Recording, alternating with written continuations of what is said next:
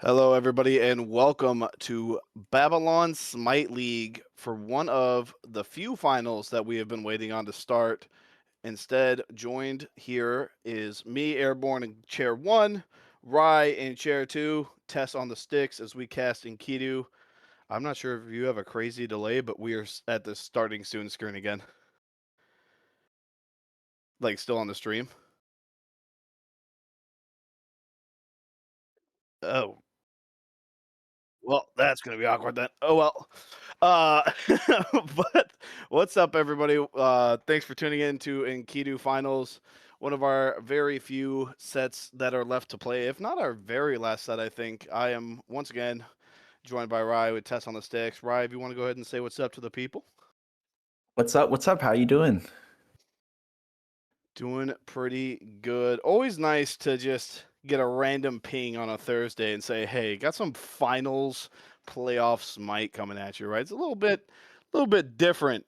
What just seeing that ping come across the phone late night, but we are jumping straight into picks and bans here for game one. We've got Nat20 today going against Boo House. Now, this team has faced twice, right? I'm not sure if you've seen it, so I'll go ahead and recap for any viewers or you who have not. Nat20 and Boo House played twice, right? We had the Ascension and once during the regular season. Boo House has taken both, but key notes for both of these teams, both of these players have a teammate that is suspended for this finals week, right? Boo House missing Rory, who is also their captain, usually their jungler, and as we see, deciding arc, normally their mid is in that jungle role today. And then Nat20 missing Nero, who was an MVP candidate this season for him. So we'll see with a Fenrir and Hercules banned to get into game one. Yeah, and Fenrir and Hercules, they've been kind of staple bands. Fenrir obviously abusing that proc build or with the crit build that was rolling around recently, and Hercules with the cooldown Boombas abuse with the flat reduction has been nerfed a little bit, but still good to see that they're both getting banned. Yeah, and the gods, I mean, both of them, like you said, probably just prime first pick targets, even though Herc, with that recent little bit of a nerf that he had, what was it, a week and a half ago now?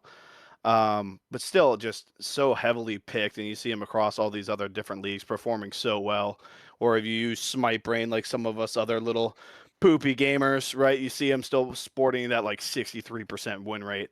And then Kali, a god that a lot of people thought with that Techo nerf would kind of go away. But I casted a Smite comp set, and I think that Kali had like a 3.7 KD or something like that in like 2 games back to back. So crazy pick, and then Chiron banned away as well. Yeah, I mean, a little bit surprising with the Chiron ban. I think this is probably just a target ban for Sir Axelot, or maybe a mid lane no one cares ban, but still interesting. Centurion giving you a lot of like team wide splash damage, and in line with his auto targeting ability. He's just a good god, so I don't hate this. No, I'm with you on that. I mean, especially when Nafam or no one actually cares is in this mid lane role now. I've never seen them in mid. I don't know what their god pool is. Maybe talking a little bit out of my butt here, but if you know that someone is off rolling into this mid role or, new to the lineup, getting them off some of those comfort picks could show a lot of value. And then Pele banned away by this Boo House team instead of Net20, which is kind of surprised because Caesar Bama has been known as kind of the Pele player down here in Enkidu, especially that aspect. I think they might have like 100% win rate on it in that solo lane. Yeah, it is a little bit surprising, especially with first pick going to the Boo House. But you know, regardless, it looks like they were just trying to fish for another top pick, which is Daji, and like I don't hate this. Like Daji does bring a lot of value. I know Pele is technically like one of the best gods in the game right now, but in a high level game like this, Dodgy can, in my opinion, bring more like value into the late game with the ultimate, the team wide CC, and this like aspect Dodgy build that's been going around with. Exactly. It's just doing a ton of damage. No, I'm with you. I mean, Dodgy aspect, another one that we've seen roaming around a little bit for the last couple months, but that aspect, even with what was it? The Echo Nerf is what the items were called, right? The Echo items. Yeah. With them being gone, she still just performs so well. It's one of the top three reasons I don't queue casual Smite right now. But an Agni Sobek going 2 and 3 for this Nat 20 team. Are you thinking that that's like a kind of a fair trade off with the Daji number one? I mean, you do have Sobek alt. What's it called? Purification. But I don't know. Status immunity. That's yeah. But not so with Agni. Yeah, I don't know if I would personally go Agni Sobek, especially with, yep, that's exactly what I'm about to say. On Yep. her is on the board. On her is way stronger than Agni, in my opinion. So maybe Agni is being taken to the mid lane. I know Cafe does like to play all sorts of characters in mid, but on her is definitely going to be an interesting way to kind of deal with an Agni. I think it's going to be a little bit of an interesting matchup too, because I did just recently see Rich play this Agni over in OSL, RIP Royal Jesters. Um, but Rich just played this pick, but on her is also another one of his picks that he really does enjoy. He's a very aggressive ADC player, loves trading in lane, trying to get a couple early kills, maybe snowballing some golds, right? He loves playing to get a lead, which I know we say everyone does, right? But Rich does it a little bit extra. So a little surprised that they do get this Agni so early when on her is kind of just one of his signature gods, but maybe just a comfort thing for him. The difference between like 1 and 2, but a Neath pick here for Boo House as we wait on pick 6. And I think if this Neath is going mid on her ADC, wouldn't be surprised if we see Caesar Bama grab up their solo laner here, trying to get that little first solo picked advantage. Yeah, I'm a little bit surprised by the Neath pick. I haven't seen Neath in quite a while, but maybe they're just like feeling out the waters here. You do have the execute on Sobek, so that backflip is going to be crucial for safety reasons. But honestly, like I'm surprised they didn't pull out like a Merlin or a Hecate. Those two have been very strong in the mid lane, so Neath is going to be very interesting. I want to see how they play around the weaknesses that Neath brings.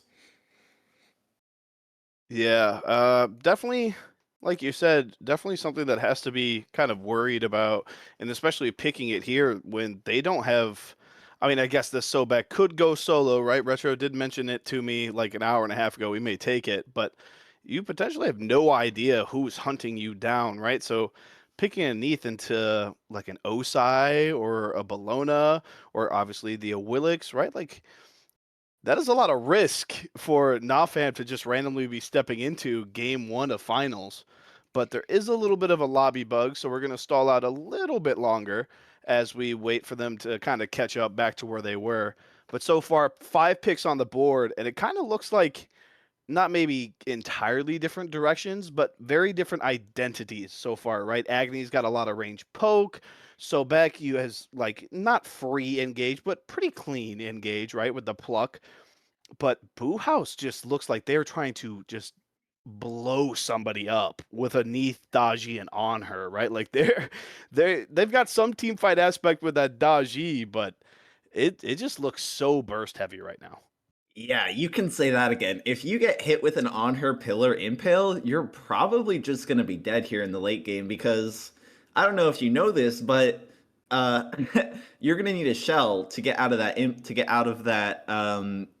pillar that on her can put up. So Yeah, it's it's just really big single target damage. Like Neath ultimate coming through, you're probably going to be able to like gank really well if you're the Boo House. Daji and Neath are going to work really for well sure. together. If you hit somebody with a Neath ult, they're going to have to beads, and then guess what? Daji's got the ultimate right behind you, and you're just dead. So Yeah, and especially even with these lanes that maybe aren't getting the gank. Say we end up with a 3v3 over in duo lane, like me as a solo laner, right? When I see the jungles on the other side, right, I take that little bit of relief. I take a couple extra steps forward. Maybe I shouldn't, maybe I should. I don't know. I'm in Gilgamesh, right? Like we're dropping triple doubles because that's the love of the game. But getting a Neathal when you don't, or when you just don't feel threatened, obviously is a huge like turning point in a lane, particularly depending on who these solo laners are going to be. Obviously, Sobek still could be that guy, but not as likely. I think with all these other picks up, but it's still chance. He still does get some PT over there, but I think the Sobek blind pick may end up saving his life if he ends up having this Neath in mid while he's in solo. Yeah, I mean, there's also the thought that maybe we get a lot more like AoE poke from Nat 20 because if you're not going to be taking these big engages, the weaknesses that that like Neath brings, like for example, Neath is if you can pull her backflip, it's on a very long cooldown. So if you can poke Ooh. out a Neath, you can wow, Ardio pick. You can really win these fights.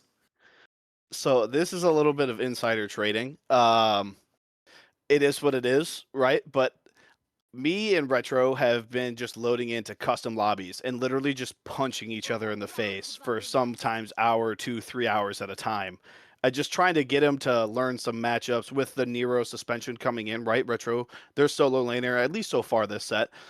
So trying to get him a little bit more practice in the matchups. Ardio is one of those picks that he brought over from support to solo, and it's aggressive, man. Like I know you see it Ardio and solo, and you're like, wow, this isn't really anything. Like, okay, 2 deaths maybe, but no, he'll tower dive you at level 2. And I speaking from personal experience here, he is so aggressive on this pick. So I'm guessing the Sobek maybe was meant for him, flex it back over, but this RDO is 100% going into the solo lane.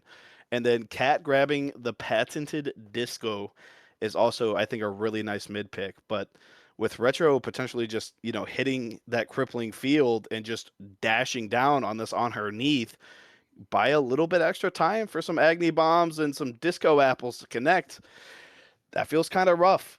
But this MLF and Cerberus that are being hovered right now, that's kind of Oh. brutal for this Nat 20 side, man. There's two gods right now with CC immunity and ult, and one of them is your Sobek. Yeah. Well, this is rounding. I mean, to round off the Nat 20 side, we have four magical characters and one Hunbats just by himself with the physical damage. I'm not sure how that's gonna work out for the builds on the Boo House side, but when you only have, wait a second, I just realized who is the Boo House's solo laner? Is it a Morgan Le Fay solo? I would almost guarantee you it is. So Caesar Bama, at least from what I've seen, his top two gods are the Pele and that Hades. He's really, really good on Pele, and he's also still pretty good on the Hades. But MLF in the solo lane kind of fits his niche, like that perfect little love child between Hades and Pele's style, right? Especially with this aspect, being able to dash with the ult probably feels a lot better for him than some of these other mage options. And he's used to playing mages in solo anyway, so I think this has to be going to him and into an RDO. I really like the pick. I don't dislike it either, but I'm a little bit surprised. Like I kind of thought, with you having four magicals on the enemy team, you might want to go like more of a traditional tank or a traditional solo laner, so you can, really abuse, building a lot of magical defense, and you're going to be very tanky against, the enemy tanks are going to be diving you. So, That's true. I don't dislike the Morgan Le Fay pick, but it's definitely going to be interesting. Yeah, and with game one being what it is too, you can count Pele as a solo laner, especially in this set, Herc as well, and then some quotation marks around the other picks, but theoretically, every single warrior besides Hercules up, every guardian besides Sobek and Ardio at that point had every pick available game one of the set, and we locked in MLF. So there has to be some confidence there as we wait to load into this game one. But we're seeing all of our picks here. We've kind of got an idea of where they're going. Is there one side that you think just has the edge here in P&B? I I'm a little bit hesitant to give a side here because on the one hand, Boo House is gonna be really dangerous on the single target. Morgan Le Fay and On Her and Neath, they're very good gods as far as bursting and one-shotting somebody down. With it be the On Her's gonna go crit or the auto attack proc build. But then on the other side, Nat 20, look at all of that poke. Disco has so much range. Hunbats literally has two jumps technically with his three and his one, and Sobek is practically going to be unkillable. So it's going to be really interesting. I like to see how this game goes. Yeah, I'm with you. I think if I had to put money on it, obviously, I I'm part of like the Nat20 org, but like, man, this Boo House team, if it gets ahead, like they would have to make. I feel like they just have to make so many mistakes to lose a game where this burst heavy comp gets ahead, right? Like if Neath just starts this game, let's say 3-0, right, and sends a couple alts duo side and solo side, like what does Nat20 look like if their poke just can't do anything, right? Like we've got Sobek pluck for engage, Humbats can leap in and alt, right? But there's just not. I'm not seeing any big abilities that you're seeing like on this Boo House roster. But it looks like we're going to be loading into game one, so get a little bit more input on these aspects and roles here. Yeah, it looks like it's kind of to be expected. The only one somewhat surprising being that the Humbots go stun bots, but even then, I think it's not too surprising. Yeah, I love the aspect that Humbats brings. I mean, it's not necessarily the most interesting aspect in the game, but I like the ability to have a stun on a character that traditionally didn't really have that. And there's a lot of skill expression where you can use your three and you can channel the stun while your three is, on a target, and then you can instant teleport and guarantee a stun.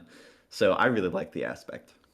No, I do too. And it gives a lot more variety to the build path as well. I mean, I think we've seen Stunbots has built, crit Hydras, they've built ability base, they've built auto attack speed. And I'm not sure if the attack speed one was the best one, right? But the fact is, it is getting built, and we see this Humbots kind of looping around. Doesn't know the sightings behind him, though. Gets the one little tick and going to go ahead and leave no more. Just a top damage stat for the Daji. Oh, that top damage is super crucial in this stage of the game. Yeah, I mean, if they had the disco, that could have been a deal breaker right there. That extra fast clear, maybe steal a camp from Nafam, but not going to turn into too much. Just a little bit extra damage. You can see the numbers respectfully: 47 damage for the Dashi and 46 for Disco. So not exactly the most important stats as the mid laners do their little jumps, and our minions have officially spawned in. Now, looking at every pick, every player, every god, right? Is there a lane that you're predicting first blood in right now? To be honest, I think it's probably going to be the duo lane. I mean, on her and Cerberus, that is a crazy pressure comp. As you can see, they just have the waves pushing permanently. I mean, until level 3 or maybe even level 5, Nat20 is just going to have to sit under their tower for a bit and just hope that they don't get, one-shotted. Yeah, under tower wave one feels brutal, and those on her autos, even without the arrow, just seem to hit so hard. I think that was what 84 damage with jungle start. Like that's brutal to just walk into as a little 500 health Agni level one. But Yeah, that is just how the cookie crumbles when you have a free 20 flat pen on your passive. I'm not gonna lie, on her is always going to be at least an average ADC, let alone right for now he's sure. currently super meta. No, for sure. On her, just one of those gods that the kit just always feels so good. The movement, the CC immunity, the in base pen, like you said, the pillar. I can't remember the name of the ability, but the ability combo from on her, right? It feels so nice. But Agni already eating some of that. But Humbot's here on an early gank, gets the stun onto Ninja. Ninja going to be able to walk to his tower, but now Axelot a little bit out of position. The 3 does connect. Axe dash through is the Agni. One shot, first blood goes to Agni on some of that ticking damage. So you predicted the first blood in duo. I don't think we predicted the on her being the one who got first blooded. No, that was a good gank. I mean, that's just really unfortunate. What are you gonna do there? The junglers are usually never into a lane before 3 minutes, so you kind of just have to be a little bit more careful there. They were unfortunately going. What is this invade going Yeah, it on? What looks the like heck? Ariel really, really loves farm more enough to just risk his life for it. Gets a little bit of damage from the sighting arc, but just not a whole lot of kill pressure there. Nafam rotating in, maybe a little bit of difference of opinions on the kill ability on the Hun bots, but going to end up being nothing. An extra health pot popped by the jungler. And we see this RDO is now on their second neutral camp over in solo side. Not what I would have expected into an MLF, but they're doing it. Like, and now Cerberus getting plucked back into this Agni, half health, going to leap out. Not too much crazy pressure. Cerberus, that leap just creates so much space, especially with this Sobek pluck going down to be the engager here. But Rock's early pull from the sizing and Caesar Bama. Humbots is there, eats the root from the Neath. Three-man stunned. The three hits three as well. Apple connecting from downtown, deciding arc, half health, trying to get out. Now he goes back in onto the Humbots. Neath ult does collect. Aerial getting stunned, but not turning into anything. That is a whole lot of abilities used, both ults from the mid laners, and no kills for it. Rock still going to this Boo House side. Yeah, that's a little bit bold of a play from Hunbat here. I don't hate the triple stun, but of course your team is there behind you, so it didn't turn out horribly, but you were in a lot of danger if you just happen to miss one of them with that stun. There's like a very high chance that you die there. So definitely good that they didn't die. Yeah, I think they had a lot better chance if the RDO just rotated out. Like I mentioned, punching each other in the face in lane. I've also tried to punch the message into Retro to be at those first rocks, but a little late on that rotation maybe could have turned into something. I mean, we saw the damage off the disco while deciding drop to half, but no RDO there for the cripple, so not going to turn into anything. And the lanes somewhat peter out. This duo side pressure, though, completely different. You see this on her hiding below his tower. Solo laners trading, but at this point, level 5 Morgan Le Fay, all the kill pressure here is gone, at least for this RDO. Don't think they're going to enjoy it too much more as the game continues. Yes, and oh my goodness, he's gone. Never mind. Axelot decided to step out of his tower right after I pointed out he was under it, and he gets picked again. Not having, well, no, he did have beads, so just thought he was a little bit safer there than he actually was. Gets the burst down, and now we see Nafam getting full engaged on by the Sunbots. Goes to the three early. Nafam going over the wall. Uses the beads though. That's kind of important. And Aerial is still on this chase. The abilities don't connect, but now Deciding Arc is here for the peel out and up onto the Palau, pulls Aerial all three times. Neath ult down as well. Good beads from the Humbots here, going to be able to create the space and the safety required to get out.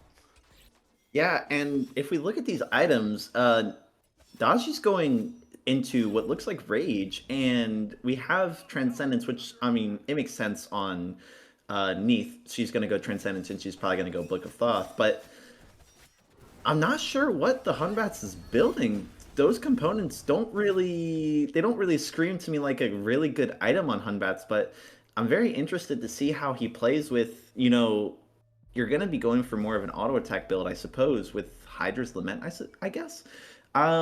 Just interesting builds from everyone around so far. Do you think he could be going like a hasten first? Or not hastened, Dagger of Frenzy first, maybe, and he just backed early, couldn't afford the full item. He was like, I'll grab another tier 1. Well, I suppose, but Dagger of Frenzy doesn't use any axes. I'm not Yeah, that's a sure. solid point. I don't know the jungle items. This is as much as that question sounds like it's for the audience, it's for me as well, right? I am poopy. I'm doing my best here, but it is what it is. We do see Humbots on the solo invade on the purple though, just going to get out of there as Sir Axe and Ninja try to defend their buff and do so successfully.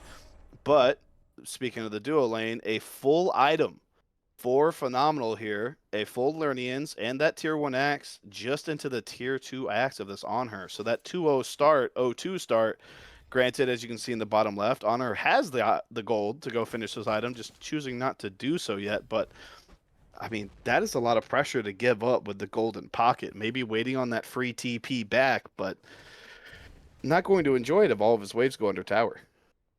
Yeah, and when you're going against a Agni ADC, you have to just be aware that he probably, in most cases, is going to be able to outtrade you if he can hit his abilities more reliably than you can hit your autos, which on an Agni is probably, guaranteed. Like, if you're missing your abilities on Agni, what are you doing playing him in the ADC? But you just have to be really careful about this Lernian, like, one shot that you could be possibly walking into. Like, if he Yeah. hits a stun off of an ultimate or his two, you're going to probably just take half your HP for nothing in return. Yeah.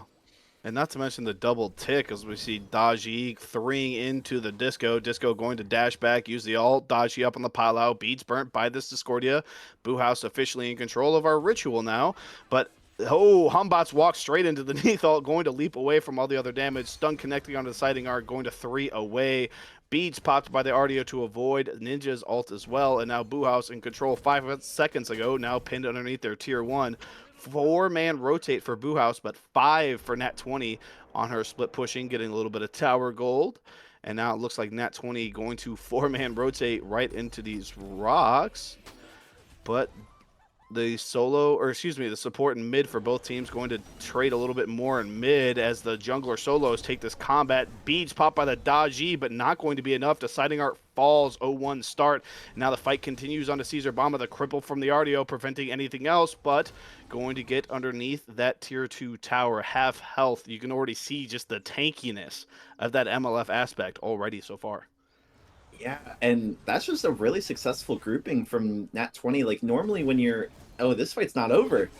No, the fighting continues. MLF in the ult now, was running, now in charge. Beads popped, knocked up from the apple. Now Aegis popped. MLF still alive. There they go. Retro going to be able to grab the kill, and it looks like Boo House is still going to walk into pressure rocks. Nat20 a little bit low here on the health bars as they walk back. So both the kill on Arc and on this MLF seem pretty big for Nat20, but just the damage from that prolonged fight going to be enough to give away. Yeah, and obviously, like when you're taking these fights as Nat20, you have to be aware that if you're grouping so much so early, you might just lose out on the side lanes. But that is very apparently not happening. The Agni didn't really get much from that rotation. He got a few of the rocks and the ritual actually was completed by his team, but he didn't lose anything either. So that's not a bad trade. Like when you're ahead, it just kind of gives you the opportunity to make these kind of dubious plays Yeah. and not really get punished for it. Ooh, huge pluck. I mean, theoretically going to leap out, but never mind. Beads popped, but the execute, Sobek's still there. Nafam losing the relic and their life there feels really, really bad. But to your point, yeah, I mean, we see Deciding Arc hasn't backed yet, but on the graph we just saw, still has about like 28 or 2,900 gold. So off a level 8 gank, still up 2 levels and still up that full item. And Boo House, or excuse me, Nat20 pulling the gold with Agni still not backing, so still only a one item ADC, but Sir Axelot going to be just all inbound, but Hum Bots, Fear No Evil popped, but so is the Wrath of On Her going to go ahead and get him. Went all in, just no follow-up for the Hum Bots there, kind of just peeled everything from the On Her, then got surrounded, but they do get the Gold Fury, so 1 for the objective. Yes, and as you're saying, now Agni just hit one of the biggest backs I've ever seen in this. Oh my goodness. Morgan Le Fay, okay, she ults out. She's okay. She's okay. But This is yeah, crazy. We went for the blue invade. I mean, I guess we saw them on gold, but it seems a little like late to just do that engage, losing your ult for, I mean, nothing. He didn't even get the littles. yeah, unfortunate. But now Agni is back up and On Her is really far behind. If you look at the items, we have Darmaru and Lernian Bow on the Agni, the 2 level gold, 2 level lead, and you have your tier 1 for your next item. Whereas On Her only has that Oathsworn Spear, so this 1v1 is just turning into a really big problem for the On Her. If he doesn't get a shutdown soon, you might just be out of the game forever. Yeah, at this point, you don't win the straight up 1v1, and you can see it there. The stun Lernians and a single crit, and he's just half health.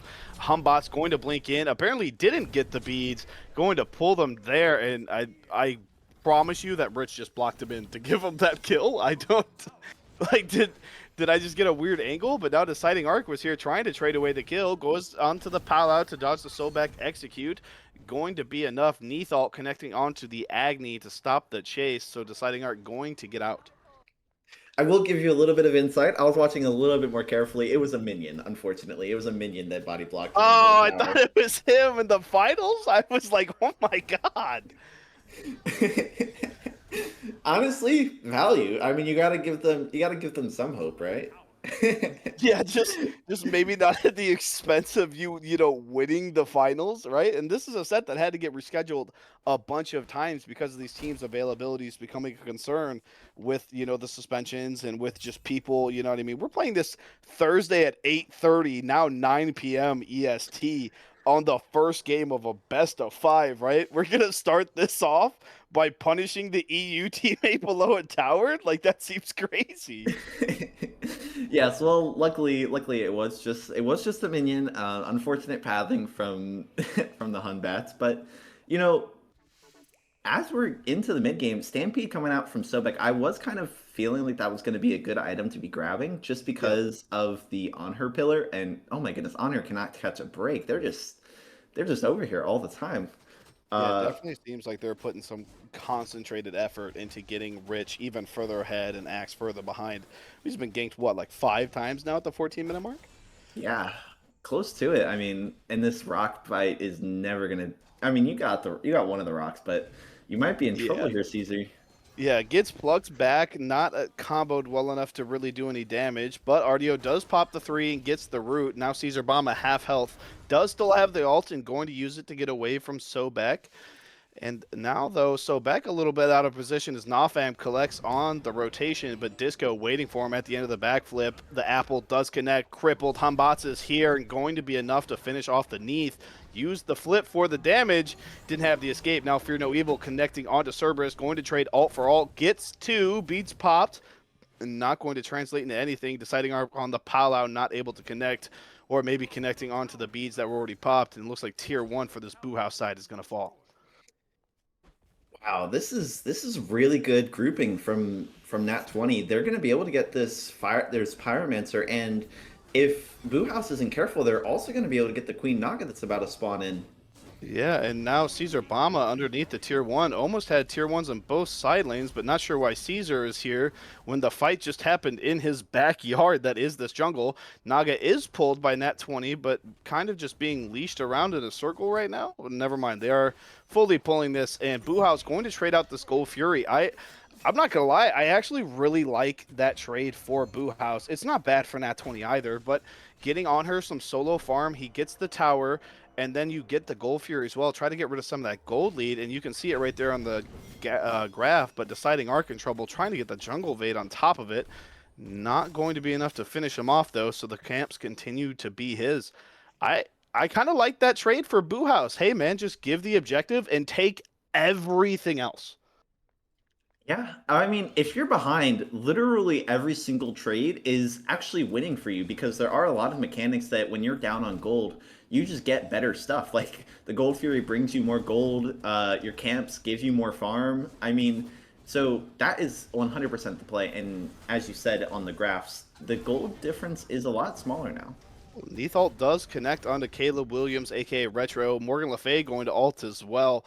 But just the tankiness from that RDO makes it all the way from tier 1 to tier 1. 2 alts pop for Boo House. And he did look a little scared there towards the end, right? A little bit of a tightening of the muscles, but going to be able to get out just fine. 2 big cooldowns down there for Boo House. All of the safety from this Morgan Le Fay aspect, minus the fear. That's a lot of resources to give and just get nothing as they contest this ritual now. But Nafam, once again, or no one actually cares, once again, no Neath ult. And a huge Strife connect onto the pluck, onto the Neath. No combos off of it, though. Apple is eaten by Cerberus. Now, Sobek alting as well, looking for the execute off the Humbots, but not able to connect it. Just a little bit extra damage. And the fight behind continues. The sighting arc onto the Palau does connect onto the Humbots, but not going to be enough. Doesn't even pop the beads, but this fight, the longer it goes, Boo House just getting more and more poked as more and more of Nat 20 shows up. Now Ardio dashing in with the cripple. So back, Humbots over the wall, does hit the stun on the Daji. Beads popped. Not going to be enough as the shell is popped as well. Cerberus ults, but connects with nobody. Plucked back into the Nat 20 side, and that's going to be a quick trip to the gray screen as Cerberus falls. And now the Humbots on the jungle invade going to grab this speed up and then leap away. I cannot believe Daji survived that. Yeah, I mean, it just goes to show just how strong that ultimate is. I mean, you get what, 6 seconds of CC and damage immunity, and you get to dash away when you're done with it. It's a very strong ability for sure. Yeah, and then the Humbats, I mean, all but all ins this deciding arc, who's normally their mid laner, but now in jungle, just all ins them, and it's just still not enough. The relic usage there was critical. But unfortunately, just the way this game is going, we keep talking about these builds, we keep looking at them. One stack on the first item rage at the 18-minute mark is not the way you want this game to continue if you are Daji. No, definitely not. And even looking at the other items that your team is building, like, oh my goodness, deciding arc might be dead here. Yeah, deciding arc able to actually three over the wall. Ninja extending the hand, look like a peak clip or something. Like he's pulling him over the edge. Like, hey man, you can't go there. But he does get out. Nat20 going to grab the oracles though. Gold not up for another 40, so not too big a deal. Sobek actually not going to pluck Ninja there. Thought he was staring at it for sure. MLF going to pop the solo lane ult just for a little bit of CC immunity, but not going to translate into anything. Both these characters are just so tanky, but they keep trading the damage, and it looks good for the graph, I guess. Caesar Bama at top of the graph, but now Neath ult coming in, deciding arc here as well. An early beads for Retro, but is timed well enough. Deciding arc onto the Palau and barely grabs him at the end of it, going to get the kill. RDO seeing the gray screen for the first time this game as Boo House grabs their third. I don't know if that's going to be any good because you have Uh-oh. four people. Oh my goodness. Uh-oh. He Oh my gets out! goodness. He got out! Oh my goodness. I was listening to um, you and I thought he was gone. I thought that was it. yeah, I totally thought he was just dead there, but no, he does get the back off. But no, that's what I'm saying. Like, you get the Pala, you get the Neethel, and you use Morgan Le Fay. I'm surprised that Nat20 didn't just instantly pull Fire Giant there. Like that should have been.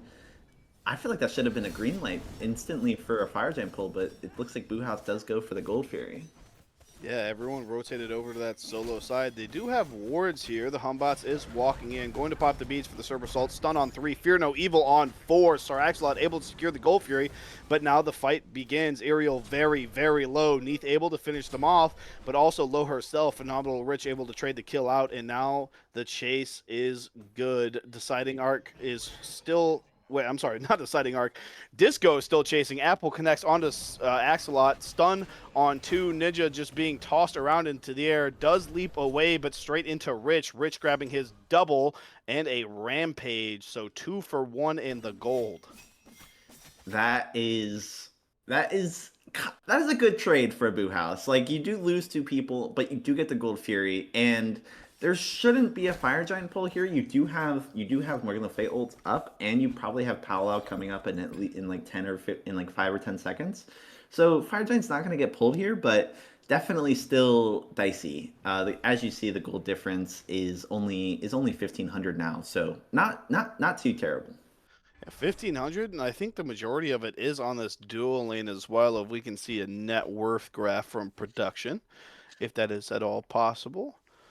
Yeah, it looks like about 700 on the ADC, and then I can't see the supports because they're at the bottom, but it looks like the Sobek's on top there as well. So Also, your also about 1,500 lead, 700. Yeah, yeah, that's so literally it's all of it right all there. duo. Yeah. Yeah, this Honor is not in a bad position. I mean, he's still second net worth in the lobby, so he's still ahead of these tanks that is, his job to get rid of. So it's not an unwinnable position for Boo House, and I think little trades like that, like you said, just going to be enough to slowly inch back into this game. And this team is just so scary if they get even again. Yeah, and if they get even, and if they sneak another Gold Fury, if they get this last Gold Fury, or sorry, if they get their third Gold Fury, they're going to be really dangerous in the late game. Like, you cannot give up any tower pressure as soon as that Gold Fury is done. And, obviously they're going to get Pyromancers and, a ton of other buffs. So you need to mitigate this. If you're not 20, you need to get a Fire Giant. You need to just wait for every ultimate and just take the fight and hopefully win because you should have a better team fight, in my personal opinion.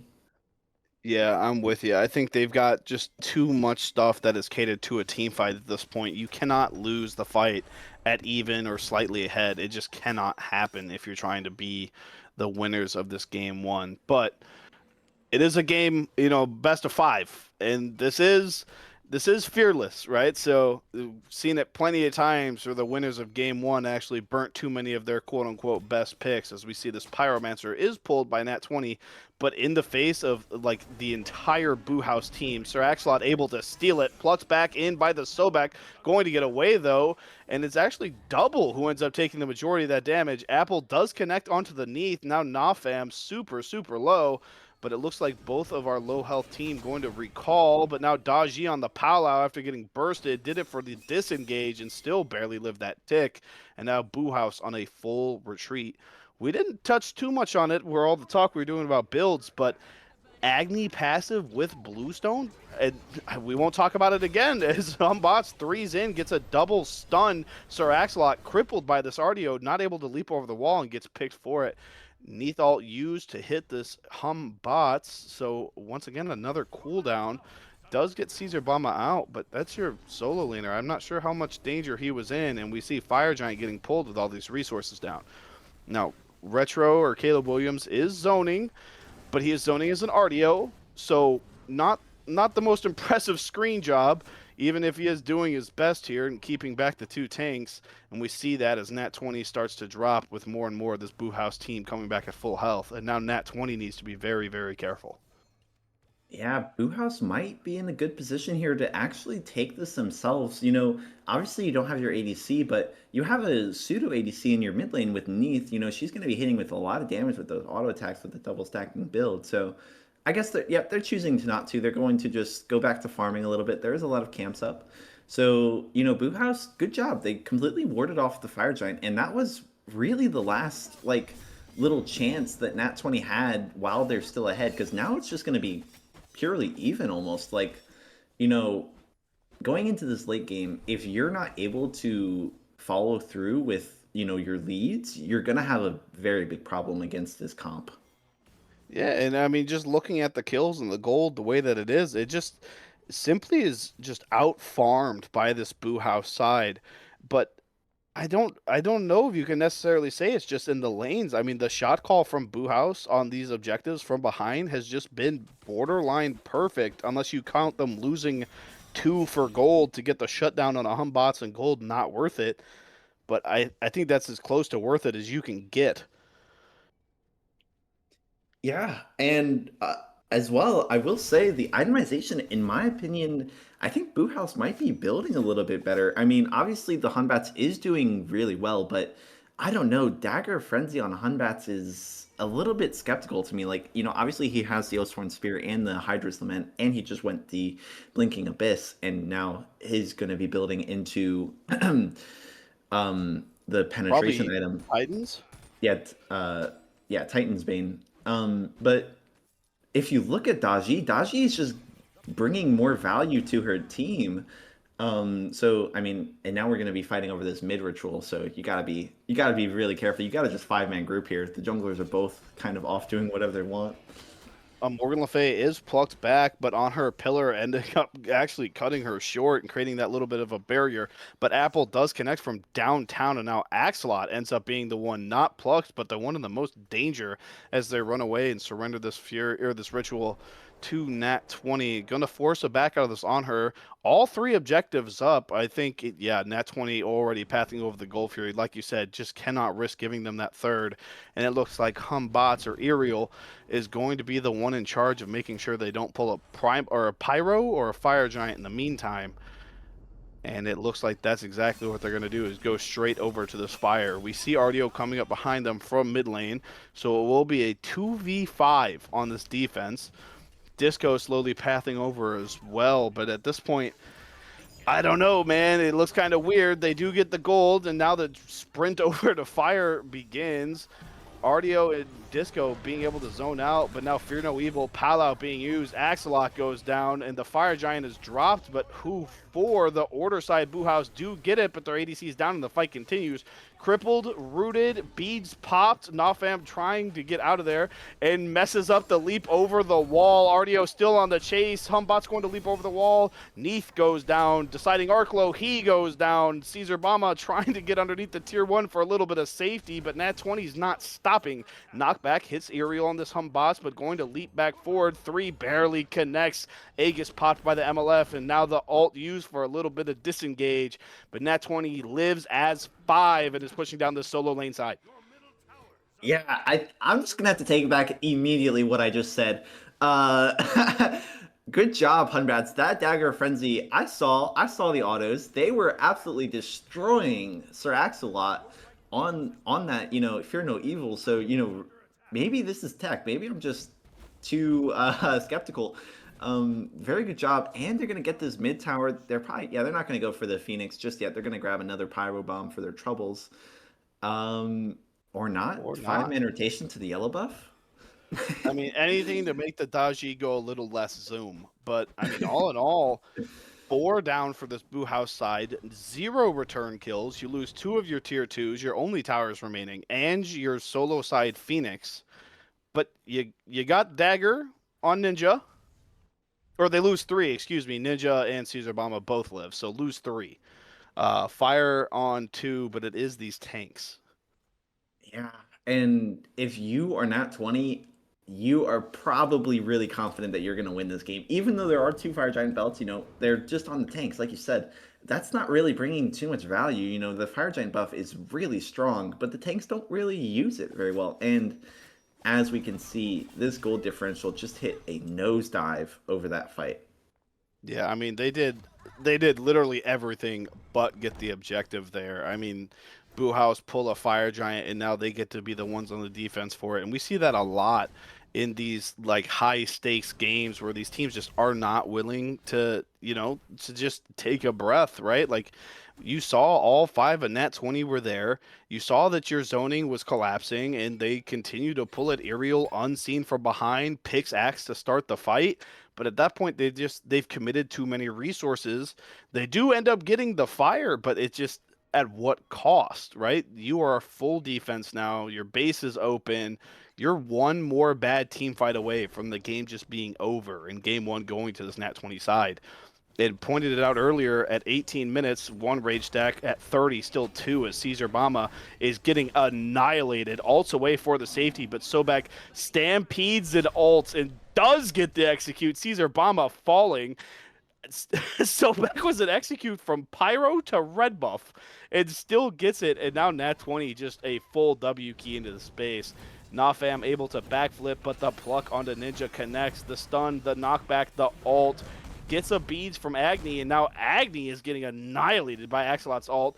Daji gets down from the Palau, tries to find the disco, doesn't, pops beads in danger as this disco strife connected. And now Nat20 the one on the back foot. Caesar Bama does go down, but the other 4 remain strong for this Boo House side, and Nat20 going to take the Pyromancer as their consolation prize. Yeah, and they're gonna have the pyro bomb. So now that just means that when this right Phoenix respawns, all they need to do is just walk in and auto it once or twice with Agni, and then throw a bomb on it, and it's just gone. So you can kind of just put yourself into the Boo House's shoes. You're in a very bad spot, and if you do not get this next Gold Fury, you are in serious trouble. Yeah, deciding arc was there when he saw Sobek start it, so they know the Gold Fury is being pulled. They still have those fire waves coming down right lane, didn't push it too far, so Nat20 is pulling this objective, and looks like Boo House instead is going to defensively clump in that mid lane and not look to contest, and I don't blame them at this point. An 8,000 gold lead differential, not really worth coin flipping over the 3rd gold, but the 3rd gold does have a lot of value for Nat20. And it is an Ancient Gold Fury, which means those 2 Phoenixes in the mid lane and the dual lane are deactivated. So there's essentially there's no sieging that needs to be happening from Nat20. They just walk in and kill it. And also it does debuff the solo side Phoenix when it does respawn as well. Yeah, and I mean, you see it right there. Production hovered all those Nice little buffs for everybody, so we were able to see just what that third Gold Fury brings for this Nat 20 side. Extra protections in those enemy structures, as well as just weakening them as well. It get the speed boost, your nearby friendly minions are better, right? Like, it's a huge buff, especially on this side that is the side that's ahead. It's one more resource that they just don't have to worry about. Minions so crucial to a push, not necessarily as important as we see Nat 20 pitching a little tent in that bush, waiting to see what Boo House is going to do. But it seems like Boo House is just content being in their jungle, surrounded by their own wards, just waiting on them to pull it. Yeah, I mean, when we hit the 32-minute mark, that means enhanced fire giant is gonna spawn and it's gonna shift here in a second. Um sorry, 33 minutes. That means that this is the literal last cause. Like, if you can win this as Boo House, you can actually win the game. But if you give it up, then the game is essentially over. So, this fight's going to be extremely crucial.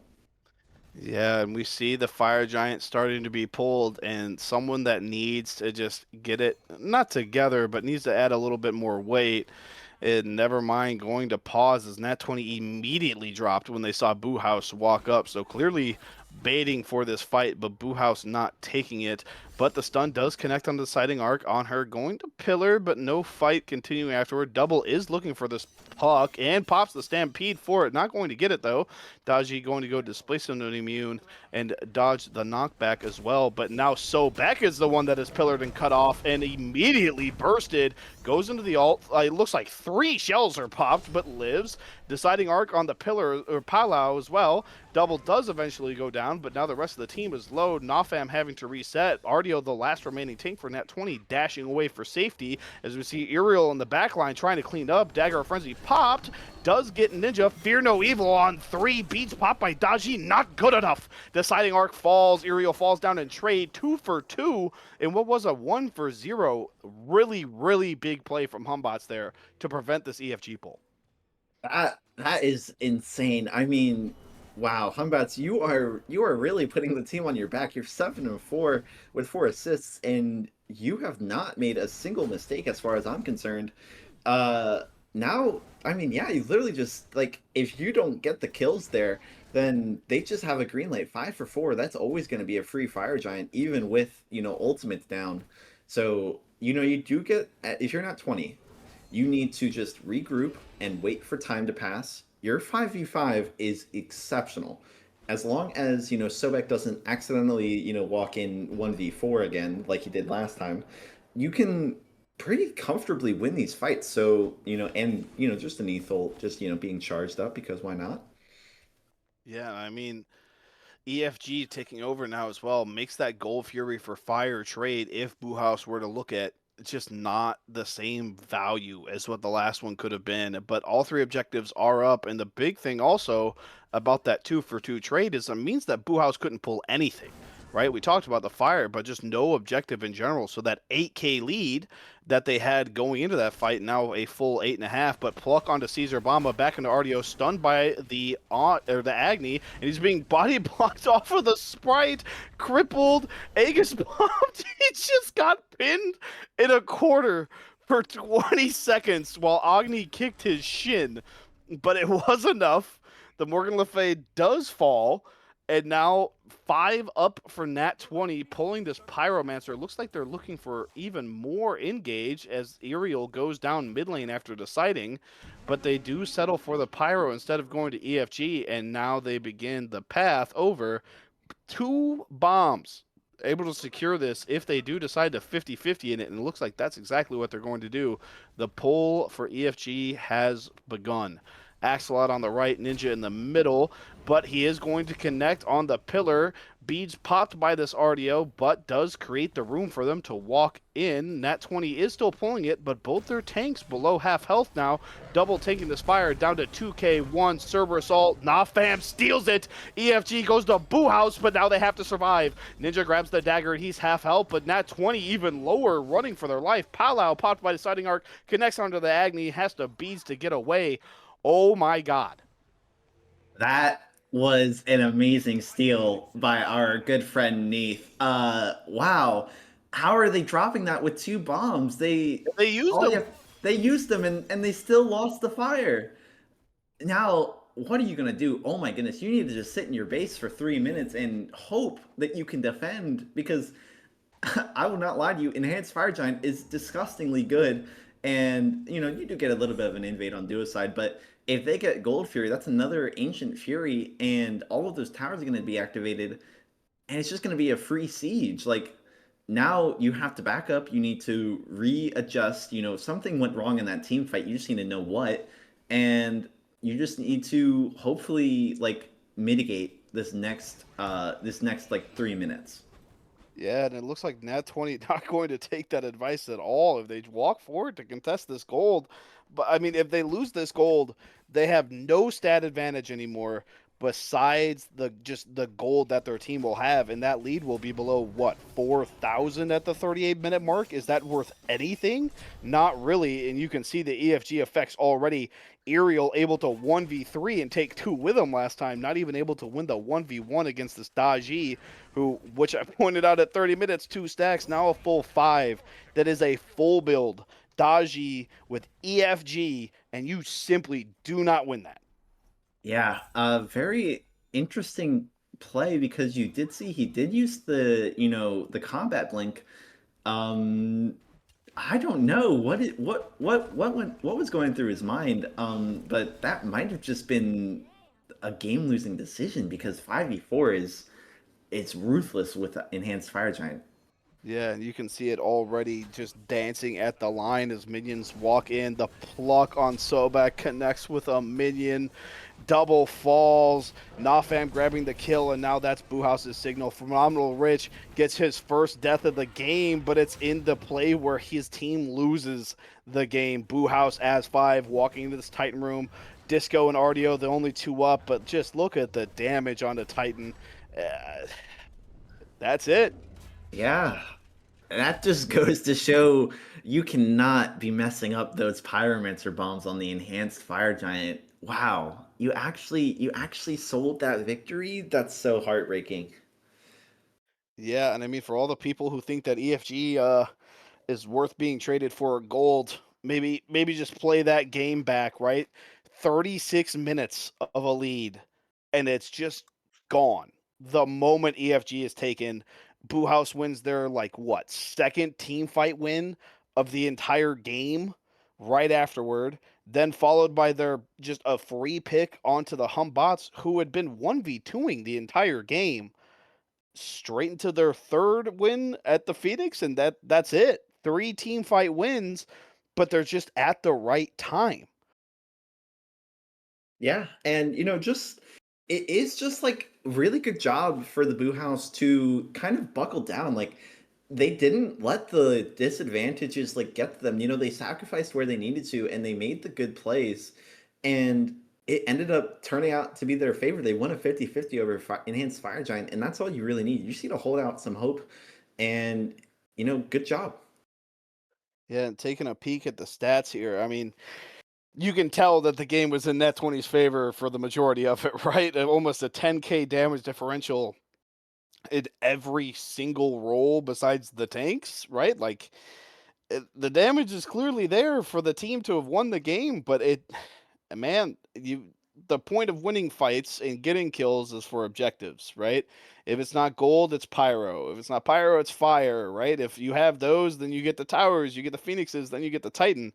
If you're getting all these kills and all this damage, but it doesn't translate into anything, or even worse, translates to an EFG for that Boo House side, I mean, GG, right? And you see it there. Cafe Cat deathless, but also killless, 00 and 10 with 40,500 damage. Phenomenal Rich picks up his first death at the Phoenix defense, but still just not enough as we see Nat20 lose this game 1. And we will join you guys and be right back for P&B in game 2.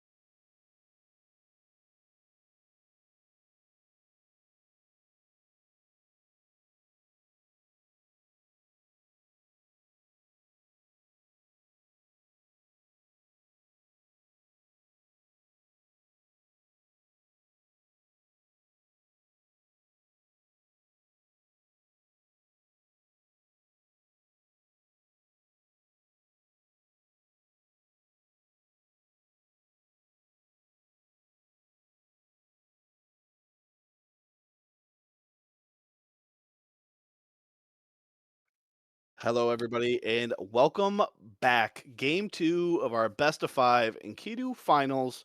I am still airborne. I am still joined by Rye, and we still have Tess on the sticks, bringing you some finals gameplay on a Thursday night. Now, still fearless as it has been this entire league.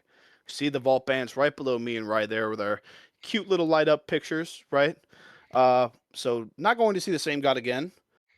Probably still will see the same mistakes though, and that's why you tune into Enkidu Gaming. But I mean, Rye, we see Aladdin ban first. Gonna ignore that, right? Because Yeah. all casters ignore bans. Man, What a finish. I mean, yeah, Boo House does it's like they stole that win. They literally stole that win. Like with the enhanced fire giant and they just kind of ran it down after that. They went to Gold Fury, but oh my goodness, what a finish. How do you not take the fire giant when you have two pyro bombs in your hands? That's very, very unfortunate indeed. and like I won't say we, so I can take the blame if this is mean. Like I said after the game when we were just sitting here talking in the backstage, right? It's one thing if you have the pyro bombs and don't use them. Then I can just call you dumb, right? Like, yeah, you made a dumb mistake, tee hee ha ha, whatever. Don't do that next time. But they did use the bombs, both of them, and we still couldn't get it. I mean, pyro bomb is just like the best way to secure objectives, and it's not the best. It's top three, but two of them. Yeah. I mean, it's just it kind of just it just comes with the territory, you know.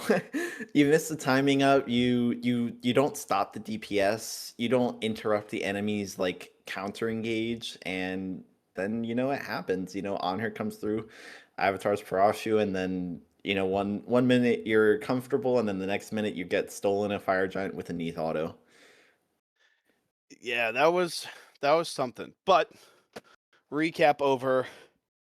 Complaining on my end and analysis on yours complete.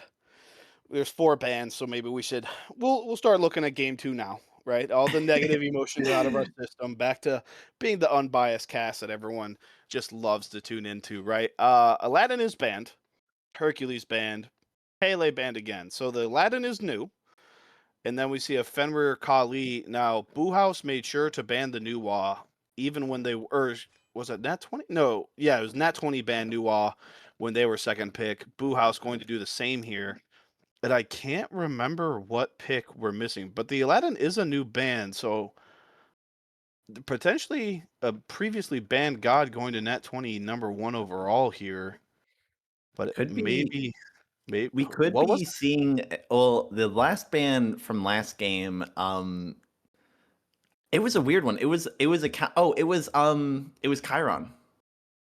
Yeah, it was Chiron. So Chiron is through if Nat20 wants it. Good call on the analysis from Rye, able to predict the first pick so well. Chiron getting first picked by this Nat20 side after being banned, I think, by them last game, but taking the pick this time. And now Boo House, same situation with the gods that are theoretically gone, plus Aladdin now that the Chiron was locked first overall.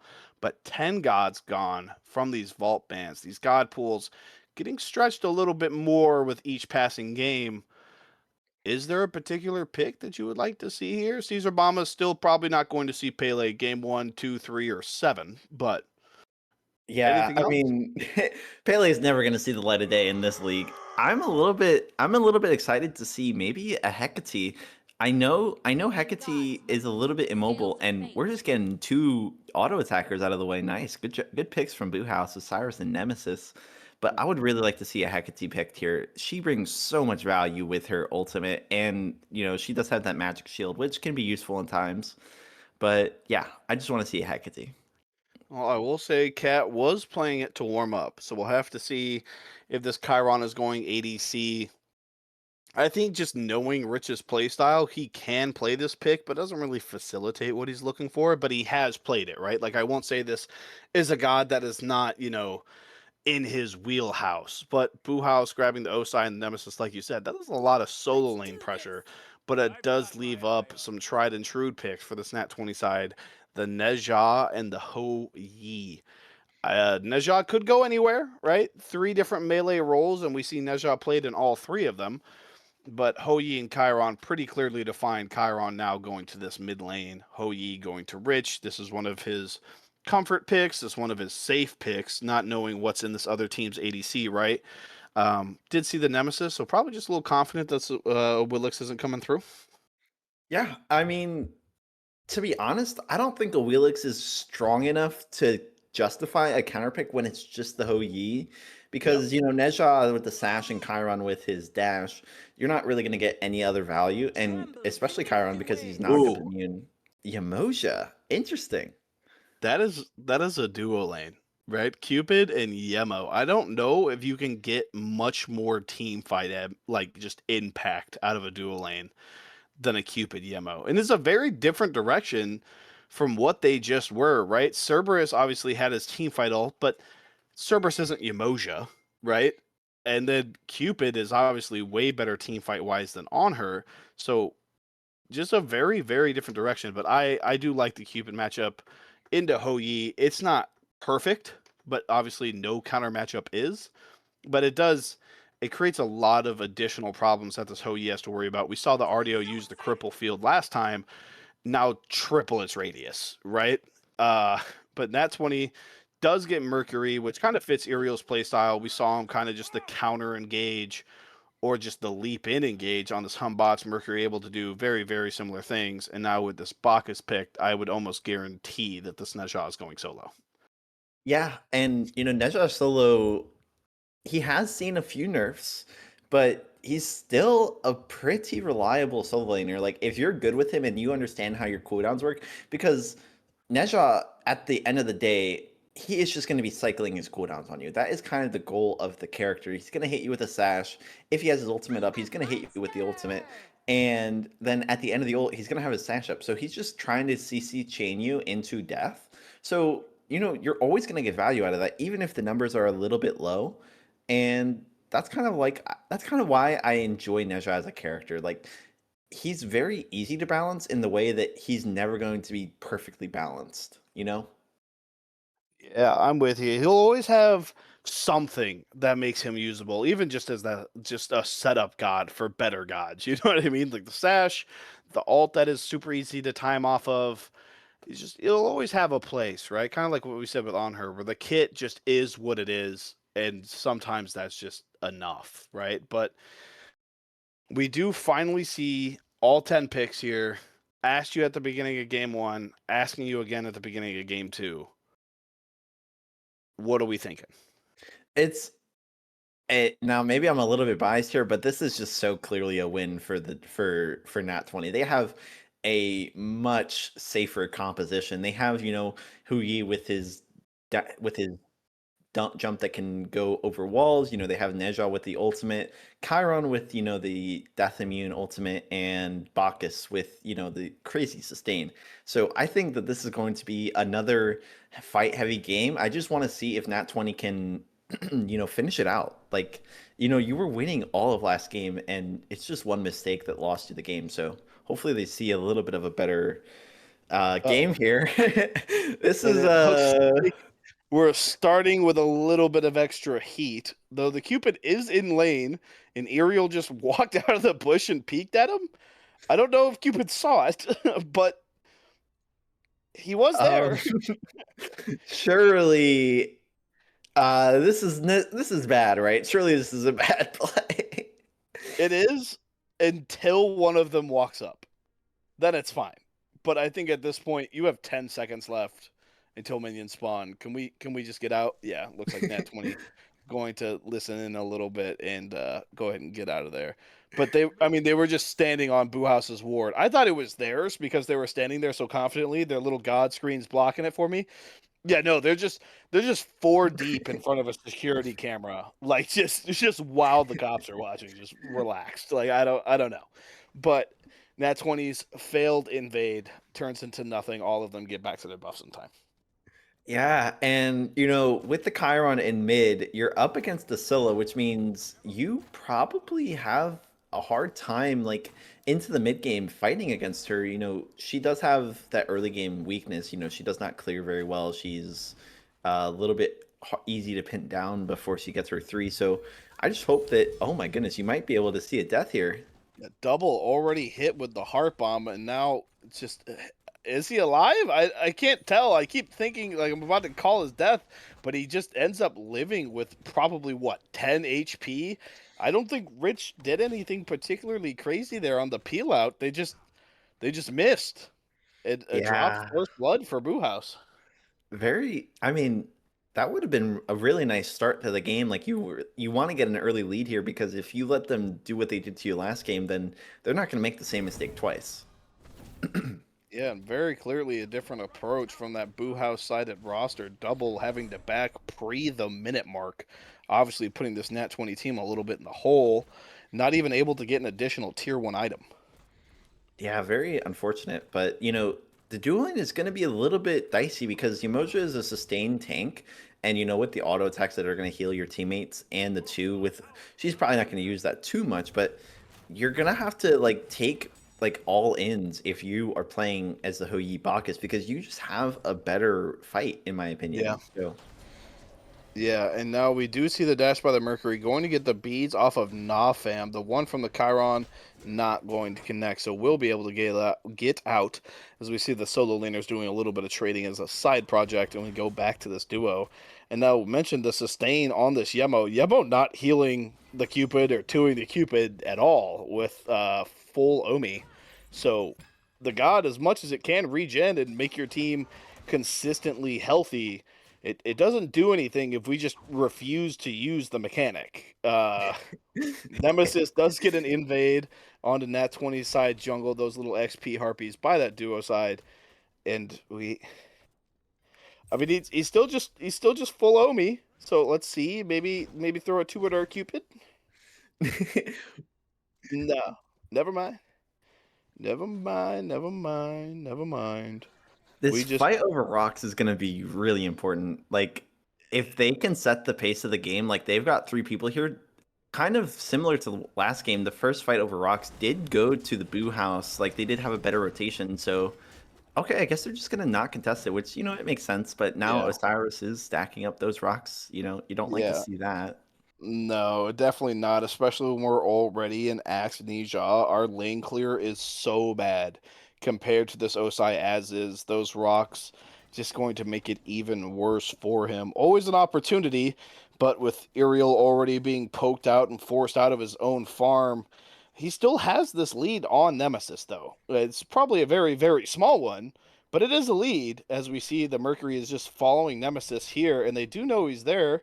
Going to be able to dash out of the burp, so probably not going to turn into anything. But Ariel is hunting, just going to connect on the one and leave as he lazy backs and eats a heart bomb to the chest cavity. But not going to put him in too much danger. Nat20 just dropping their own purple. Yeah, I mean, when I look at these little early skirmishes, you have to ask, what's the point? What's the reason for this?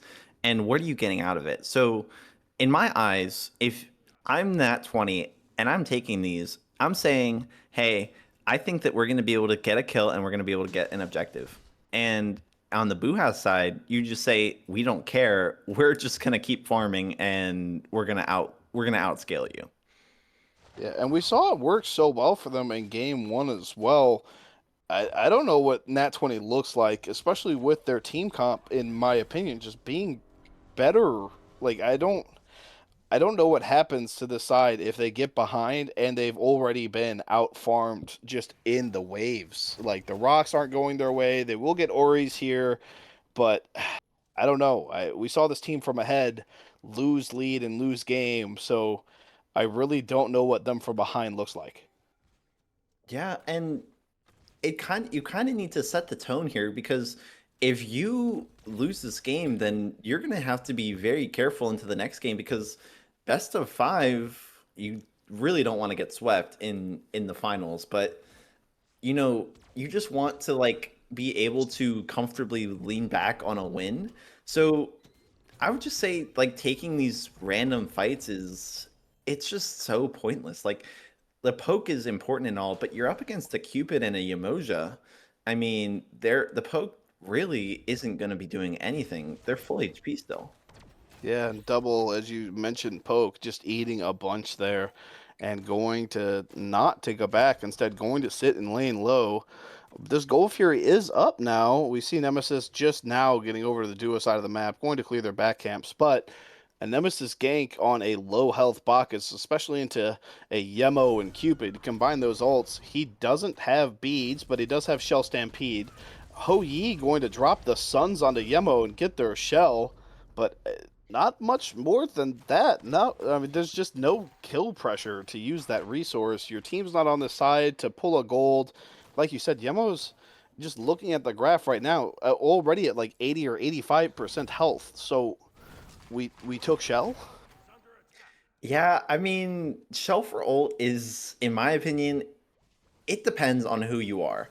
If you're the ADC, you never want to be making that trade because your ultimate in real life, like your ultimate is just going to be your kill potential against the enemy ADC.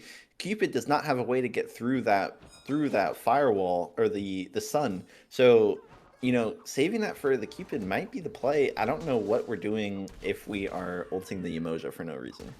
Now Nezha going to pull Osai into the air. Both the junglers are on the side. Osai has no mana, but just triple pops all of their health chalice. So the regen has officially started for the next minute. Sash connects onto this Nemesis, but now has no mobility. Does get body blocked, pops the shell to walk through them. And we are at a stalemate. Both these sides, solo laners, not full health, but just no mana as the junglers hover. And rocks are once again up, but Scylla is there. Chiron is not. Well, I mean, no one from Nat20 is. So maybe I should point out that Cafe is not there. But the ritual begins. Nat20 is here is 3. Scylla does dash into the Bacchus burp, but not going to become anything. Yemo is there, but Nemesis looping in from the jungle, probably going to turn into a fight here right as Mercury is walking away. Nat20 is in danger. 2 connects onto the Bacchus, dash through, and there goes Nat20 straight back to the tower line. You have to be careful about this Mercury ult. I feel like there's going to be a really big moment here. Yeah, and he's got the angle for it if he looks at him, but not going to charge it up. Instead throws a 1. Chiron ult going to connect. Mercury ult not going to. Burp hits no one. Yemo ult going to be used. Shell popped. Yemo gets the first stun of the entire fight as Osai rotates over. Bacchus going to pop the Stampede so Mercury can get away from the stun. That is a lot of resources used to... I mean, they just did nothing. Yeah, and I mean, I'm like a broken clock here, but look at the HP bars. They're all full HP. I Yeah. mean, you use the Chiron, you use Centurion, and you used all of your important ultimates there, but nothing came from it. So you have to ask these silly questions. What are we doing here? Are we really fighting, or are we just throwing out abilities and letting them do whatever they want? I'm actually kind of surprised Boo House just didn't take that as just like the go button for gold. I know they used Yemo ult, but they still do have this Cupid ult, and Rich has just no mana once again in this duo lane side, pushing minions coming down all 3 of these Nat20 lanes and forcing those waves under tower. And I mean, the mana is just non-existent. But we see Osai in a lot of trouble. He is Aspect, so not able to use that ult to go out. Instead, drops it at his feet for some damage. Iriel is going to continue the chase. The 1 connects, but he's still alive. 1 more auto does it. And at 9.5 minutes and 14 fights later, Nat20 picks up this first blood in solo side, but Boo House on the Gold Fury using the Scylla ult as secure.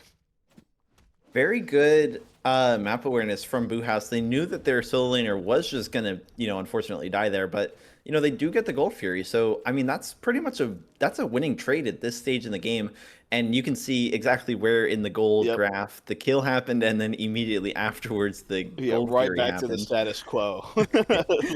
Couple hundred But gold lead, direct evency in favor of, I guess, Boo House by 150.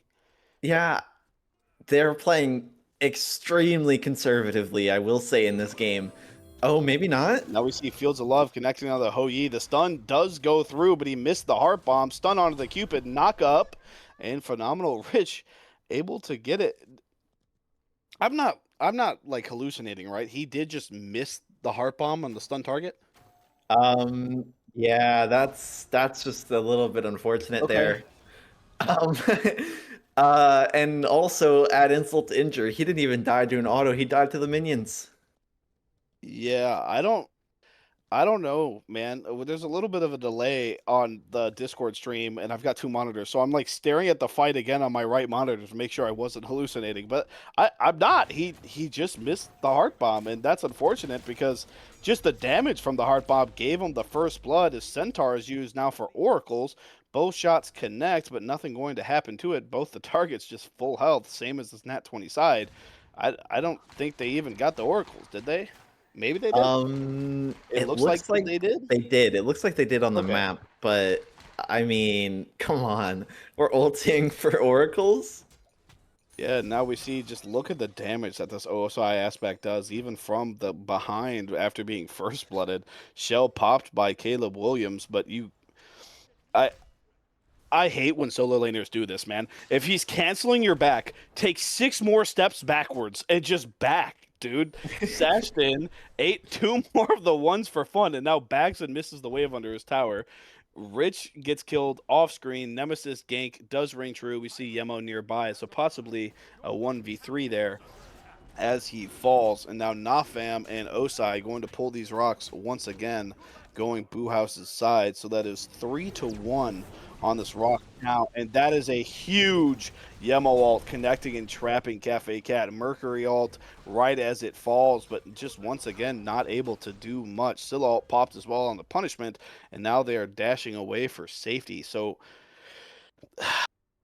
two alts Wow. used for Nat 20, and or excuse me, an alt used for Nat 20, but just not a return kill. And that's kind of what we've seen all game is Nat 20 using these resources, and it's not meaning anything as this pyro team or this pyro is pulled by this Boo House team. Yeah, and as this game goes on, okay, there's no way he lets him get the back off, right? Oh my goodness, that's heartbreaking. Oh, that's I don't think he no. knew. He was waiting He on him to didn't walk around. know. He didn't That's have brutal. vision.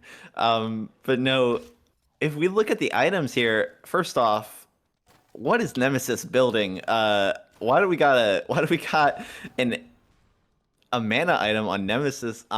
W circlet build, 150 extra mana. I'm not sure how useful that's going to be in this game, but as we look at these builds, I mean, Scylla is going Spirit Desolation and Book of Thoth, and likely is going into potentially a Rod of Tahuti, or even some of the other classic items. But I don't know what I feel. I don't know how I feel about this Bach is going Stampede. Like, I know the Cupidal is really strong, and the slow is big, but I feel like you're getting a lot more value if you just build like more anti Yamoja, the anti heal.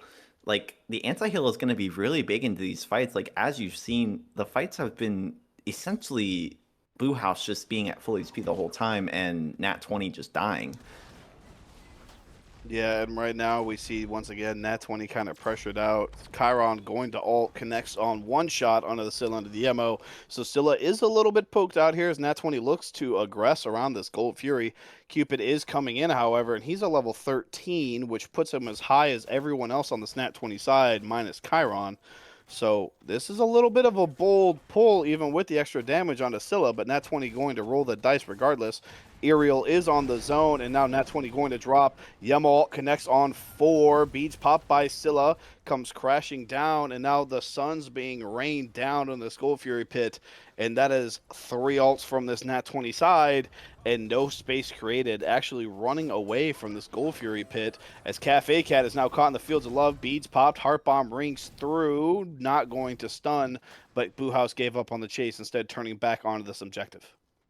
Yeah, and it's just like this is kind of why you can't let Yamoja through in high level games. Like if you're not one-shotting her or killing her on the fights, look at how much Well, value she's bringing.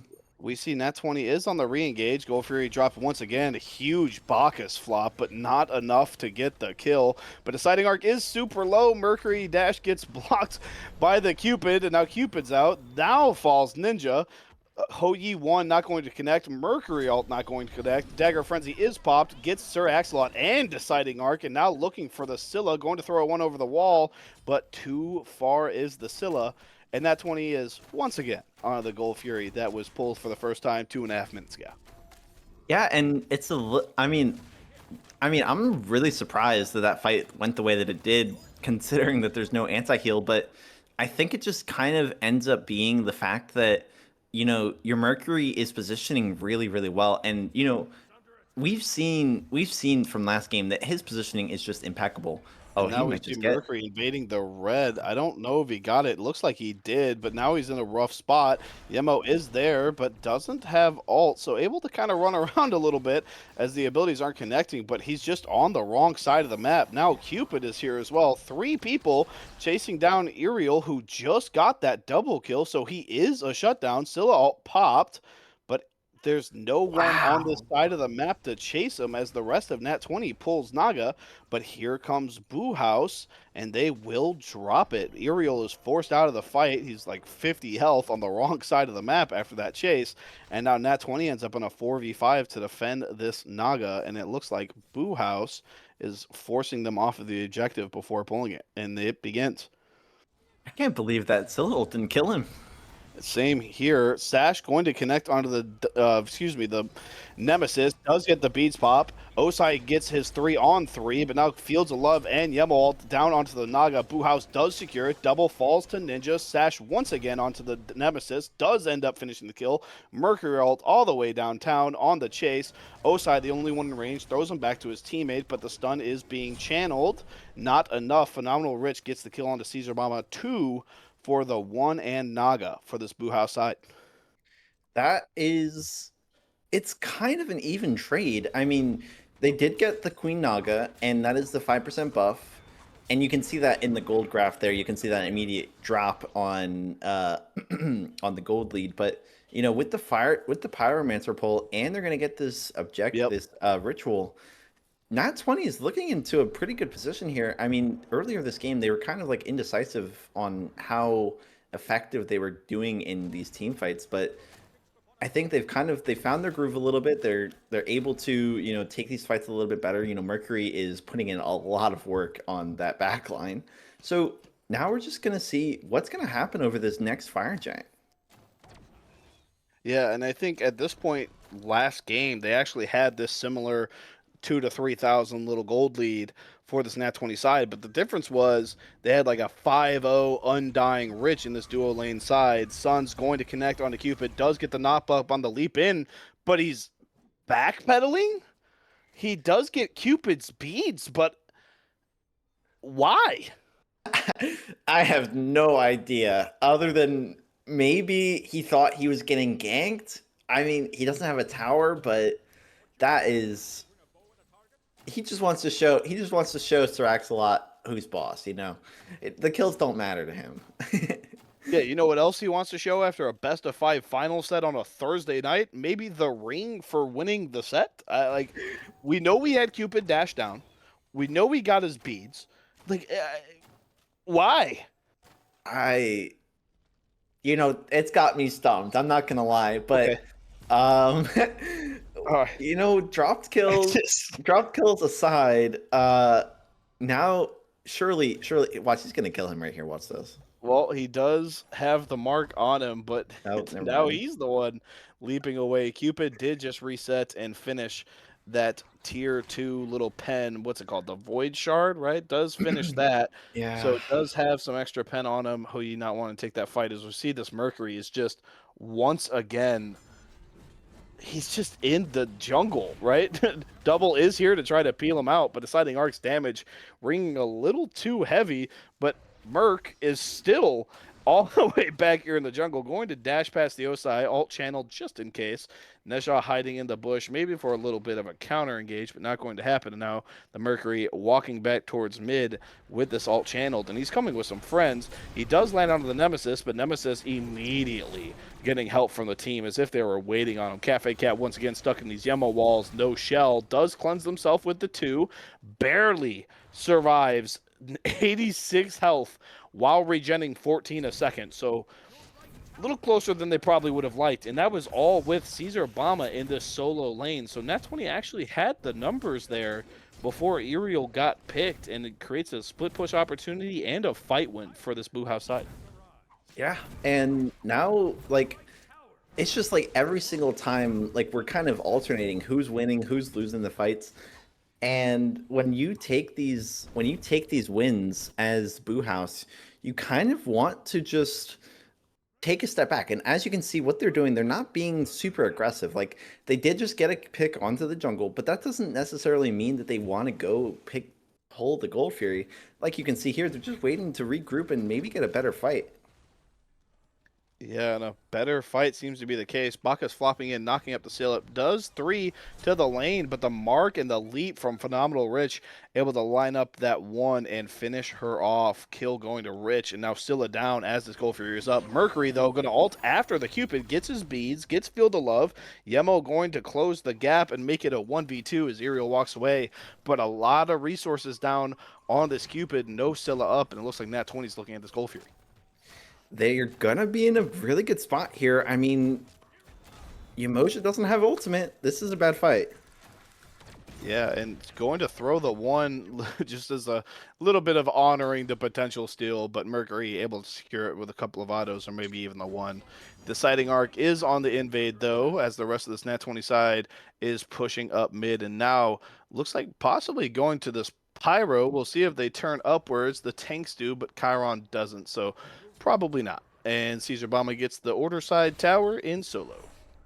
And I will say, they did practice that Pyromancer bomb. That bomb was well timed. They got it with the bomb. So, just a little bit of practice, for the enhanced fire giant that inevitably will come their way at 33 minutes. Well, we'll have to wait and see. Now a 2.5 lead still for the Nat20 side, even with the added Gold Fury. So still just, once again, Boo House just, they're staying within that 2-3K mark like they did last game. We'll see if Nat20 can get that decisive win to extend this lead like they did in game 1, or if Boo House ends up flipping it like they did also in game 1.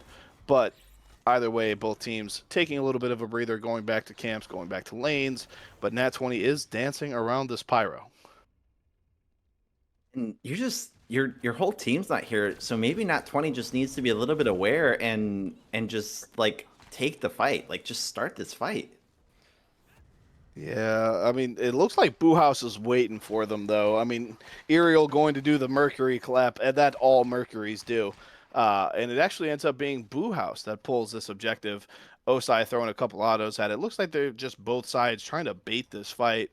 Confident in their team, and I don't really blame them right now. Both these teams have won a couple of skirmishes, so hasn't been a true 5v5 yet, I don't think, outside of the 1 pick by Mercury at the Gold Fury to start that fight. So we'll have to, we'll just have to see which team could fight better. I think it's 5, the 2.5K gold lead, not having too much of a say in like huge advantages at this point as this Pyro Dance continues. And I will say, pointing towards the itemization from the Boo House side, they are going into some plating on Yamoja, which, kind of traditionally, I mean, not traditionally, but it's kind of just been like warded against. Oh my goodness, and he might just be dead. Yeah, and it looks like with another amazing Yemo ult on the cat that will be the case, but does pop the ult and gets the Scylla for it. Iriel able, to trade out the Scylla as well. So Cat with a nice timed ult to get that burst damage onto the Scylla and end up trading that 1-for-1. Yeah, I mean, you really don't like to see that. The mid laners are really not. They're not. Oh my goodness, I didn't even see what happened there. Nezha getting the 1v1. Yeah, I don't know if Nezha wants to be here, even with the 2-level lead. The Osai's natural damage, especially the aspects with that hybrid item, Helm of Radiance, first overall there. Not great, but oh my god, a 550 crit onto Yamoja from just Mercury 1. I know Mercury's a little fat, right? He's level 20 at the 25-minute mark. Not too crazy, but his counterpart is 17. So it I'm looks just, a little bit more yeah. imposing than it is, but into a level 15 Yemo, that hurt. I'm just a little bit like, when are they gonna actually pull something? They have the lead. They've won every team fight. They just need to kind of commit and not really hope, but just commit and know that even if even if you don't get the objective, you're going to get something for it. You're going to get some kills. You're going to get, you're not going to be losing anything here, even if you take this objective. Yeah, and it looks like I think there's just a little bit of just anxiety, right, about forcing these fights, but a level 20 Mercury able to solo a Pyromancer while you force the ritual in mid might be a good situation. The Scylla does see him, but actually is going to commit to this ritual. It looks like this Boohouse side looking for the 5v5. Aerial does secure the Pyromancer.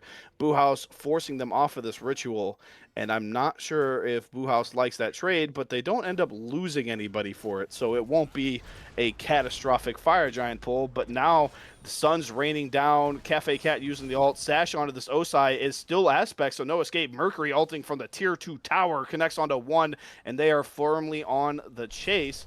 And now immediately stopping it. Double getting rooted and then crushed by Scylla and falls. So Nat20 off of a 3 ult or 4 ult engage actually ends up being the one losing the player, but that doesn't stop Rich from leaping in. Scylla going to defensively pop the ult. Yemo going to pop the waves. Does pull Retro back in, but not enough to connect. Sir Axolot actually picked in the back by Aerial, and now Scylla. So double kill for this Mercury on these counter engages.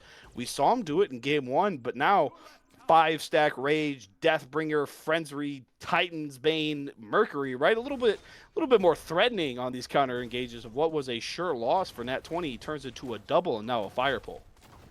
And I don't know. You don't have any ultimates up except for the Osiris ult, but maybe he's just going to try and steal it? No, Rich going to secure it, and it looks like the rest of Boo House going to just walk away. Not too heavy a risk, right? Yemo walks up, Osai walks up, but Osai is aspect, so it is a little strange to see him risk it, right? Like we think of Osai as this safe pick, but with the aspect gets just the increase in damage, but loses that ability to just kind of leap over the wall back to safety. So not really as safe as you would assume, even at level 19 with these items. I mean, we just saw him get chunked out in that last fight at Ritual. So I don't know. But we did just see Nat20 secure now 2 objectives in a row. Or no, 3 if you count the Pyromancer where Mercury soloed it. So maybe a return Maybe. to form, 6K gold lead on this Gold Fury pool. I will say it is warded. They do have the oracles on the Boo House side, but I mean, yeah, you can't even step up to this. Not with the Yeah, Fire no, Giant I don't belts on blame all them. of Yep, them. I agree. Um, oh, he is. Oh, he's in there. Oh, okay. Alting to cut off the wave and then force him, but this Cupid is trapped underneath this tower. The stun connects. Rich with a max distance stun, able to connect. The tower falls. Fields of Love used on the escape, but it is just inevitable with this Mercury chasing him. Maybe some room for some outplays, but I don't know. Aerial's looked pretty lethal so far this game. It's going to be a tough task, and Oh it's my even God. tougher once you realize he can one-shot him for 950 damage to finish him off.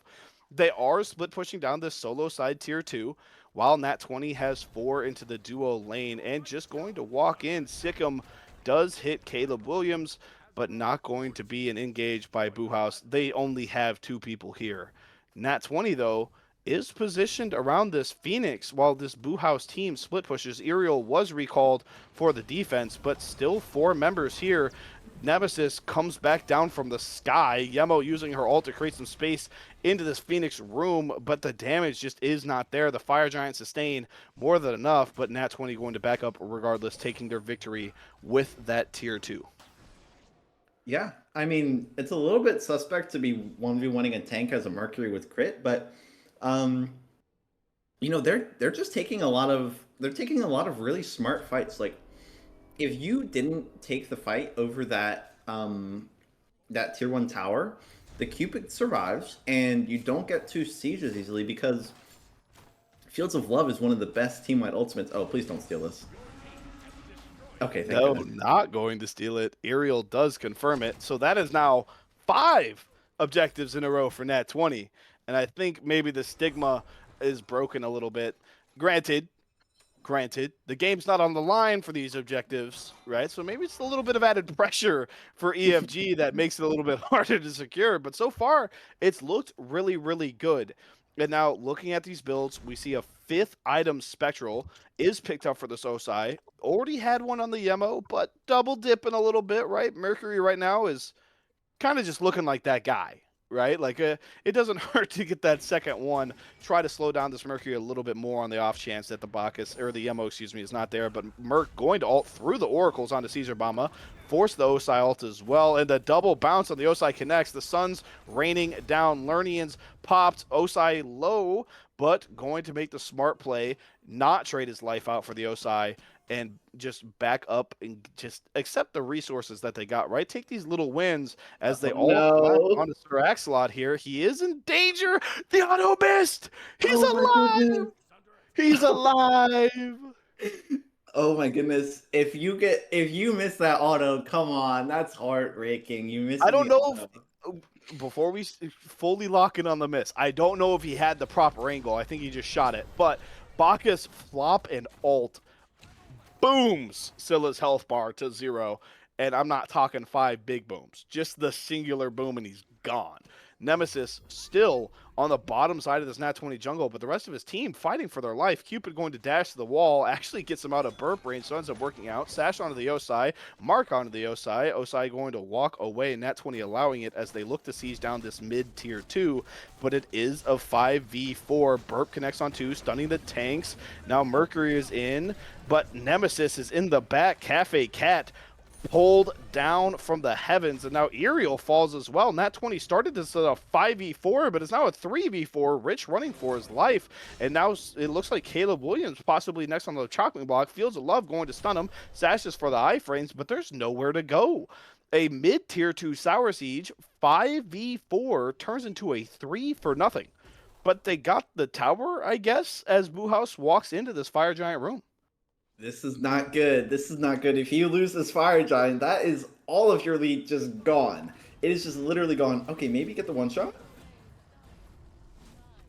No, not going to get the one shot, but it is going to be enough to get the siding arc here. Double with some really good peel, and Rich has played his life really well this set. 4-1, 8-1 last game, but it continues. Bacchus going to flop into 4, stun 3. Sun's raining down, still all connects through the wall. Beads popped by the Hou-Yi, but now Hou-Yi not in a position to fight anymore. Cupid does dash, pops the beads, and Rich trades him out.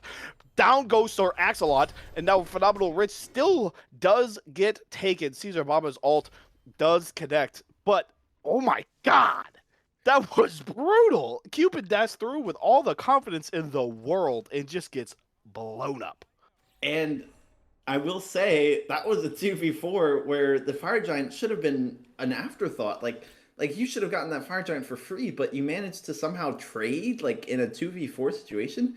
Very good job from Phenomenal Rich. Like, wow, I mean, I can't even believe it. I'm at a loss for words here. I don't know what's in the water.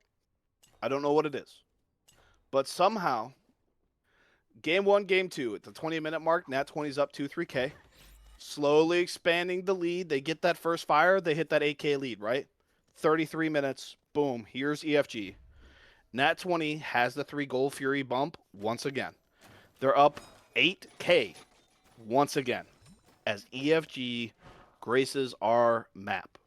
Only difference being the kill numbers and gods, right? But the gold's the same, the lead's the same, and we're at the exact same game state once again. And it all boils down to the same thing. Nat20's in the lead. Can you hold it? Can you force it? And can you profit? And, you know, Mercury's just going to solo Gold Fury, of course, because why not? I mean, 4v5 in mid, this could be the moment. This could be Boohouse's moment to take a kill here. Dash onto the Nemesis and takes him straight up to the skies. No Hou-Yi combo waiting for him against the ground, but the Sun sure are. Nemesis popping shell and barely getting away. Never mind, Cafe Cat connects, and now Osai alone tried to dive, but the peel, the damage, it's just too much. Stun through, combo through, Caesar Bama hitting the gray screen. 2 down for Boohouse, and Caleb Williams and Aerial are on the chase. Sash connects onto the Yamoja, the 3 as well. but just not enough damage. This is a tank Najah that we're looking at, but just look at the space. They were just fighting for ritual, and now Boo House is in their Phoenix line, while the rest of Nat20 is on Pyro. I don't know why they're on Pyro. We could be on EFG right now, but they are on Pyro. So They we need take the second pyro bomb so that they can commit to the so we can repeat history. Will 2 pyro bombs be enough this time? As Nat20 does collect their second, or at least drops it. Now, grab the bomb. Thank you. All right, now they've got their second bomb. And once again, 8K lead, right?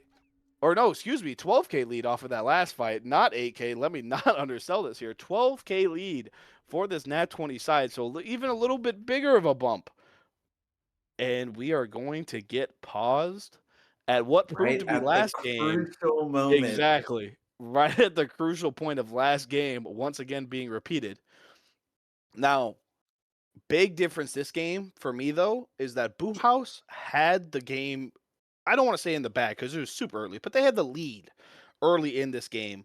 Flips back to Nat20 off of a crucial fight, winning a gold pull, right? And I think a lot of it had to do with Aerial truly coming online with this Mercury, right? Slows down the late, but now Rich is here and he's picking it up, right? And we've seen Double do really, really good at peeling, and we've seen Cafe Cat and Rich just blow up this Osai on the dive. I don't really know what part of the fight I'm looking at Boo House to like improve right now because I don't know what one they're winning right now in these team fights. Yemo's had some great ults, but I don't think there's been too much else outside of that. Yeah, I'm really this is like the turning point of all turning points. If they lose this game, like if they lose this advantage one more time, then their game I don't 3 know if is you can just load in. completely out of the question. Like they're just gonna win again. Like I don't know, but if we can get a good engage with the Bacchus, which we've seen, Bacchus has been He's done it engaging a so couple well. times. That's just all they need. They just need one good engage, one good fight, and then the game will be over. Just please, please finish it off right. It's it's it's the pivotal moment, right? Nat20 has built the mountain that Boo House has to climb, right? It was a little hill. Boo House was on top of it. Nat20 kicked him in the ankle and sent him down, right? And they've just been building it and building it and building it for the last 36 minutes. We're loading back in, and we see now it is a 11,900 whatever gold lead, right? It's a mountain, right? A flat 12,000 12 with exact. the graph, right? It's a mountain, and Nat20's built it brick by brick, pile of dirt by pile of dirt. But we've seen Boo House climb it before, and like you said, if you drop again in game 2, what do the mentals look like in 3, right? You've pulled the lead twice, and we're talking big boy leads at big boy moments. This isn't some little 3K, 4K nonchalantness at 25. This is a full 12 at 36. This stuff matters, right? We've got full built backliners. We've got full built tanks. Our support has 5 full items, right? 2 Yeah. bombs, Chiron ult, and they're looking to get the pick. It seems like they're super deep into this Boo House jungle, but credit to Boo House, just like last game, all the way back until the objective is officially pulled, and it looks like Nat20 is going to do it. Starting it right now, Bacchus, Houyi, and the Chiron on the damage, but Aerial taking the 1v1 on the Nemesis, and he did not like that. Both ults being popped immediately, or excuse me, the Nemesis ult being popped immediately, and not a very good trade for him. Bloodforge popped, saved some of that health, but now the fire is 7K. Aerial does fall, and now we've got a Nemesis, and we don't have numbers, and the fight falls apart. Bacchus leap and burp, and now leap again onto Sir Axolot, and Rich trades him out. Axolot down. Scylla ult is popped, but connects onto nobody, and Rich is further in front than his frontliner is. Go help him. Nezha takes Scylla into the air. Scylla super low, has to dash out. Team beats popped, now deciding Arc falls. Osai is next on to chase, and Nezha right behind him, waiting for the sash to come off cooldown. Scylla running away, 0 health. Chiron is still following this Osai. The mark down from the Ho Yi. The stun goes through. What is happening? Why? It's Boo three House for one. They can't just need to go win. They straight to can't win the fire. fights. They just can't win the fights where they start ahead. I mean, they took down Aerial, a huge just problem in their side these last couple fights, and then lose everybody else. But oh my Oh my god! god. Down Why are you goes taking Ho the Yi to tower? I don't. I think that was Crush in like Yemo stun. I don't know. It was a lot of circles on the ground, but there's just no way that was all Yemo, right? Like, oh my god. Okay, surely it's a 4v3. They have 10 seconds until deciding arc is online. Please just pull the fire giant. No, they're going to pyromancer. I think Mercury unironically might go and solo this gold while the time is kind of just bought for him, waiting on this Boo House side to respawn. Probably. Yep, I there's mean, the they health don't have chalice. any vision, so oh yeah, he's No? he's Yep, putting out there a it ward. is. Oh, there Yep. it is. Dagger of Frenzy popped, and now Mercury 1v1ing the raid boss. Well, like the mini boss of the map, but still not something you're supposed to be able to solo. And deciding arc walking through is going to be just enough for him to decide not to. Did just lose that 1v1, so has to be in the back of Ariel's mind because he hadn't lost one all the way up until this point. So now he's not just that unbeatable 1v1 god that Mercury normally is, right? Deciding arc is 20 now. That gold lead gone, or excuse me, that level lead is gone. So it is an even fight. Both these guys full build, and Nemesis actually has a Spectral build, the third on the Boo House side. But Nat20 going to use Boo House rotating to gold as enough to start this fire, but there's just no damage on it. Rich just got here. Double takes about a third of his health, and all for nothing as they drop this fire giant on Boo House's rotation. Now, if I'm being totally honest, what Boo House needs to do, and they just need to take this, they just need to listen to the stream. Listen to the stream, Boo House. Let me tell No, you, don't, please. because that's how the rest of the finals gets F6. Don't listen to the stream. Okay. And I'm turn it messing. I'm off, messing. please. Test check the watchers. Like don't do But it. if I can give any advice, it's just continue with what you're doing. You have gotten the first blood in every single fight. Just take that kill and run away. Kill and run away, reset, fully reset, and then if they try and pull it, you're going to be able to get there fast enough. This EFG is tanky enough to where they're not going to be able to melt it by the time you back and then run back to the pit. So I hope that they can just like get their pick and get out and fully reset, because the fights are getting so convoluted that they're not even sure on who to focus. Yeah, it seems like the dive and just the positioning in general from Boo House is so confused. But a Sash ult straight onto the Nemesis takes him in the air. The burp is timed, but the beads are popped. Yemo ult on 3. No shells being popped though, but deciding arc is the one who ends up falling, and now Osai is in between 4 Nat20s. Caleb Williams does die on the front line, but Caesar Bama traded out behind him for it. That was a 5v4. Nat20 just won a 4v5. Like, I don't understand how they keep doing this. Like, neither team can win with this numbers advantage. And Merkel downtown connects with 3. Yemo being the one that's the furthest forward to him does get a lot of damage onto them. And now it looks like Boo House is caught in between a rock and a crit, right? Fire Giant being pulled by the 3 remaining Nat20 members, but Mercury is just messing with Scylla in the back, and Cupid and Yemo are not working with them on it. So he's just, the Scylla can't walk in, but Nat20 forced to drop it. The DPS not fast enough. Double has to reset for some health, but Mercury is still just poking. Cupid is half, Scylla's a third, Yemo's half. And now here comes the rest of Nat20. The mark connects, but the one doesn't matter. The crits do. Ninja down, Axe down, Nafam down. Deicide for this Nat20 side. Surely they just go fire giant here and win the game, right? I there's mean, that or only just walk up mid with the weekend bird, but it looks like it will be the EFG call, and the only one who can steal it is Deciding Arc. this But is he the doesn't have the Pyro Bomb, so he's got a chance. yeah. No, he's No, not he gonna make won't it even fast walk enough. up. He That's won't even walk up. okay. Now it is EFG probably on not 5. good.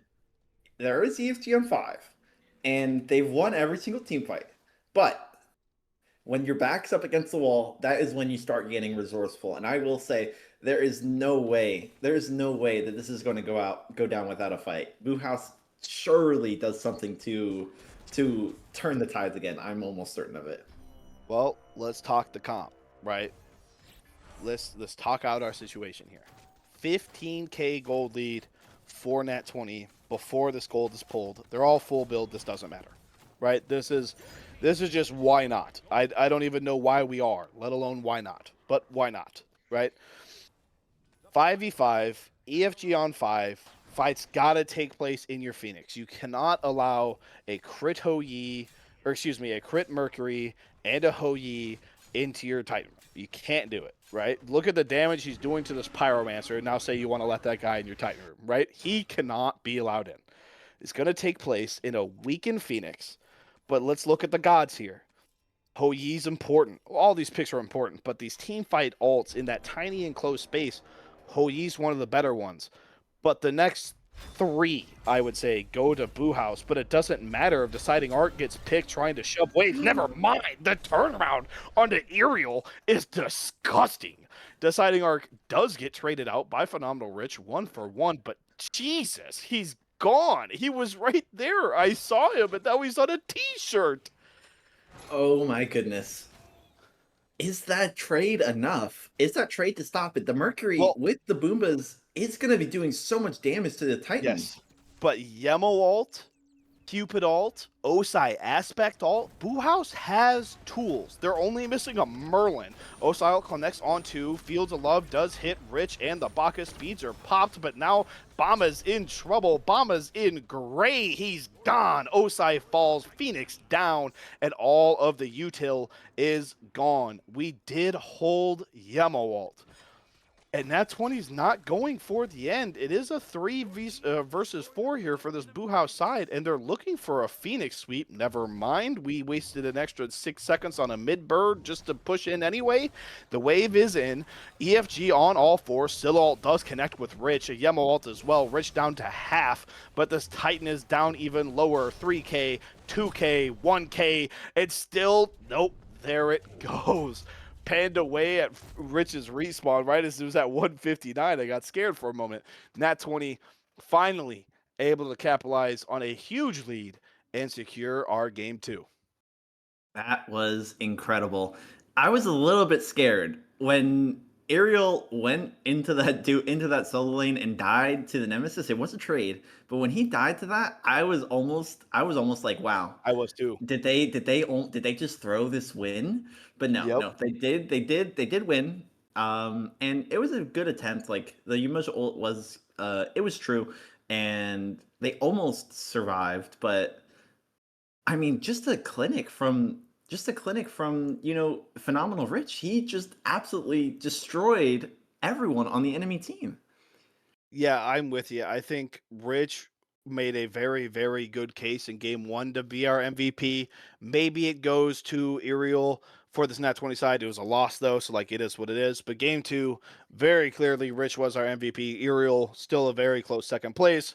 But, excuse me, Rich undoubtedly was the MVP for this game 2 side, Nat20 side here. But it was close. Like, and I say that with no exaggeration, right?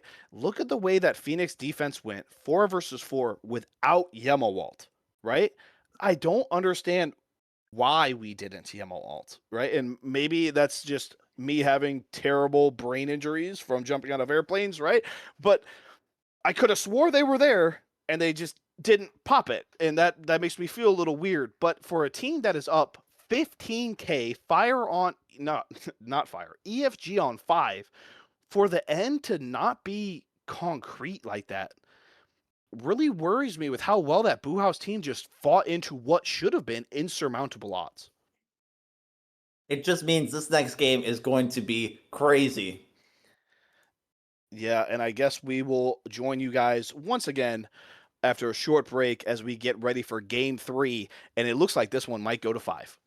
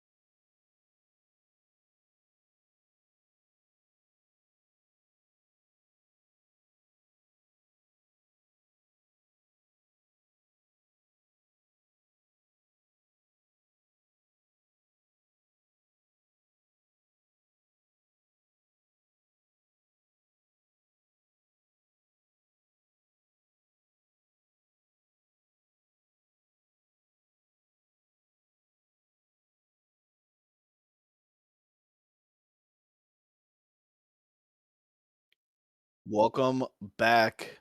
Game three.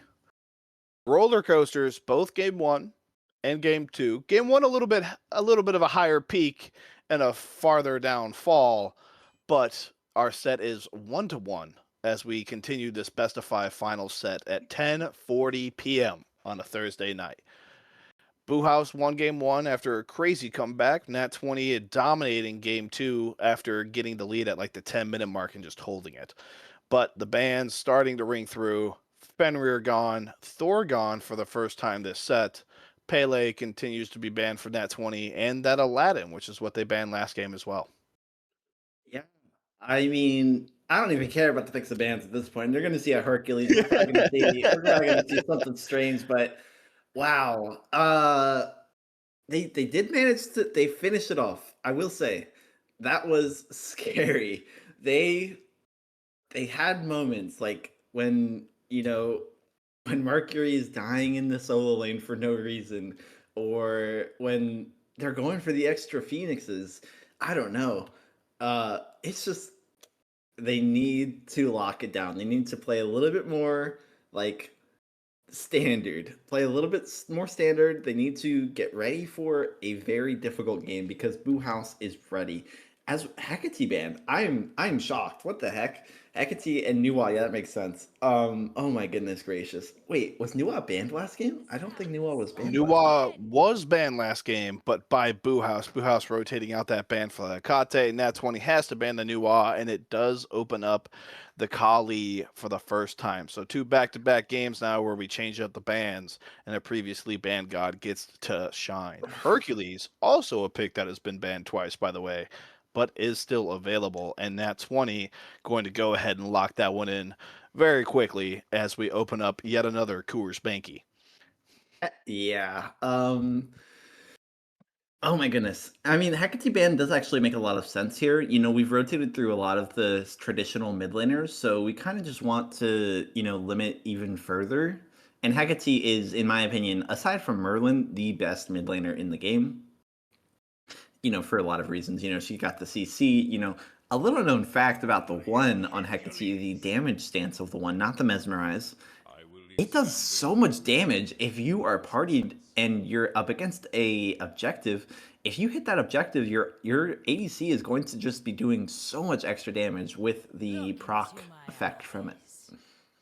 Yeah, unfortunately, not going to be able to see that mechanic used here, but like you said, and like we both said, they keep changing up the bands, so maybe we'll see the Sakate next game as we see the Hercules and Ganesha are finalized for the Snap 20 side. So two very big and good tanks. Get ready for just a ton of tanking from those two frontliners. Boo House going the opposite direction, locking in the Medusa and the Baron. Baron is a flex pick for them, has some support time, has some mid time, has some solo time. So we'll have to wait and see just where Boo House plays that. I know Caesar's played it, Nafam's played it, Ninja I think has a couple games on it. I'm pretty sure. So getting away a pick, also one of Retro's comfort picks in this solo lane side. So digging into what is a smaller god pool support to solo, right? Fearless draft, game three, 20 gods off the board, six more from the bans this game. And there's the other mid you mentioned, Merlin, joined by a super aggressive ADC. Tell me you've heard this story before, going to Rich in the Soul. I mean, yeah, Soul is aside from maybe on her and I guess technically Zeus, Soul has the most in-kit basic attack power than out of any character in the game. Like, so, with her two, she's gonna be able to full clear the wave pretty easily. And against a Medusa, that three that she brings with you, very good against the Medusa because, you know, the ultimate, it's a slow, and if you're not looking at it, it's just useless against Soul because she gets slow immunity. So very good counter pick from Nat20. And it looks like with these next two picks, this Baron will be going to the mid lane as Achilles is locked in for that solo side and Sylvanas going to the support. Of course, that is all presumably. This could be a Sylvanas jungle Kali mid. I doubt it, but it is Enkidu, and we have seen weirder things Oh, as we that wait would for that 20 be to get picked 10. That would be a spectacular game. I mean, surely, I mean, Boo House would just lose, unfortunately, but that would be amazing to see. I will say, I think on this very channel, I have casted a Sylvanas ADC and Achilles support duo lane in Enkidu. So wouldn't be too crazy, but this is going to be a Carnunos aspect going to the jungle. So Nat20 side looking a little bit more concrete. Herc solo, Ganesh support, Merlin mid, Soul ADC, and Carnunos jungle. And Boo House should be concrete, but I've seen I weirder things. I'm a little bit skeptical here. Maybe there's a world where it's Medusa mid, Sylvanas ADC, and Baron support. I hope not. Medusa used to be really good in the mid lane a while ago. I'm not gonna lie. I mean, I know it's probably not. It's definitely gonna be Medusa ADC, but it would be really interesting, just theory with crafting how with it. how phenomenal Rich just leaps into people in ADC when they're playing on her and Cupid, please don't put Axelot on the Sylvanas. I'm 98% sure he's not. But for the other 2%, man, please don't. Please don't. Give Axe a chance. Give him some escape. Give him the Medusa. Let him clear some waves. Build the ability damage and still just have those Viper shots to just do anything an ADC wants to do anyway. But we have our 10 picks. We have our 20 vault bands, our 6 game bands coming at you for a third time, Rye. Who is our winner? I really want to go with Nat20 here. They have a really, really strong comp. That Cernanos, it's just free. Okay, look at the mini map here. What is going on? Oh my goodness. Nat20 is going for a very Is interesting this the play third here. game in a row? Or is They this are the going to walk second? straight over a ward, though, so We have once all again five of walked them. into the security camera. We will gain nothing. Oh my goodness. Well, The thing that's always bothered me on invades, and I'll say this now that I will never have to play a BSL set for the rest of the season anyway, right? But I'll never understand why for the invades they don't go through the lane here and just hide on the wall of the buff. Because everyone always wards the bush, but if you're on the other side of the wall, they like how often have you seen someone ward the other side of purple wall? that's never happened because Exactly. it's just I it's don't it's get it. not. I will say it does leave them a little bit. If they don't get the invade off, that positioning technically makes it harder for them to get back to their starting positions. But I totally agree. Um, If we're gonna roll the dice every game, can we roll the dice with hope that it ends up on like a 6? You know what I mean? Like that's the biggest thing, right? If they're not there, leave. But we see some very very early poke damage. Merlin just one of them gods, man. Wave already gone, Baron already half, and dual lanes just now getting to wave. Perks of being a Merlin and just having 3 abilities at level 1. We'd love to see it. yeah, and the only other character that can really bring that much pressure this early on is like somebody like Princess Bari, who technically gets a refresh of her abilities if she's doing her passive correctly. But what I will say is, and yeah, this might be wrong, but I think this Cernanos is going to go absolutely nuclear. And if we've seen anything from the last games, Ariel is he's just going to be positioning on the backline. We do see a little bit of a zone here. Caesar Yeah. Bama is doing really well in the solo lane. Yeah, this is just the hey, I'm an Achilles. I get to do this situation, right? Herc, unfortunately, not going to take over to level 2. You got to pay the price for that, man. Like it. Now he's got his combo. Achilles theoretically can't just stand at his tower line, right? But until you get that combo, Achilles does a whole lot more damage than you do. So even now, Caesar Obama is just at the tower line, forcing the wave under. I don't know, maybe a little bit aggressive, but Ariel already once again on this early invade arc as he eats half his health bar this time for his transgressions, but he does get the camp, so that is now 3 games in a row where a jungle has been invaded before the 2-minute mark. Yeah, I mean, at the end of the day, like we have not seen anything that has been explicitly horrible from Ariel. He has, granted, he's made a few small mistakes, like as Dying we've to the seen in the nemesis last. in 42 minutes. Yeah. But what I will say is they're never team threatening. Like they never end up being anything substantial. So I like this playstyle. I like the invades. I like going for these little skirmishes over basically nothing because it's just poking and it's just asking questions. What are you gonna do? Are you gonna waste time coming after me? Are you gonna, lose farm and do this, that, or the other? And oh my goodness, there might be a big gank here on solo lane. This is Yeah, going to we be a see big the 2v2. colleague coming through. Caleb Williams and Ariel are there, but now deciding Arc is there on the counter gang. Actually, somehow ends up with Hercules being the one that is in danger. Aegis pop, Dash goes through once again. A dropped kill, and Ariel focusing on the rocks instead, and actually gets no, 5 of them. The stun from deciding Arc ensures that he gets at least one, but it's an Aegis down for our Herc that has been underneath tower for the first 3 minutes of this game, and that's a huge resource to lose into this Achilles, who is already level 4. Yeah, I mean, what I will say, and this is just going to be like a general rule if you're playing against a Hercules, if you can avoid his burst and also like just keep on poking him better than he can poke you, you're going to win. Like obviously Herc is a very strong god. Like there's reasons that he's been banned. But there are weaknesses to the character, and if you're Caesar Bama, and from what I've seen so far, you are playing spectacularly. You're kind of exploiting those weaknesses really easily. So just keep on zoning, keep on playing the mid range because that's where you're better at, and you'll do really well. At the end of the day, if you never get punished, is it truly a bad thing? Right? Hercules has all the abilities, like you said, to just do that burst, force you under tower. But if he never does, it doesn't matter that he can do it, right? Like you said about Ariel, he's gone for this invade a couple times.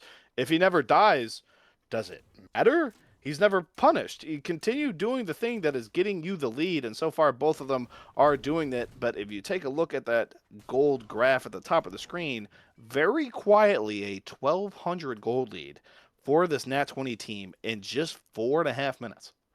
Yeah, I mean, I think it all kind of comes down to just the efficiency of which Cerninos can farm.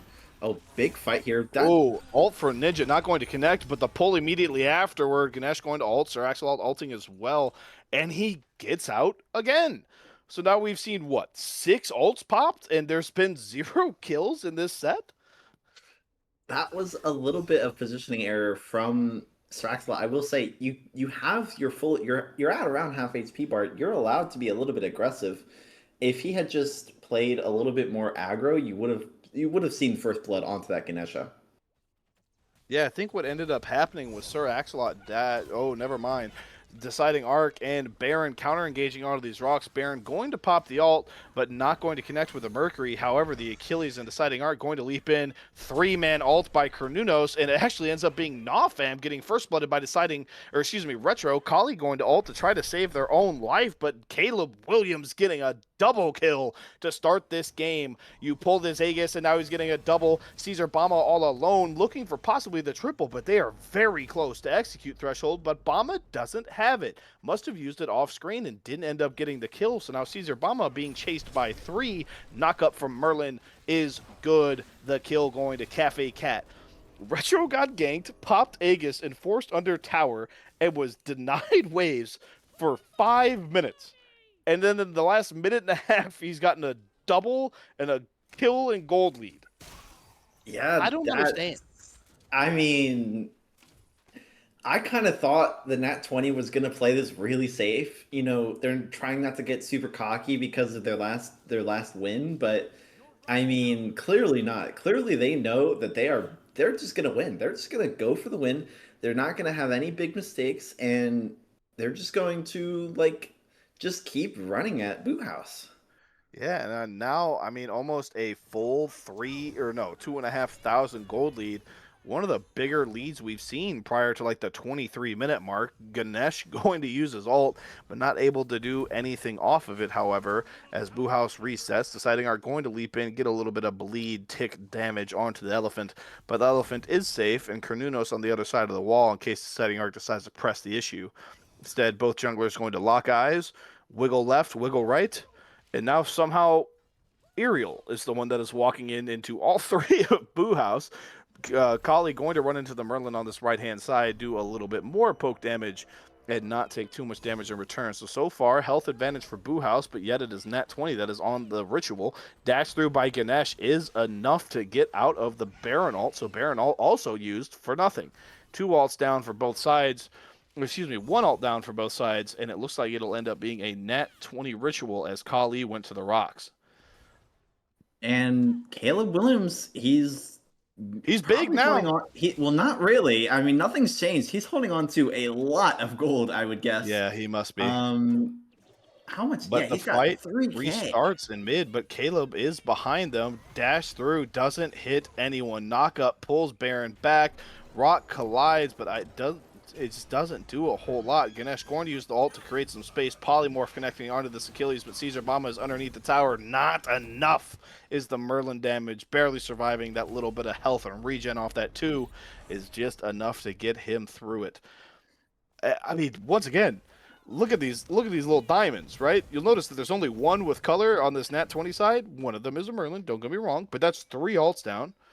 Sylvanas ult down, Baron ult down, just no kills. I mean, 5 ults used in a ritual fight, and all 6 members of it survive. Yeah, I think, to be honest, I don't think that there's really going to be any substantial team fight deaths from the Boo House side because they are painfully aware that in these last 2 games, now granted they won the first game, but in these last 2 games, the early game has been so horribly mismatched that they just need to. I suppose their game plan is probably just to hold out and hope that they can scale really hard.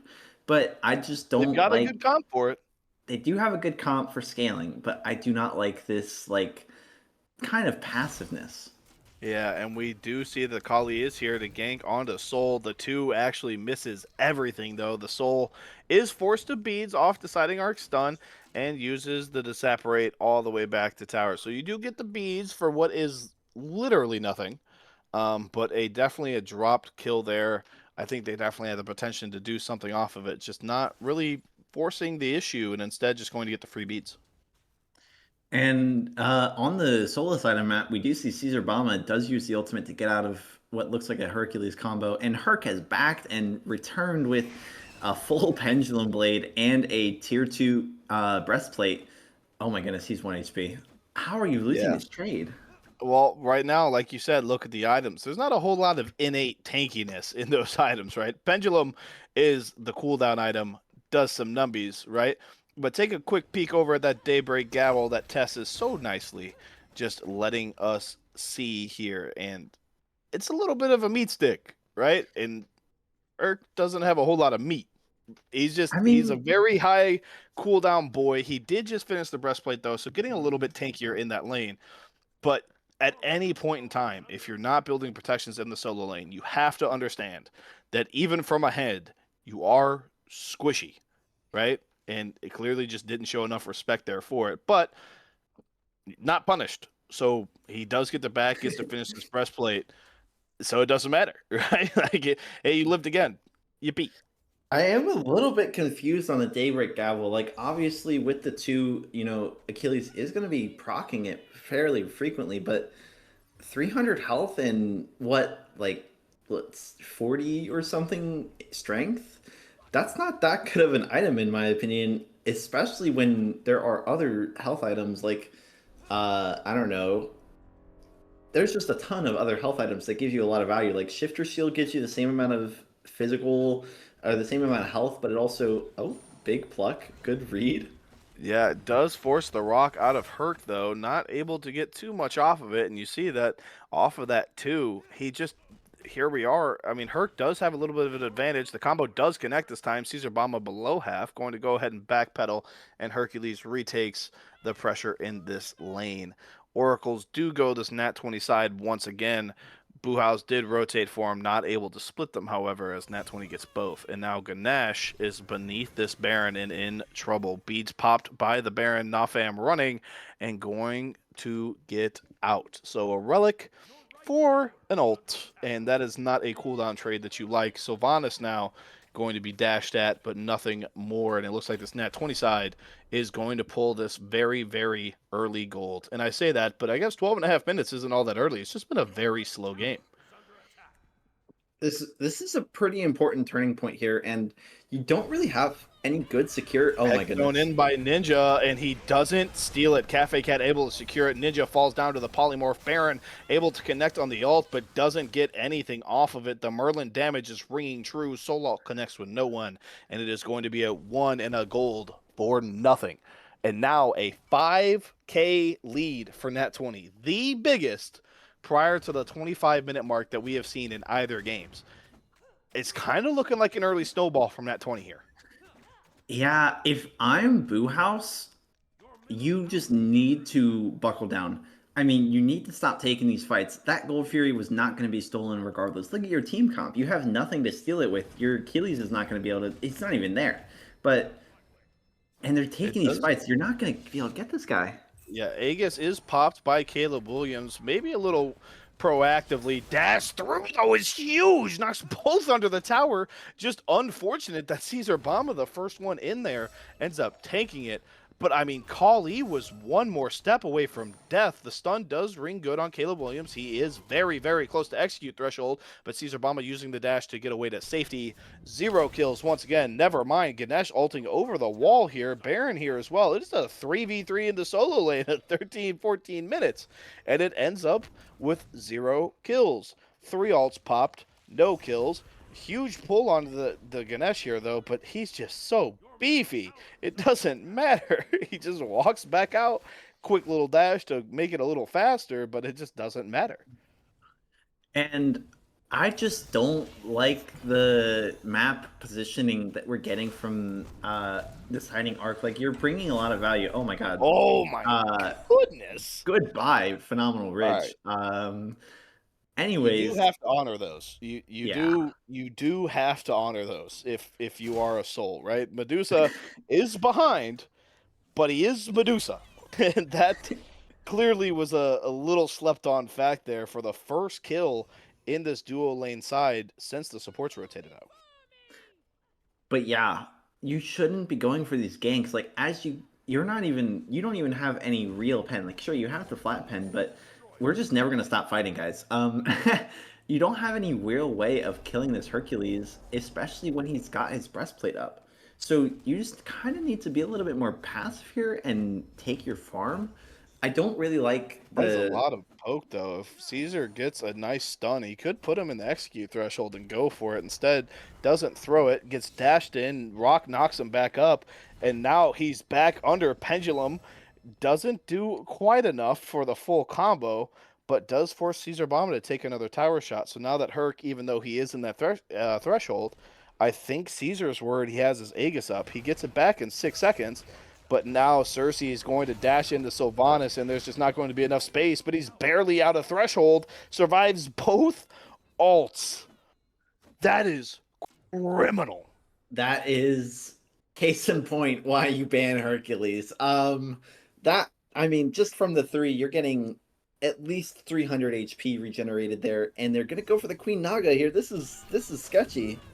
Yeah, Ganesh is going to stay in the pit, pops the ult to try to force Boo House out the back of it, creating a little bit of space. I think at this point they're just trying to buy time for their Herc to get back so this can be a true 5v5, but blowing such a big resource like this Ganesh ult could be detrimental. But Caesar Bomba and Sylvanas did use their ults there on that failed gank, so all in all, a little bit of an ult advantage is this Nat20 side, but even now that Herc is there, they are somehow further back as 5 than 4. Boo House pulls the Naga down to 400. I think Herc just stole that with a boulder.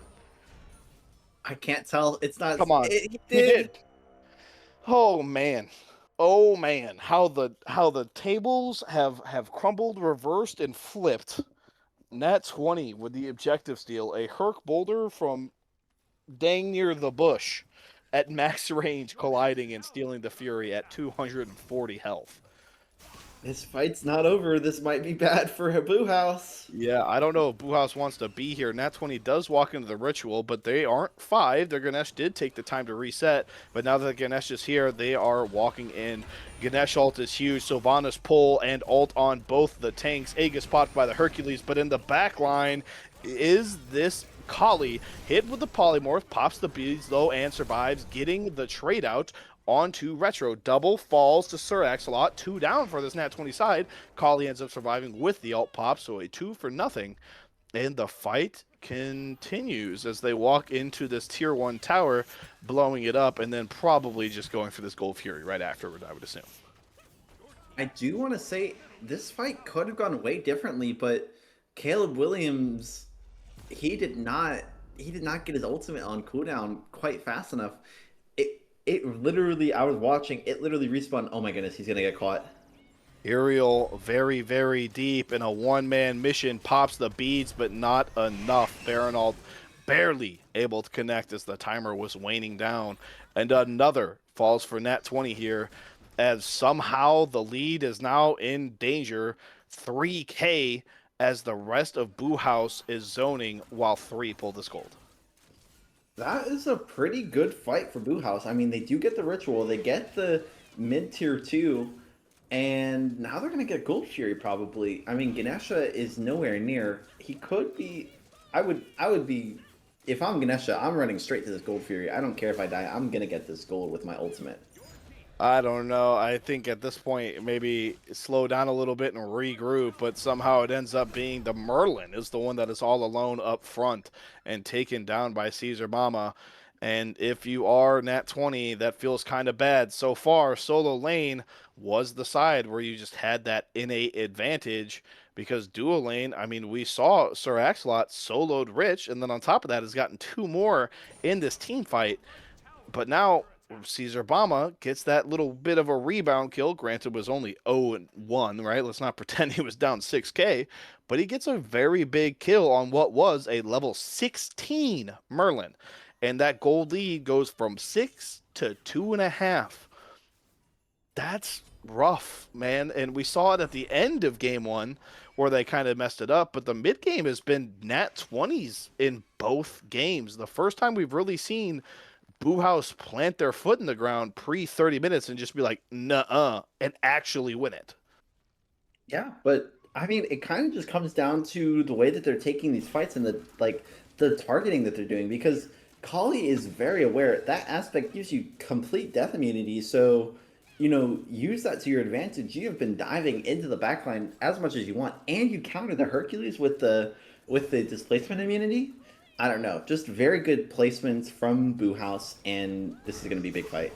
Yeah, Polymorph does connect onto the Sylvanas, but not going to be enough. Nafam secures it. Baron Alt does ring through, but now Sylvanas plucked, but not pushed by the Herc. The Rock comes out first. The push enough to secure the kill onto Ninja. But now, unfortunately, when you use your push for damage, what don't you have for escape? Oh, yes, the push. Medusa Alt not enough, but the execute coming from Caesar Bama is plenty. Down goes Caleb Williams. We saw a couple good plays from him, and now we've seen a couple bad ones back to back. We did get the split push by the Soul, though, so the ADC is ahead for this Nat20 side, or at least in levels. I don't know what the gold looks like, even though Nat20 does have the lead, but he is ahead in levels. Yeah, even on that gold scale or 100 gold, but that means nothing. I will say, if Nat20 makes it to the late game, this Soul is going to be a huge problem. The auto attack proc build that has been going around recently is so disgustingly good. And Soul uses it really well.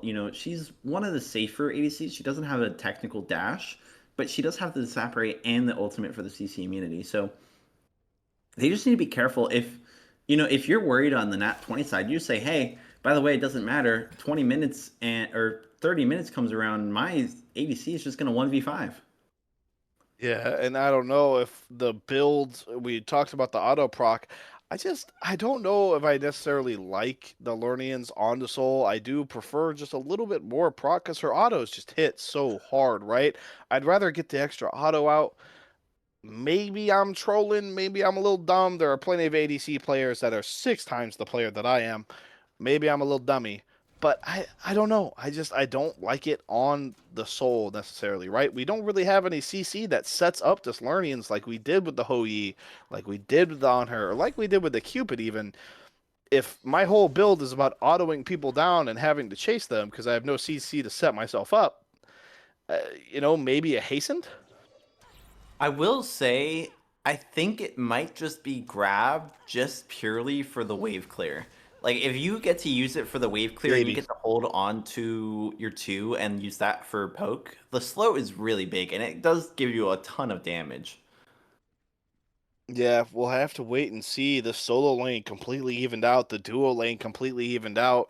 A level lead in this jungle role, but I mean, the Mercury and Ganesh are just up 3 levels. Two very ahead players for this Nat20, even after the last couple fights have not gone their way. And now Fire at 23 minutes, starting to get a little bit of a dance, but not necessarily anything too elaborate. And the gold is up. The pyro's almost up. Fire is up. And Medusa is split pushing down a tier 2 in duo side and definitely going to get it before Soul gets there. No objectives are being pulled. No fights are happening. I don't understand why we can't honor that. But Iriel is here on the wraparound and going to be chasing. Dash through goes the Medusa. Did see him on the ward, so the Medusa does know he's there. Throws the ward over the bush to see just how close. But now, unfortunately, stuck between the rock and the bramble, and Soul's on the other side of the rock. Does use the ult to create a little bit of space. Aerial dash forward, trying to interrupt the dash, but he held it, though still collides. Polymorph is used. Bees down for Sir Axolot. Ult down for Sir Axolot. Soul ult down. Connects with nothing. Retro dies off screen, and the chase is still going in duo lane. Sir Axolot eventually falls down. Shut down for the Soul. But the rest of Nat20 is falling in this solo side. Mercury, the only one left standing, as Boo House claims too. Maybe they just go to the Gold Fury here. I mean, obviously they're not going to, but personally, I think that wouldn't be a very bad deal at all. If you're getting the ADC, you do lose the 2 people in your solo side, but I guess they're just a little bit wary of the Pyromancer pull, or they're just going for the fight. I don't know. They've been kind of running at the enemy team pretty consistently here. They need to go for an objective. Yeah, it's just this seems so disjointed from both sides, right? Like Boo House is solo or 4-man pushing down the solo side without the Medusa, but we do nothing off of it, right? We know that 2 just chased her from tier 2 chaos side to tier 2 order side. And there's just no objective pull, like you said. There's 2 more kills, okay, and like you do something because now Nat20 gets the shutdown onto what was an 0-1 Soul, who now just got a 3-kill shutdown. Not crazy, but still feels nice, and then gets the pyro as well. So what was an even lane is now just a Soul ahead. Yeah, and to add insult to injury, they got the Pyromancer, and like that Pyromancer is going to be very important. Like, I will say, Nat20, aside from that one small miss up in game 1, they have been on point with the Pyromancer bombs. They have They not were missed a very good single game too. objective. They have not missed Yeah. a single objective in game 2.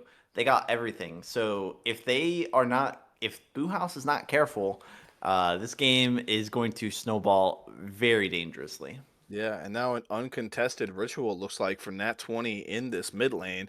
26 minutes in, that is a gold fury, an enhanced one. In up right now, Screeching Gargoyle is popped by the Sylvanas, but I don't think anyone was in range. Mercury Pull finds 2, but Nat20, even though they are 5, just walking off the ritual.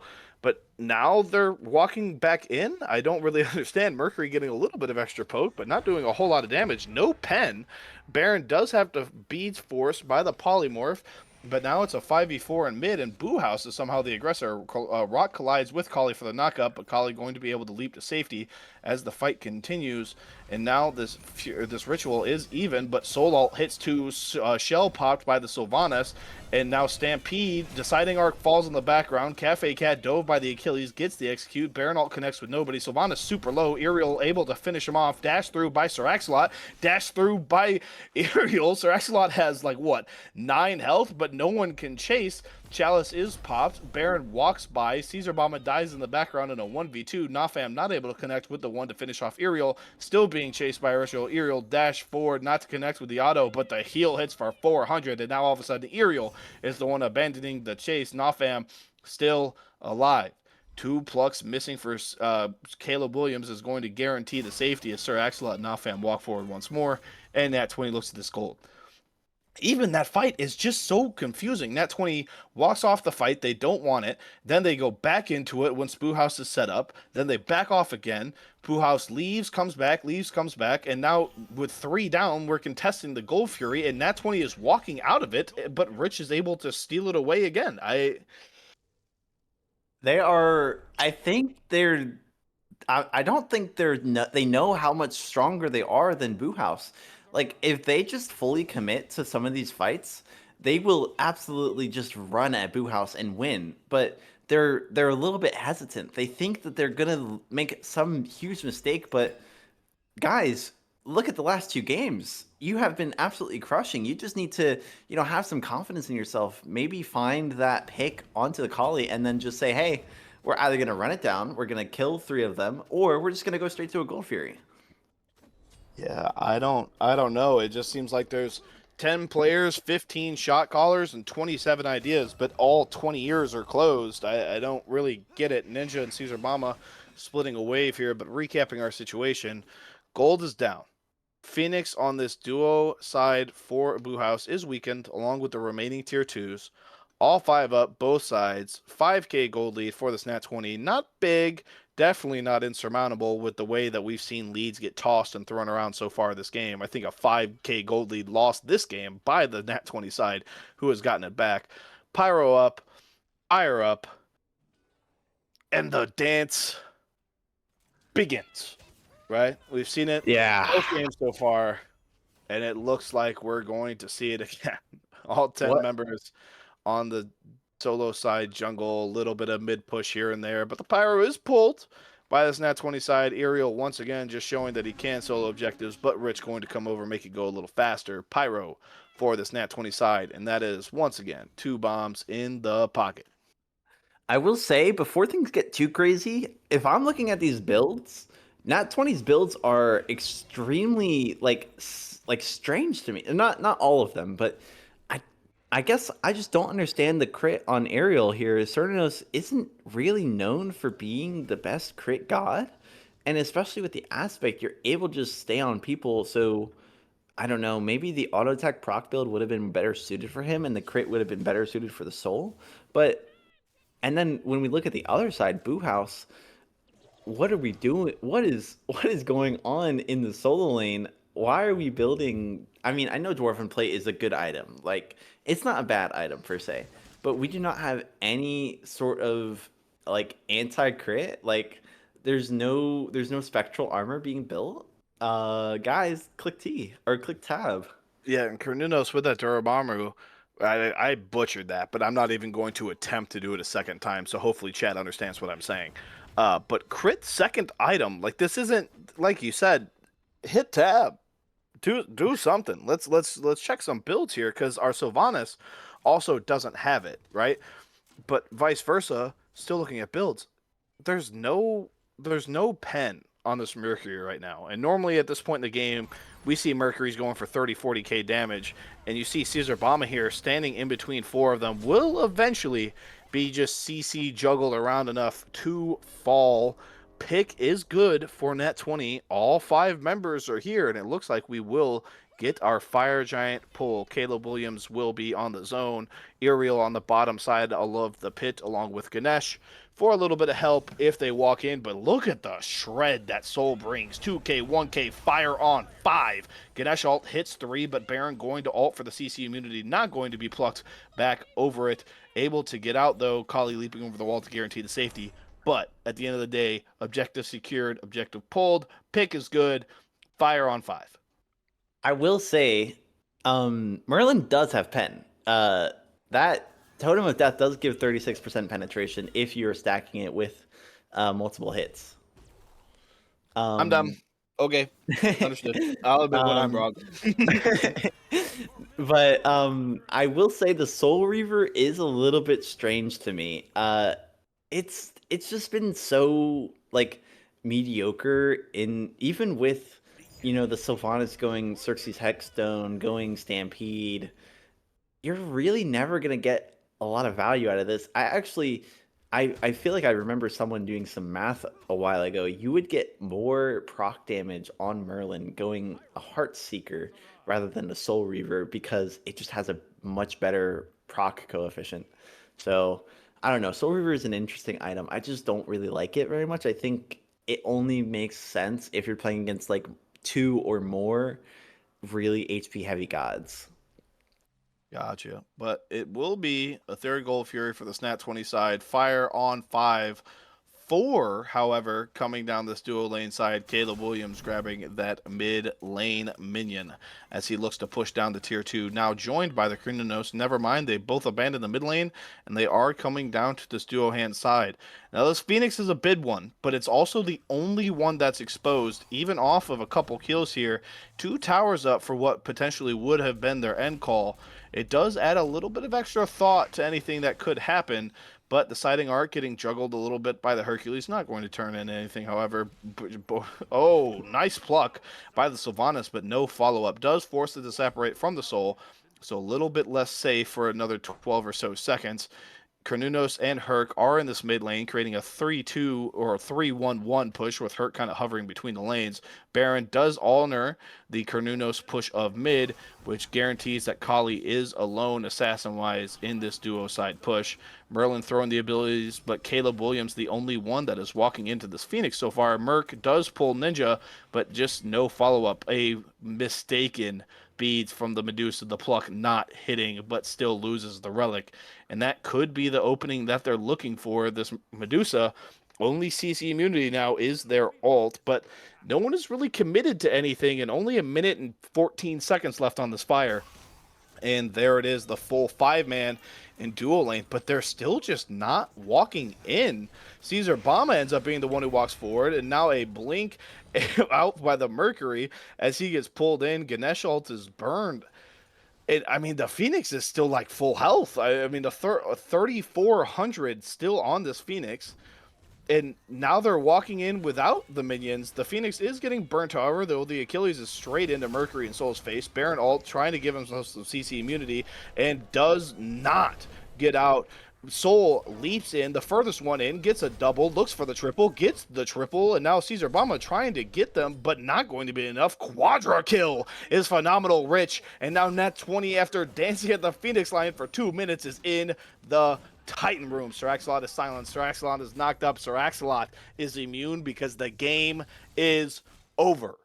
Phenomenal Rich says, you know what? I'm done with the dance. He said, Behind their if you want Phoenix, something while done, you it's gotta do it still yourself. up. Behind the Phoenix, while it's still up. Enhanced blink straight to the back line. Quadra kill. That was amazing. I can't believe that they sat around that Phoenix for so long without doing anything. Like, come on, it's debuffed. Hercules just sitting there for like 10 seconds and your soul's gonna just melt it. She's got Tearfing, she's got Kins. I mean, I know Kins doesn't proc, but she's got all these auto attack items, and you're just not taking the Phoenix for some reason. But they win the game, and spectacularly slower game. I mean, I know it's technically a shorter duration game, but it just felt slower. Like there wasn't as much happening in the mid game. But good games from both sides. Phenomenal Rich just putting on a clinic.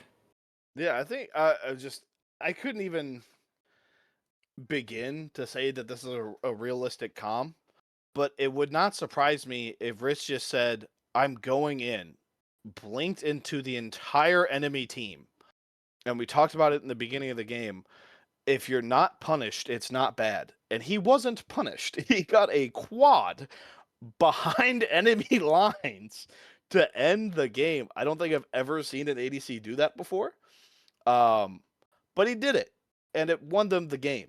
So if he never does it again, it has 100% success rate.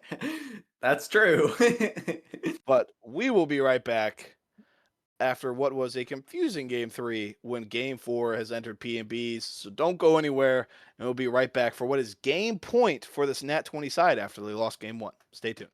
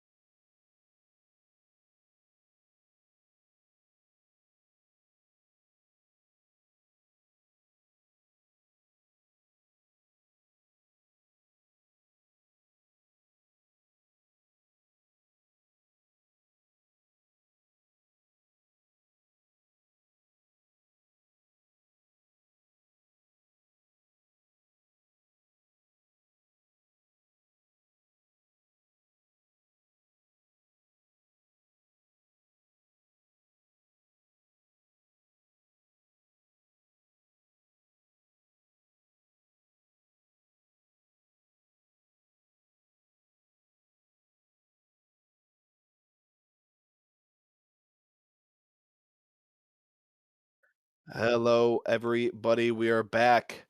Game 4 of our best of 5 set and game point for this Nat20 team. Lost game 1 off of a throw, won the last 2, though there was a pretty decent size throw-ish in the mid game of last game. So who knows?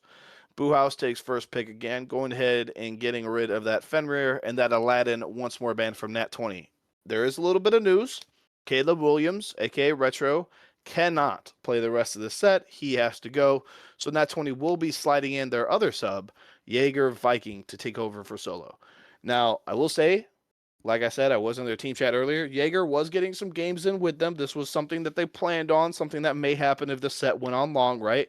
And it does come into effect here, 11:37 on a Thursday, right? Not everyone's availability is too good at that point. But Jaeger Viking did get some warm-up games with the team, but obviously it's a different solo laner, and you're 3 games deep into a fearless set, right?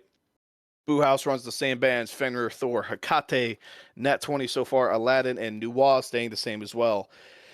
And we will wait and see what their 6th was. But man, right, I mean, walk me through it, man. How do we get here, and what can Boo House do to get out of here? To be honest, there is just needing to be basically a systemic change in how they like look at these team fights, because every single team fight has come out of one of two outcomes. Either Boo House loses and loses everything, or Nat20 makes an even trade. And if you're only losing or making even trades, then you need to just completely relook at how you're engaging, how you're focusing targets, and what you can do to be better. And I think that all comes down to focusing out this jungler. This jungler is just going absolutely crazy. Ariel is just practically carrying the early games until Phenomenal Rich can win the late. But I mean, that's what I'd say. I'm with you. And we talked about it a little bit between game 2 and game 3, how I mentioned that I knew Nafam as a jungler. And wouldn't be surprised as we get a little deeper into these god pools if they end up swapping it. It looks like, even though Nat20 does have the new solo laner in this Jaeger Viking, they do swap jungle mid. So deciding arc will be the mid laner, captain versus captain right now, deciding arc versus Cafe Cat. And then Nafam moves over to that jungle. But we've got some picks coming in, so let's talk about them, right? Sun Wukong going first overall, previously unpicked, unbanned. Baby, that's fearless, and we love to see it, right? Susano and Ymir taking top 2. Susano this early is kind of crazy to me. Yeah, I mean, I think that Nat20 is just kind of saying, hey, we're just going to keep letting Ariel carry us, and what are you going to do about it? There's no real strong counter picks to Susano. Like, sure, you could go the Awilix to get the root on your Feather Step, but there's nothing that's going to outright say, hey, I'm going to make sure the Susano doesn't do anything. I mean, I guess at this point, yeah, a lot of those cripple fields gone, right? Artio and Cupid both gone. Yemo is gone for the wall. They do have the Odin and Kambrakan up, but a lot of those cripple fields that you normally see picked into a Susano already gone this late into a Fearless draft, right? Game 4 of a Fearless. I mean, there is simply 36 gods that you cannot play before you can take your first pick. That's brutal. And two, also, untalked about gods so far this set, Jing Wei going over to Sir Axelot in that carry lane, and now Raw for Deciding Arc. And we've seen Deciding Arc on Raw a lot as Mordred and Uller are hovered for Nat20 and locked in. I'm a little bit. This is not. If you're Boo House, you do not like this draft. This draft is already going pretty bad, in my opinion. You have the Susano who can chase after Jingwei even if she ultimates away, and the Ra is super immobile. And now we just wait to see what is Nat's 20 response for this. Okay, these picks are absolutely insane to me. Why are we going Athena? I'm very confused with this pick that Boo House has opted for. Now, what if I said that I have no idea who the jungler is? Would that make these picks better? Right? Because I- Athena Aspects right now, for all the people who like looking at tier lists and analytics or whatever, Athena Aspect Jungle right now is performing pretty well, right? But if their jungle, who is support, right? Odin maybe, probably not Sun Wukong, but then if Athena's support, I guess what it's a tanky Odin jungle, right? We're surrendering our jungle prio at pick 7 of P and B, right? Like we're not even going to fight for it. We saw them pick Susano first overall, but once again, we see Kukulkan drafted 10th overall by Net20. Not going to glance over that because that is also a wow pick, but it just the Boo House team just is so confusing, right? They do a lot of things but they just don't do them all well, right? We've got Raw for burst, that's awesome.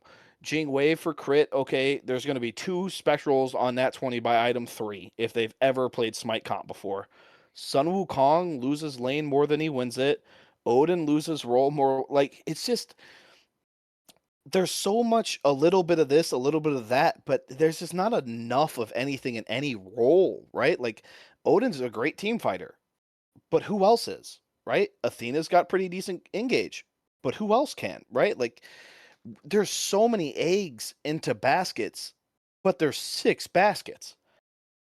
Yeah, I mean, all I will say is somehow Nat20 has come out of this draft with something of a fairly meta comp. Like Uller is never going to be bad and never has been bad. He has always been either average or great. So he's just good. Then we have Mordred, who is just like the stat checking demon. If you do not know how to play solo lane, he's just gonna run at you at level 2 and he's gonna kill you. And then you have like Ymir, who's gonna pull a lot of shells, if you're good with the Ymir wolves.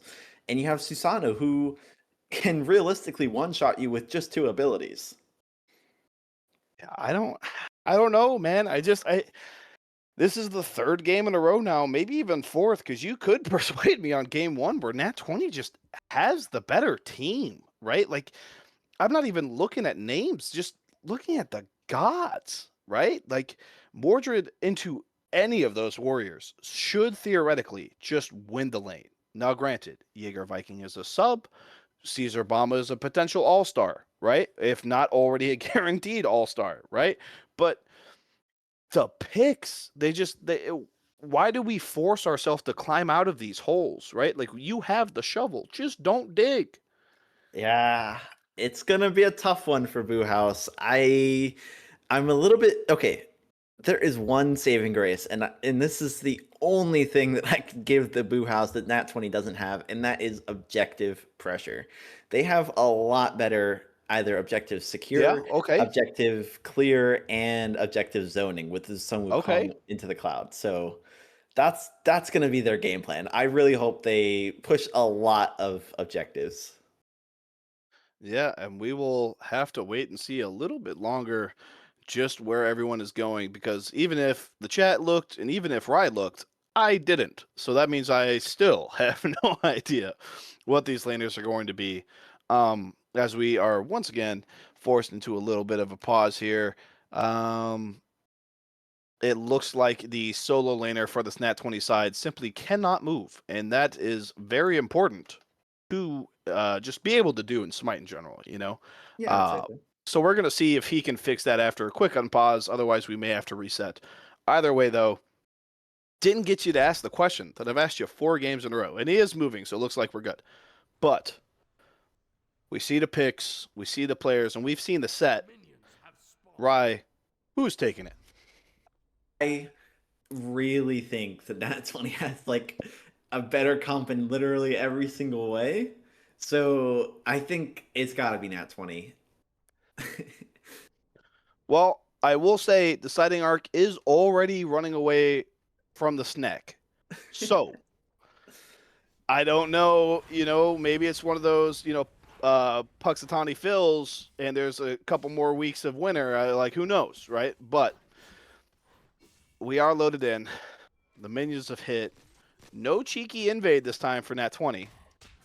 But we are into game 4 of what potentially could be the final game of our best of 5 finals here. and Phenomenal Rich hitting all of those axes as you do. I mean, it is the Cuckoo mid, and Cat did go into the Manatome start, so she's gonna have a more sustain in lane. It isn't gonna be the whole time, but you also sacrifice a little bit of like the early game. Like I don't want to say pressure because you're playing Cuckoo and the mana does scale for power, but you're just saying, yeah, I'm not gonna fight you until I hit my Book of Thought spike. Well, I'm with you. I think Cat's definitely going to be a stacking little dragon here. And I think that's kind of just the way that Kukulkan is, right? Nothing wrong with that. But we've been ripping on Boo House for like the last 5 minutes. So let's talk a little bit more about this Nat20 comp and its weaknesses, right? Like you said, Boo House, a real objective shred ADC in this Ching Wei. Uller not really known for that, right? He has the burst damage, which is the first time that we've seen Rich go into this ability burst so far in this set. It also, Uller is a very volatile pick, right? If you're not hitting axes, then you're in danger. But right now, it looks like the Odin is the one that is going to take the early game poke and leap away from the danger. But going back to that, I think this is going to be a situation that if Rich is just not on with the axes, it does leave a door open to Axolot, no pun intended, to just kind of take the lane for the first time this set. Also, Ymir, no mobility. We saw Sylvanas get punished a couple times, not able to move around. Ymir in that same boat as we see Iriel going for the standard level 3 invade, but he does lose his beats this time. So on the fourth go round, he was kind of punished. Yeah, and it does hurt a little bit that it's only on the fourth time, but as far as weaknesses for the Nat20 composition, I will say that they are like a pretty late game comp. That That okay. does a That lot of had to damage. be a What the visual heck? bug. That had to be a visual bug because the Sun Wukong axe only hit for 167. But I'm with you that just looked absolutely disgusting. I was like, man, why is Jaeger just being zoned at full health? This is brutal. Like, what is he doing? Okay, so visual bug aside, somehow the Mordred is the one that is under the tower, and if you're Mordred, you really don't like falling behind because your kit is just so all in there, right? Like you can do the poke with the 3 and the 1 through the lane. Like I understand it, right? I understand every god can fight from behind, but Mordred feels so much better fighting from ahead, just naturally through his own kit. But I do see a more aggressive Boo House team here, right? I don't think we saw a jungler past the midpoint in these last couple games for this Boo House roster. Caesar Bama's got Jaeger Viking poked and underneath his tower, which we saw last game a little bit of, but this one, obviously, just looking at this Mordred's health, definitely looks a little bit more effective, right? Rock still going to Boo House. I mean, the only side that seems to still really be kind of scared and further back towards their tower is this duo lane, and I think that's just natural with a Ymir Uller duo lane, right? Like you are one axe done away from a bad time, but as I say that, they walk up to the neutral, double freeze by the Ymir, and a taunt straight into the knockup, but not going to turn in anything. But it is a neutral camp pulled by this Boo House duo for I think possibly the first time this set. I will say, as far as I'm concerned, if you're playing on Boo House, you need to just hold the W key. Hold the W key, get a 5 minute gank on dual lane, and just get that Gold Fury. Please just take your advantage where you have it, and don't even worry about any sort of like solo lane pressure because it doesn't matter. Your Wukong is not going to be carrying you into the late game. That's what your Jing Wei is here for. Yeah. They have the bridge pick in the Raw. The Raw can get you a lot of pressure in mid and try to segue into that mid late where this Jingwei and Odin really could just shine, right? Odin already kind of is starting off with damage, but you kind of look for him to become somewhat hybrid. It is going to be a nice wall freeze into an axe for Sir Axolot, but just not really taking a whole lot of damage there. Punished a little bit, but a little two finger slap on the wrist, right? Not going to do a whole lot for him, but it does make the neutral camp go to Nat20. I'm with you though. I think as much as I've complained about this Boo House roster and the picks, which I still think there were better ones up, don't get me wrong, there they're in a pretty decent, they're in a better spot than I thought they would be this early into the game, right? And I think their dual lane so far in this game has looked a little bit more competitive. Caesar Bama looks like he has a true lead in solo. If I ignore all the other picks that could have been picked, it looks pretty good for Boo House when Jaeger Viking is underneath his tower for the 6 minute in a row. Yeah. Another thing to add on top of that, builds. Look at the builds. Wormskin Hide coming out from the Sun Wukong item 1, that is going to be really good into trading into this Mordred, because Yep. all of Mordred's damage comes from the fact that he's going to be using his dashes.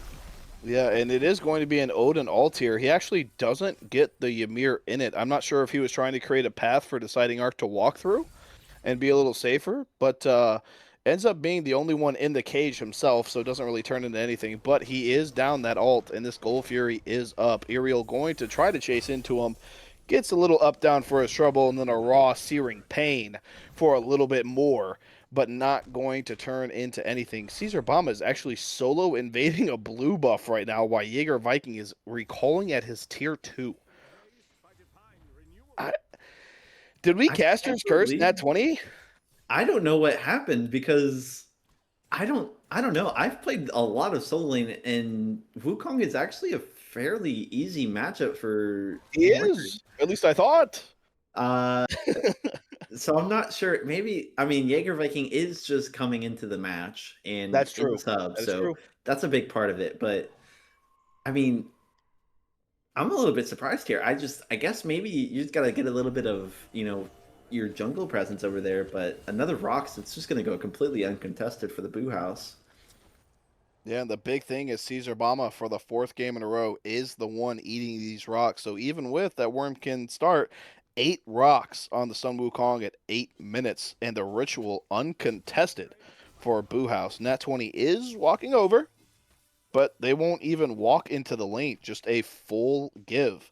And I will say, it is a very, very quiet lead for the Susano. The Odin just ticked over to 7, so Susano has almost a full 2-level lead on him. But in this position, probably going to be collapsed. Uller does walk over, does hit the stun. Never mind, not going to be collapsed when you can do damage like that. Jesus! Odin, first blooded at 8 minutes at his own purple alone. Yeah, that was just so much damage from Uller, and if you're hitting the axe consistently, like you said, you are bringing so much value. Yeah, and now Nat20 taking that little bit of morale to actually force the fight here on the ritual as well, and it is going their way. Wall is good, freeze on 2, Mordred ult doesn't connect, neither does the Kukulkan ult, but the Sun Wukong is forced to go in the air, and this ritual ends up going to this Chaos side. It, oh, that was the clone. I'm staring at Caesar Bomba in the center of the screen, and I still saw the clone and was like, oh no, not going to be anything. Just going to be another clone punished in what is the Star Wars universe. But instead, 0 kills at the mid, but a nice first blood for this Uller. He has to get ahead of this Jingwei, and this Jingwei needs to get pressured, right? Getting your own jungle killed at your purple, that makes you sit back a little bit in that tower line, right? Don't want to walk up, but he has to be put behind, because if this Jingwei scales in what is already looking like a pretty decent mid lane matchup for Deciding Arc, it could be problematic. 100%. And especially with these pushing lane minions, it kind of like it is like a double-edged sword. It gives you an opportunity to just sit under your tower, because your push is always going to come to you regardless of what you do. So, as you can see in the solo lane, he is kind of just going for the poke rather than to clear this whole Naga wave. And it means that you can kind of get a pretty healthy freeze here, but Caesar Bama is going to choose to not do that. I think Susano just grabbed his Mordred's blue buff. If never mind, don't pan to it. Deciding Arc gets wall. No, he didn't. Okay, it was a visual bug. It wasn't showing down on the screen, and I was about to be so sad for Jaeger Viking because he was already low mana, and I thought Susano accidentally grabbed it from him. It didn't. The map just decided not to show me that it was down, and I got a little panicky for our Mordred friend. But instead, Sunwoo pushing the tower, going to bowl away, and just not a whole lot of punishment. I mean, we saw it. Mordred hit the abilities there, but the health don't look like it. And Sir Axelot and Uller actually having a pretty decently quiet lane for what is a rich and Axolot lane. I do think part of that does have to do with the fact that Phenomenal Rich, you can't 1v1 him. If you 1v1 on uneven terms, big ult for the for the He got ult one of them. play. He got one of them. That's 57 gold, I guess. But Susano going to 3 in, hit the pole, but not getting enough follow-up. Odin Cage is down, and now the Susano is actually the one in danger. Shell rings through. Susano ult collides. Clash of the Kukulkan ult collides as well. Both ults hitting, but not going to turn anything besides a couple of half health bars walking away in the jungle. And if we look at the items, we're around 10, we're 11 minutes in, and oh my goodness, deciding our might be dead here. Oh, he is so done. Oh, No, the and the bead. beads are good, and the ticking damage from the tornado not enough. But like you said, definitely a close call. And if you're never punished, it doesn't count. Unfortunately, Kukulkan not having the ult there may have even gotten themselves a kill, but instead, Cat staying at the 0-0. But it will be some rocks for this Nat20 side. And I mean, normally a Boo House objective, but Nat20's gotten a couple of them in every game. But the Boo House return Gold Fury poll, they did split oracles, so the only way that they would know is, I mean, Rich calling it out right now, though it is going to be a walkover and a drop by Boo House side, and now a fight. Nafam gets pulled in by the Susano, able to leap over the Ymir wall, but took a lot of damage for their trouble. And now Nat20 going to pull this gold. Never mind, reset the gold. Never mind, pull the gold. Never mind, reset the gold again. I'm going to cry. No gold pull. No I'm a gold little pull. bit surprised that they didn't do it there. I mean, it was already pretty weak. I mean, I don't know. It's just I thought I they guess would they're too. just a little bit afraid of that raw ultimate coming through and stealing it. Oh, Ariel 3ing into deciding arc, but taking not a searing pain, the one for his trouble and losing a third of his health just because he decided to get close. But Nafam actually going to leap at Susano and Ymir. Kind of surprised they weren't punished for that. Nafam has the pendulum and the breastplate, which is what we saw the Herc build last game, and he wasn't exactly tanky either. But he does somersault through the crowds onto the Mordred. Mordred connecting with the little ult, but will it be enough? So far, Caesar Bama has eaten like 6 tower shots, does pop the Aegis to avoid the damage, but Jaeger Viking ring around the Rosie to safety. Lives with maybe 50 health and 30 mana just for the love of the game. A lot of resources burned by Bama there and just not rewarded. But Jaeger actually walked up and it won't be punished for it because Caesar is so far behind. Yeah, Not behind the game, but down in the lane. um, I'm maybe we can point to the itemization here for the Mordred. Brawler's beat stick against a Sun Wukong. I don't know. I don't think that's a very good item. First pick. There are a lot of really strong physical defense items that you can bring, and Brawler's beat stick is just not one of them. Like on Mordred, you can even get away with going something like a hybrid item. Like earlier this set, we saw the Osiris building the Helm of Radiance. I think Yep. that is a significantly better item first against a Sun Wukong because you get such important. For those who don't know, the Mordred scaling on the int is actually crazy. You get 12%, 12.5% int scaling on your ultimate for the regeneration. Oh, Ariel goes underneath the tower going to pull, but Sir Axelot just going to dash off of it. Sorry to interrupt you there. But I thought that was going to be very problematic. Well, actually, Jingwei is a little bit of a counter into Susano because you can 3 right out of the pull. But yeah, I mean, Helm of Radiance gives you that int scaling, and you heal so much with just a little bit of intelligence on Mordred with the ultimate. So I'm a little bit surprised that we're going Brawler's Beatstick into the the new cloak item. Yeah, I'm with you. I wish I could give you the name of that item, brother, but I can't. I'm just gonna be Resolute honest with you. Mantle. It's called It Resolute is Mantle. midnight. I'm doing my best identifying that robe. That ain't one of them.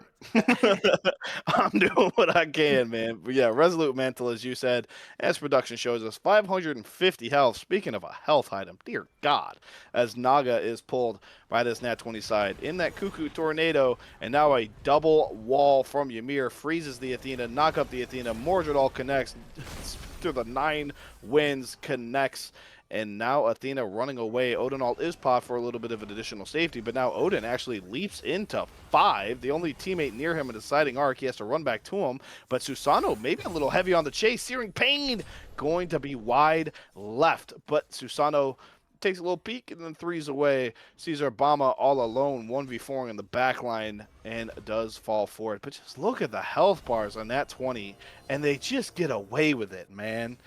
They get away with it every time in this mid game, and we see it across 4 games now. The health always drops, but it's just never enough to finish.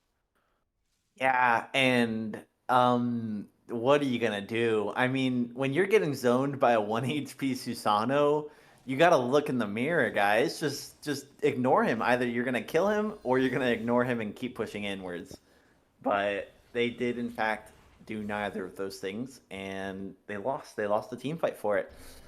And now this mid ritual is probably gonna go to Nat20 as well. Yeah, I think it kind of has to at this point. Boo House decided to take the chance and back after what was that Naga pull, and now already 57, 58. I'm not going to keep counting rocks in the favor of Nat 20. I think this is just a firm give. Even with the numbers advantage at this point, deciding arc, your main damage dealer right now did not back. But Caesar Bama is here. Odin going to leap in. Cage on 2. The 1 does connect and does a lot of damage to Jaeger. Searing Pain finishes off double. And now Jaeger, the next one on the chopping block. The flashbang connects, but Caesar Bama gets it with his 2. Down goes Jaeger. Down goes Deciding Aerial, getting the return kill. And now Caesar Bama low, trying to get into the clouds, and he does. The tick damage, not enough to finish it. But the 3 from Susano, a little slow on the TPN, or he may have gotten him anyway. Very, very fast and possibly dangerous reset from Bama there as he landed.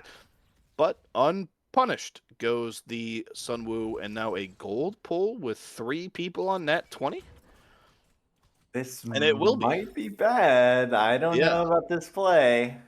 Yeah, I mean, they do have the free reset off of winning the ritual, so Ymir and Mordred will get here faster than normal. Never mind, Mordred is walking instead, so Jaeger will not be there, but Boohouse doesn't even contest it. I mean, we won the fight, and we gave. That was, I don't know, I felt like that was kind of the turning point. I thought Boohouse really had a way back into the game there.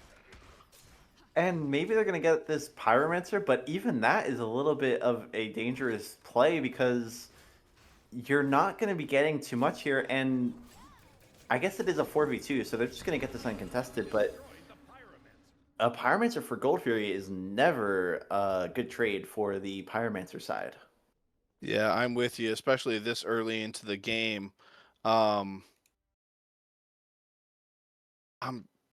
am did we pause? Did my stream just break?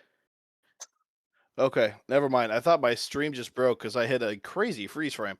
But it looks like we will get a pause from this Boo House Nat 20 game. Game 4 still going, but like you said, I mean, a Pyro Gold Fury trade, you normally don't want to be the Pyro team, especially this early into the game. I mean, 18 and a half minutes, not really a good time.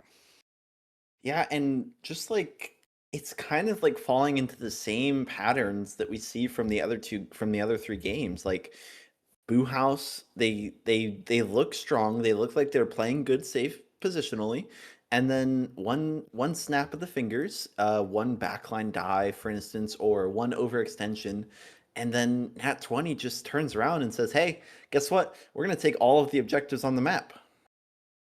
Yeah, I don't know. We'll have to wait and see. I mean, Boo House has literally climbed out of a deeper hole before in this set. And that was into Retro, who was a starter into this finals. Now, Jaeger Viking, their solo laner, but very quick unpause here, so not even going to take a pause for the stream before we bring you back into the action. They do get the Pyro. They don't have to pay for it with any lives, so it is a flat-out objective for objective and a 2-for-1. So Boo House gets the kill win. Maybe not the objective win there. Yeah, and just like it's very sad to see that this comp is not going for these objectives like super aggressively. Like I know they got the Pyromancer, but Like, there's no world where you should not be stepping up to this Oh, and Gold now Fury. Ninja eating the full rotation from Sun Wukong. Searing Pain going to connect, but this time onto the Susano. And it is a lot more damage than it was last time. Rod of Tahuti is built and has put the entire Nat20 team on notice after that damage. That was brutal. I think he lost, what, 2/3 of his health to just Searing Pain? Maybe another visual bug.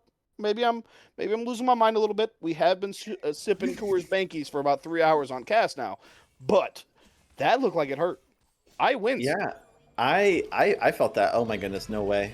Now Ji Wei having to ult for safety, but that is an Uller, but I guess he must have used the leap to engage, so actually going to be able to get out of there just fine. But still, it is a beads and ult down for the Jingwei. Still, 002 Jingwei, despite the Uller's 2 kills, he is even in levels. And the gold lead at this point is what, 500 gold? That means nothing. Nafam is frozen by the Odin, but that tankiness is slowly starting to come in. Genji's finished, so doesn't get punished quite as hard as he was last time. Aerial 3 in, pull in, 1 in, deciding aren't going to be able to get out regardless, though he does lose about half of his health bar for his troubles. Ariel is kind of just like he's in there. Yeah, he's hovering this too, and he does end up going into Nafam. Nafam going to throw the abilities, collect on none of them. Athena Taunt going to try to pull him towards the tower, not quick enough on the Odin cage. However, beads popped and able to get out with the dash, so unpunished, but does lose the Odin ult and aerial speeds.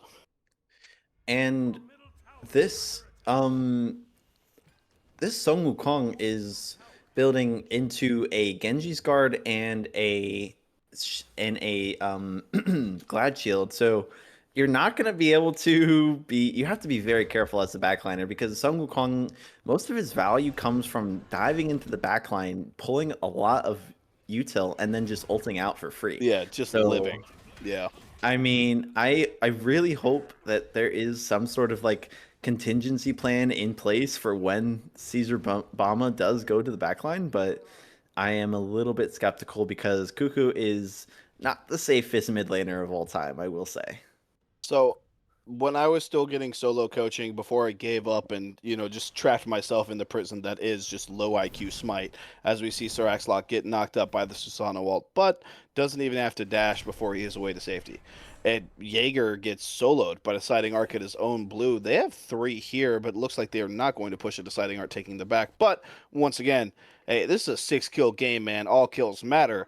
And it is a 2K gold lead for this Nat20 side, but the kills are even, and 2K is kind of, 6 cents at 22 minutes, so does it really matter? Kind of, but not really. But I was saying, before I gave up and just accepted that I am pee-pee poo-poo butt, right? My solo lane coach dumbed it down for me and said that smite is how fast can your backline kill the enemy team's front line and how long can your front line survive, right? This Sun Wukong will be one of the longest living gods in this game, and he has Jing Wei as his backline. But Gold Fury is pulled. Phenomenal Rich actually ends up stealing that. Cafe Cat's ult does miss, going wide left, but still Nat20 steals it. Ninja ends up falling to Aerial. Now deciding arc is next, but look at the damage. The Searing Pain doesn't connect, however. Aerial's still alive. Tiger Stance as well, going to miss the Susano, who is just getting away with murder. Shell is popped. Odin ult is popped. Somersault through the clouds is popped. And cut short by Jaeger Viking on the little Mordred ult. Now he is frozen. No, Nafam is backing Axelot, all these guys just kind of leaving Caesar Bomba to do whatever, but you see the damage just doesn't really matter to him, right? He's still 2/3 standing in front of 4 people. Yeah, and to add on to what you said earlier about how tanks need to just survive longer, I will say Wormskin Hide is one of the best tank items in the game right now. I know it did get nerfed, but it's still really strong. Really good. Yeah. Like you're getting at the end of the game, you're still getting 35% mitigation with just one item against all abilities. Or against one person's abilities, rather, I'll say. And in diving, that is so crucial. Uh-oh. No, Ymir going to back up. Never mind, he gets stunned by Nafam, who then has to leave, not realizing he's surrounded. Wall and freeze on 2, ult on 2. Cafe Cat's ult doesn't connect. Shell popped by Nafam, even though he dropped the cage. Barely surviving, though. Shell saving his life. I mean, we are 7 kills at 24 minutes in an Enkidu game. This is not what I signed up to cast. We should have at least 40 more deaths, right? This is ridiculously slow paced, right? I mean, I think at this point in any of the other 2 games, we were at 20 plus. We can't even crack 10 right now. And you see Aerial still hovering on this side as Pyro is just pulled by Nat20 in the face of Boo House, and they won't even walk into the pit. But Aerial, so far this game, honestly, so far this set, has really shown that he loves engaging from these side avenues in this lane, right? We saw it right there in the mid fight. Whereas Aerial, he's hovering around that speed camp on this Boo House side. He loves coming in from the side, and so far it has paid dividends for this Nat20 team in team fights. And usually when they're throwing a lead, it's because he's not doing that, right? So far this game, however, Aerial is never on the front line, and it's worked And well. what I will say on top of that is you can tell from the god pool that he's selected this match, this whole match, that he knows which gods he's good at. And Mercury was one of them. Susano is definitely one of them. All of these gods that he's picked have been really, really good flanking gods. So I think maybe this might just be a knowledge check for Boo House. How could they have not known? They've played against this team before. How could they not know that this is Aerial's playstyle and just counter it entirely? Yeah, this is the 3rd set of these teams, and this is game 4 of a final set. So if we haven't figured it out now, right, chances are we just never will. But it was pointed out, and I'm also going to bring it up. Caesar Bomb has had a lead this entire game, and it is just translated to nothing, right? Like it's just there's nothing happening with it. Yes, he's living, right? But he's also not killing anyone, right? Him diving isn't translating into anything. We're giving all the objectives.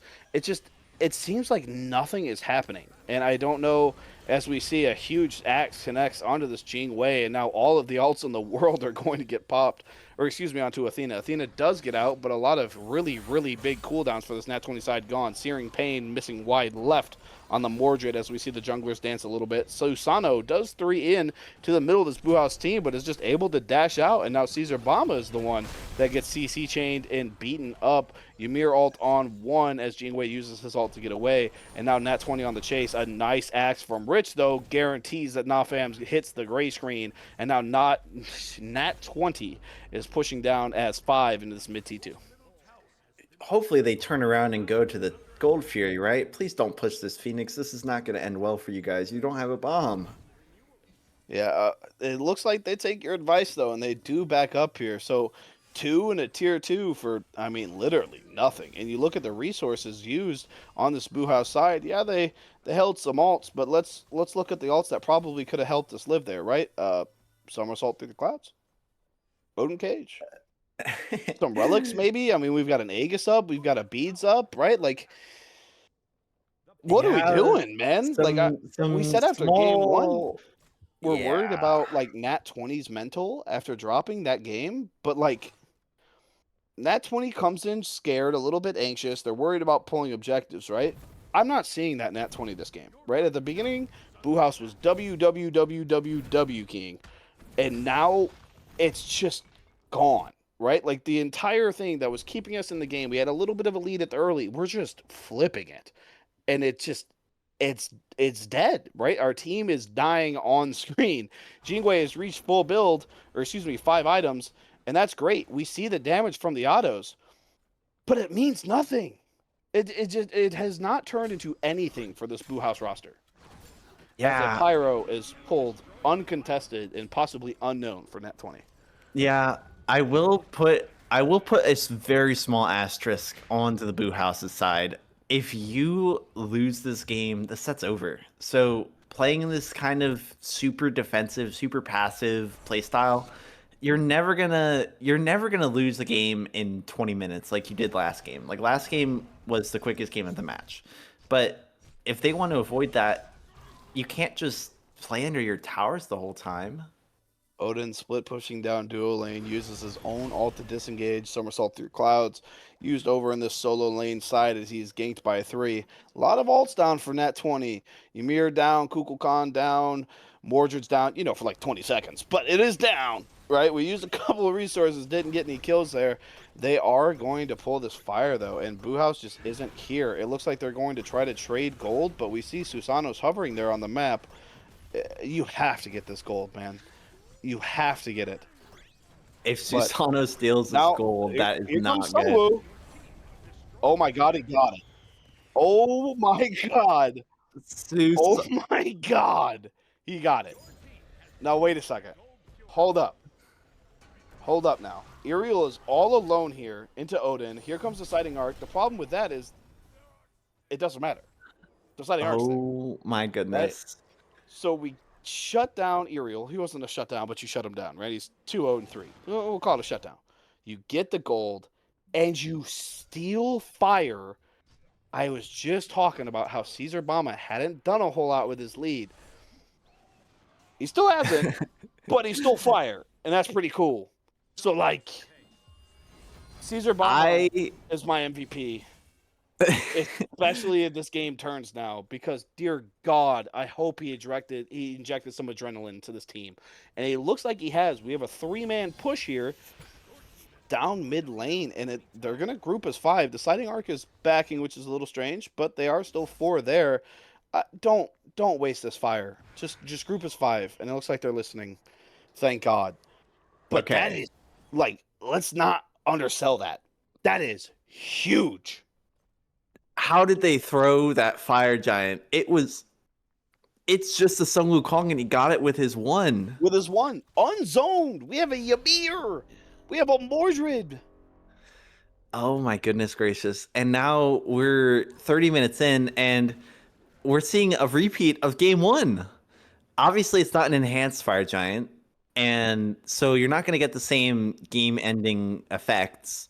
But look at this. You're just getting all the towers. You're probably going to go mid, and this game is just going to snowball. Why are we backing? No, don't back. Pyro is up if we want to back up and take that as the constellation instead of backing to base, but instead going to back to base, maybe spend some of that gold, right? It is an even game at this point. So every gold in their pocket, that lead extends, right? Or I say even, so 1,500K or 1,500 gold lead for Nat20. But that is massive, right? Get some blood flowing for Boo House right now, man, right? Caesar Bama just stole fire away from Kukulkan, which I love Cat. Cat, one of the homies. I think Kukulkan unironically has 3 different abilities that outdamage Sun Wukong's entire kit. That can't happen, right? Yeah, Ymir Freeze has to be one of the surest CC abilities in the game. That can't happen, right? And then, dude, that's a lot. I don't know if this Phoenix push is it. I think this is panicking. We have 4 members into 5 of Nat20. If Nat20 realizes that Athena's not there and they go in, this is a game losing push by Boo House here. They need to slow down, wait for Athena. Looks like they're kind of doing it, but they're doing it in such a risky way. I don't think Nat20 realizes Athena isn't there, maybe, because that's dicey sitting between those 2 towers and just in there next to the gate in a 4v5. But unpunished, so it's not bad. 5v5 dance on this duo side Phoenix, and I think outside of game 1, this is the first time Boo House has sieged Nat20's Phoenix, right? I think so. I mean, game 2, I don't think they got any Phoenixes even open. No, I don't think so. But Odin leaping in does drop a cage, not going to connect, however. Mordred takes him in the sky. Ymir freezes 3. Susano pulls 3. Huge Aegis by deciding arc, but is it enough? Look at the health bars. They're vanishing. Somersault through the clouds. Caesar Bama is going to survive. Searing Pain connects on the Cafe Cat. Everything connects on the Cafe Cat. Cat goes down. Sir Axolot traded by the tornado damage. You gotta dodge those. You simply gotta dodge them. But they do repel the siege fire falling off of the rest of Boo House, and it looks like they are going to take this Gold Fury as a consolation prize, and it is a pretty good one to get at a 34-minute mark.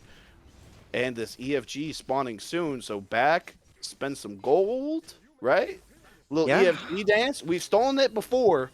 We stole EFG game 1. We stole fire this game, and now you're doing it from even, right? We haven't seen that so far this set. Both times, Nat20 had a lead and pretty big ones. But 34-minute mark, and this game's dead even. Yeah. Now it's up to the Boo House to say, we have been behind this whole set. Now we're going to show you finally what it means for us to be ahead. We are going to go to this Pyromancer. We're going to clear it. We're going to get this enhanced Fire Giant. And we are just going to run it down at you. And you are not going to be able to do anything to stop us. Yeah. We'll have to see. Nimble Ring is online for this Raw. So now our objective shred is even better. Okay? Raw just became the second best ADC in this game for burning objectives because he built Ring. Yippee! Right? Like that's one of them things. But And he's going even into game the state, defense item. It looks like he might be going into Berserker Shield. I don't know if I want him to do that, but I love the idea of him getting some defense for the Susanoo, right? It kind of seems like the sighting arc is a lot of their damage, and that graph isn't lying 8k on his next teammate, and that's the Sunwoo. And then the Sunwoo has 8k on the Odin, and that's the jungle, and then the Jingwei's at 10. But dash in double taunt by this Athena. Nafam eats the Susanoo out in the back. Searing Pain connects to none. Cuckoo Tornado connects onto like 3.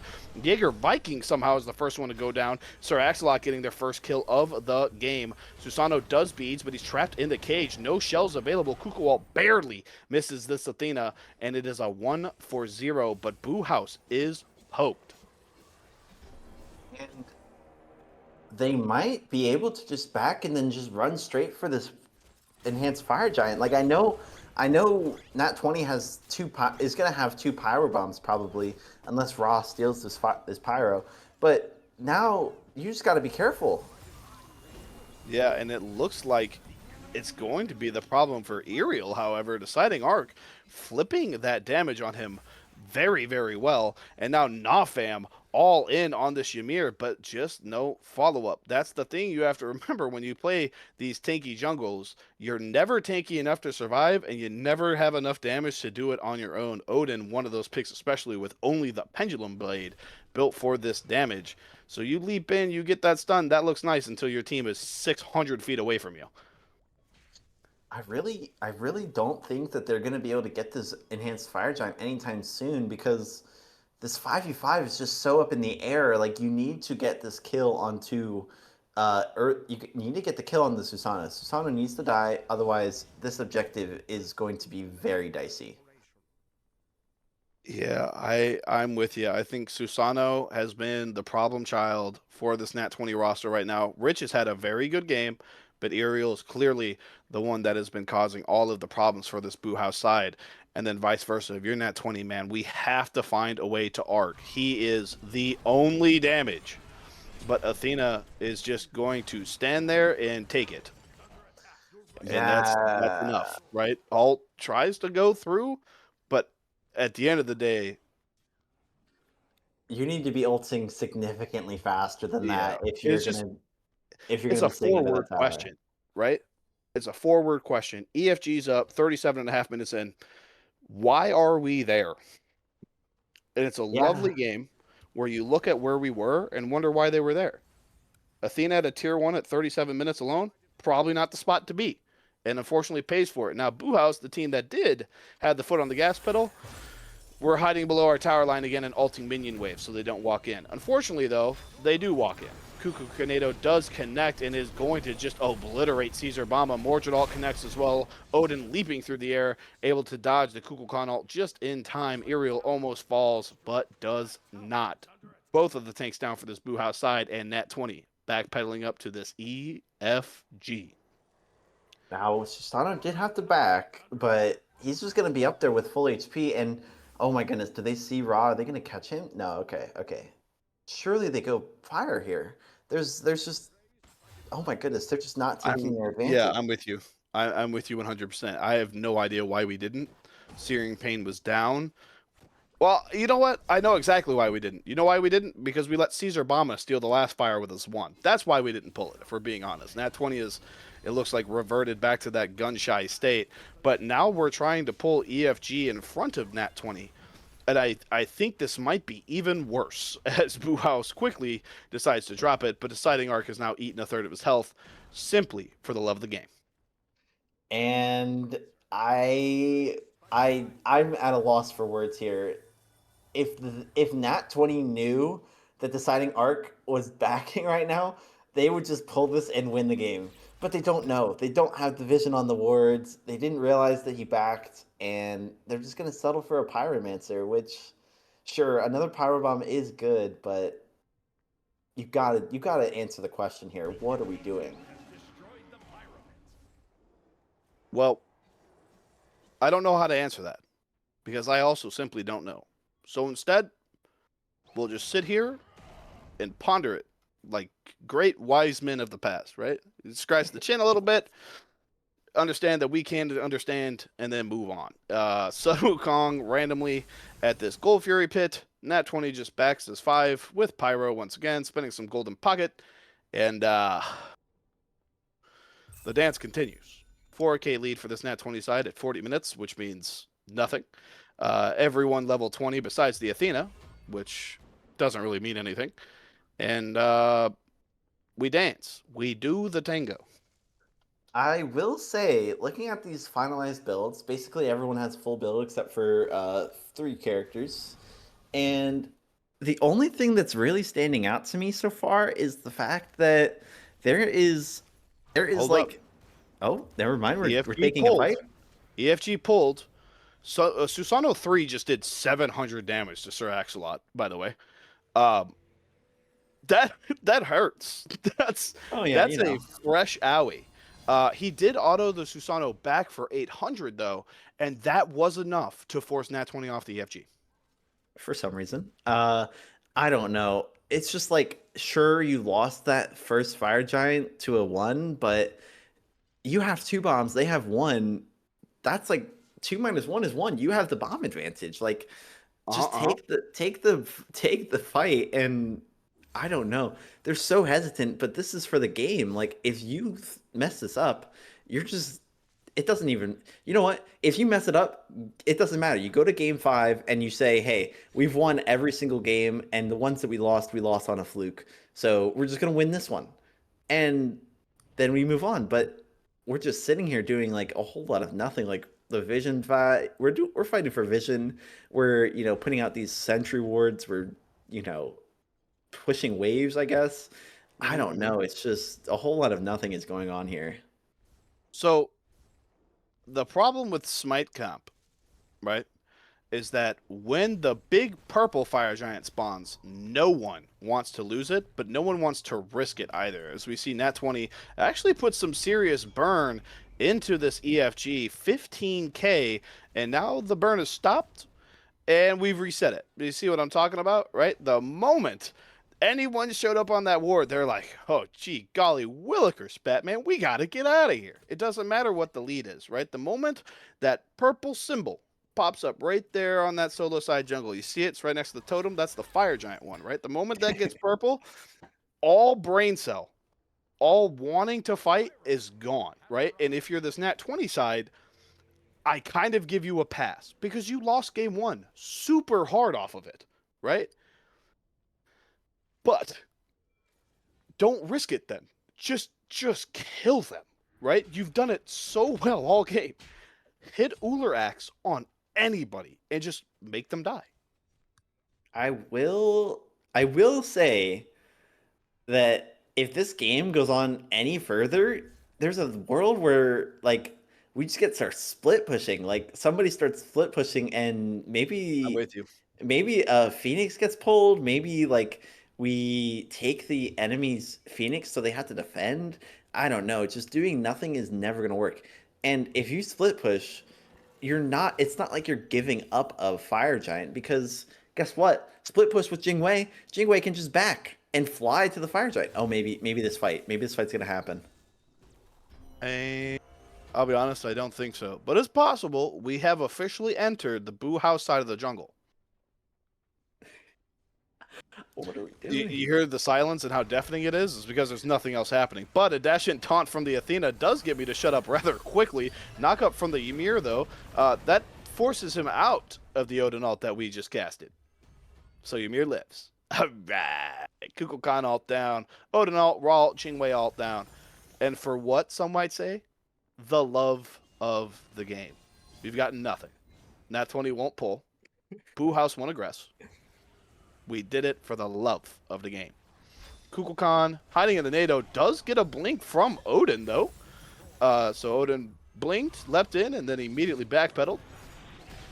Mordred is ulting. Aerial, though, caught out a little bit here, kills the clone of Caesar Bama, and does drop the ult on Nafam after Mordred ult connects, but Nafam not going to be able to get away. Phenomenal Rich connecting on the 3 at max range to get the pick. Now blinks in, axes the Jingwei. Jingwei down, Caesar Bama down, and now Deciding Arc and Athena, they're at the point, right? This is the Twitch clip potential, right? Midnight, 12:30. And fearing Searing Pain just borderline one-shot Rich. Rich is terrified, and I don't blame him. Flashbang going to connect onto the Ymir, but the Aegis going to be enough to survive. And now Nat20 doesn't get the Phoenix, but the Siege is revamped. Kukulkan and Mordred cycling in for the Ymir and Uller, because why push us 4 when you can push us 2 twice? Nat20 going to back off. Killed 3, got nothing. Surely they go fire here. Please go fire, Giant. You have the 5 versus 2. Reset, get gold. Come on. Surely That third gold lining buff into is fire, all that's Giant. missing, Rye. It's all that they need. No, I'm teasing. They do, it looks like, start to pull it. No, Kukulkan just dashed through the pit. Never mind. No, there's the pull. Ymir going to tank it. And now Nat20 as 5 is here. Ymir is clearly on the zone duty, but all 5 of them are in the pit. We just watched Searing Pain do 1,500 damage to our ADC, and no one is walking out to Arna Deciding Arc. Never mind, there goes Aerial. One-man show. If there's anyone that can kill him, though, it is him. Flashbang does connect, but the damage from Susano still enough to make the rest of his team backpedal. EFG is down. Nat20, EFG on 5. Boo House backpedaling home to base. This might just be it. We're going to grab the Pyromancer just because, you know, the additional backdoor protections that are being removed, you know, it's not quite enough. You know, we need to get this Pyro Bomb just so we can really one-shot the Phoenixes. And they did use them to secure the EFG. They needed a new bomb. Yep. I mean, He grabbed Oracles. and we're going to grab Gold Fury. We're going to grab Gold Fury because end the game. Please. Oh my goodness. This Gold Fury is literally doing them nothing. It weakened the Phoenixes. That's huge. Look at that. Look at the buffs that Tess has to hover since you're so forgetful. All right. Plus 25% bonus. That means extra true damage to these structures. All right. And 50 prots at 47 minutes. Everyone knows that's game breaking. Everyone knows. That's true. That's true. But let's see. Does Boo House have what they can do, or what it takes rather, to defend this 5 versus 5 with every ult on the battlefield? So what you're asking is, will Deciding Arc hit all 3 of the damage dealers from Nat20 with a Searing Pain and one-shot them? I really, really hope not. He's at 50k damage. His next closest teammate's at 22. That's the question you're asking. As mean and BM as that sounds, right? That's the question. That is the question I'm asking. Can Deciding Arc carry them through the end game? Oh my goodness. But we won't know the answer because we're still dancing. And I'm not talking the tango. I'm talking the waltz, right? Or deep is this Nat20 side into the duo lane. Susano halfway up mid lane. Probably grabbing a wave, but you can't tell. So we will continue to wait and watch Nat20 lose minion waves. I mean, they are getting a lot of farm out, I will say. That is a lot of farm that Nat20 is getting from these minion waves. Yeah, at 48 minutes, that's what they need is farm. Split fourth. I mean, the mid wave is so... Overline me. Oh my goodness. Don't you try to do that. Susano pushed up mid wave. Ymir does just simply walk into Phoenix. Freeze on 2. Kukulkan does connect with the ult onto Ninja. Sir Axelot dying in the background to Aerial. Mordred ult connects. Searing Pain hits, I think, Ymir. I know he hits somebody. I couldn't tell you who, though, because everyone looks full health. Uriel is alone in this Titan room and does go down. Those autos are chunky from Raw, and now the rest of Nat20, even with Sir Axelot down, is going to settle for this mid-bird, but deciding Arc's damage, I mean, that he did 10,000 damage that fight, and his team still couldn't defend the Phoenix. And he's still going, trying to defend their last Phoenix here on the solo side, and you see the numbers just adding up.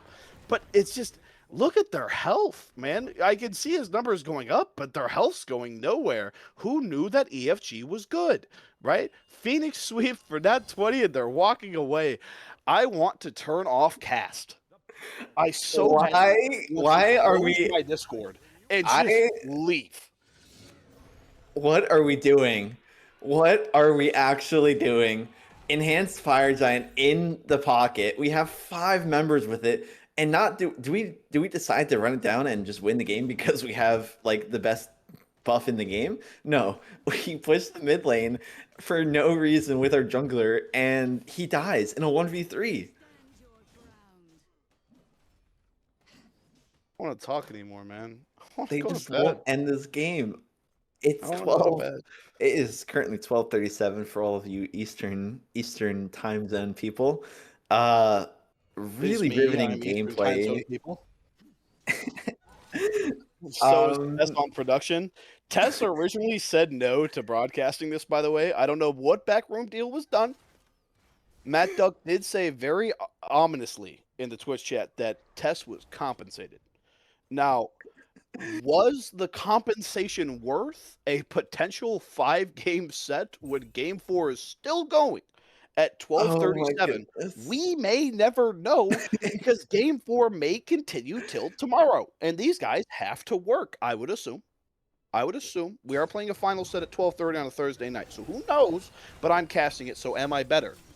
Probably. By the way, just gonna point that out there, the solo lane Phoenix is at 1 HP. I don't know how that happened, but I think it's just waves pushing, and I think that's hilarious. I'll be honest, I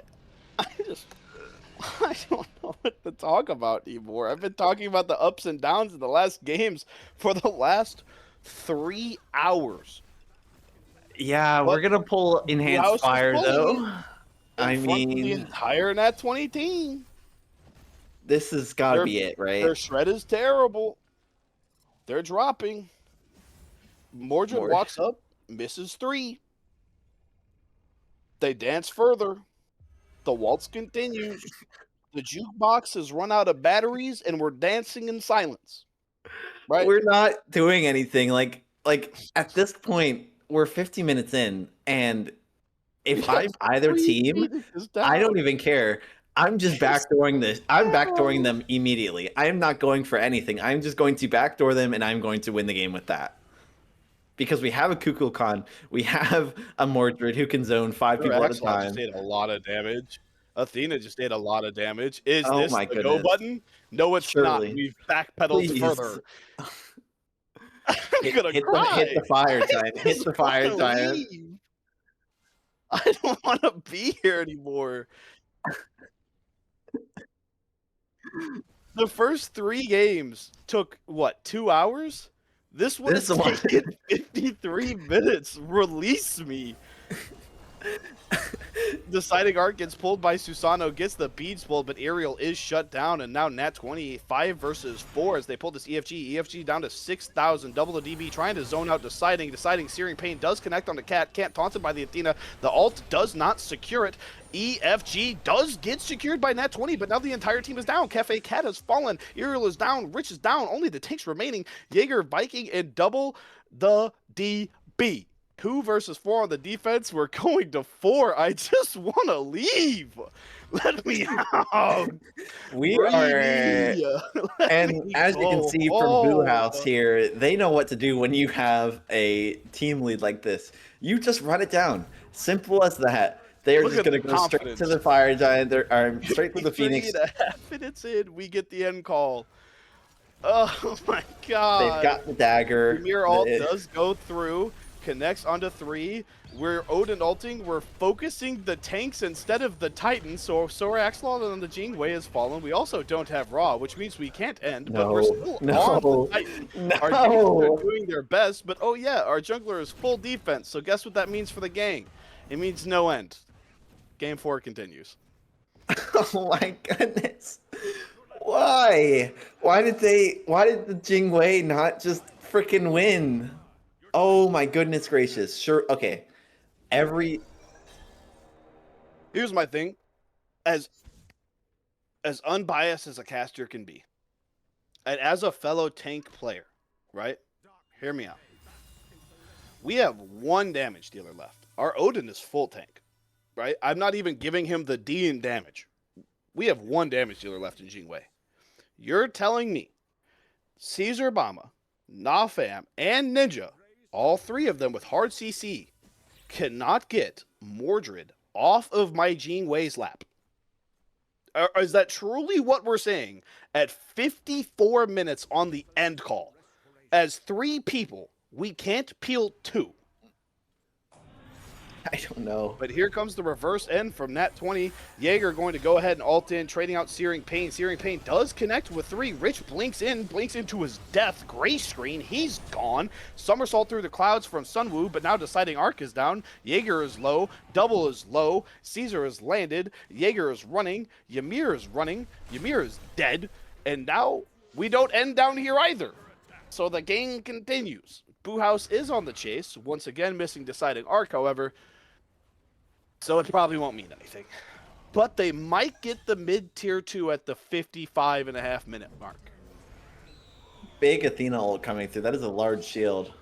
That is a big old shield. Jaeger is caught by the walls here.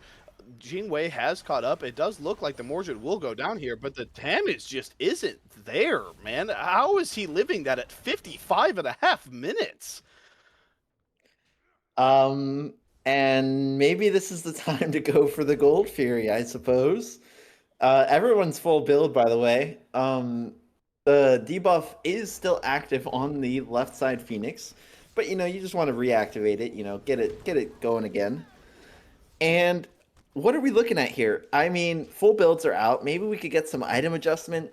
I do want to see this Raw sell this Book of Thoth and maybe trade it out for like another defense item just so he can survive. Maybe grab that Magi's cloak just so you can survive the CC a little bit longer. But your damage is already great. Like you probably have an input. You're literally holding onto one in your inventory. I just pointed at my screen. I don't know. I'm not gonna lie to you, Rye. I've talked to Deciding Arc a few times. You know what I mean? He's a cool dude. I wouldn't say we're like especially close or anything like that, right? Deciding Arc at 57 minutes has 2.5 times his nearest teammate's damage. Deciding Arc could sell his entire build and walk into the enemy team fountain. And I still refuse to blame this on him. I'm with you that he needs to be more takey, but I also need my Jingwei at 57 minutes to break 31k. Right? Yeah. We as a full crit Jingwei have 30.9 thousand, now 31.5. Shout out to him for hitting the single auto at 57.5 minutes. Searing Pain shot out by Raw, connects onto no one. Only a 40-second cooldown, though. So hopefully... Only a 40-second cooldown. Good comms. He will get another one back. Theoretically.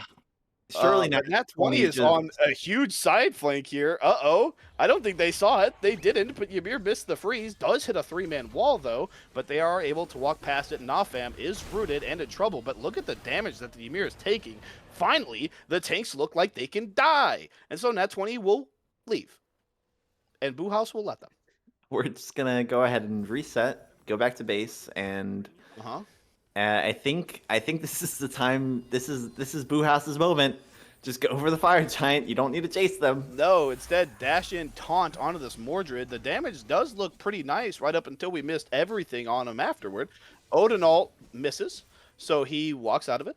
But Boo House did try to engage there, so we feel good about it. They are positioning to walk over and take this EFG, noticing that we are missing Searing Pain and Odin Cage for this, so our secure is not up. They do have a single bomb. I'm not sure how good that secure is at 59 minutes, but they do have it. Yeah. I I mean, there's Staff of Mirrodin on Kukul Khan, so there's big steal potential if you can get like a double 3 stack ticking onto the Fire Giant. Like you're gonna be able to do a lot of damage quickly. But I mean, oh my God, please don't get caught out here. Okay. I Okay. need Ariel and Deciding Arc to just pause the game, DM and casters chat, and offer to 1v1 each other for the game 4W. And then we can rock paper scissors for game 5. It is 12:46 and we potentially have another game coming when the average game at this point is 45 minutes. We are just about 18 seconds out from ticking over to the hour mark on game 4. Last game was what, 24 minutes, dude? Like please. Please just And they're all backing. They're all backing again. Where are they? here. And that's why he's not pulling it. Oh my goodness. And please just kill the Ymir. Kill the Ymir. He's got no mobility. Never mind, he's out. Because, oh my goodness gracious. They're going to pull fire here. They're going to drop it in like maybe 30 seconds. Look at the timer. That's an hour. Yeah, just let the Jingwei tank. That's a good idea. Yeah, I mean, we are EFG pulling, right? 11K left on the EFG. It is dropped by this Boo House roster. And Searing Pain is shot out at Aerial. Not sure if it connected, but dear God, the movement. Jesus. He just spanned the entire lane down to the speed camp in like half a second.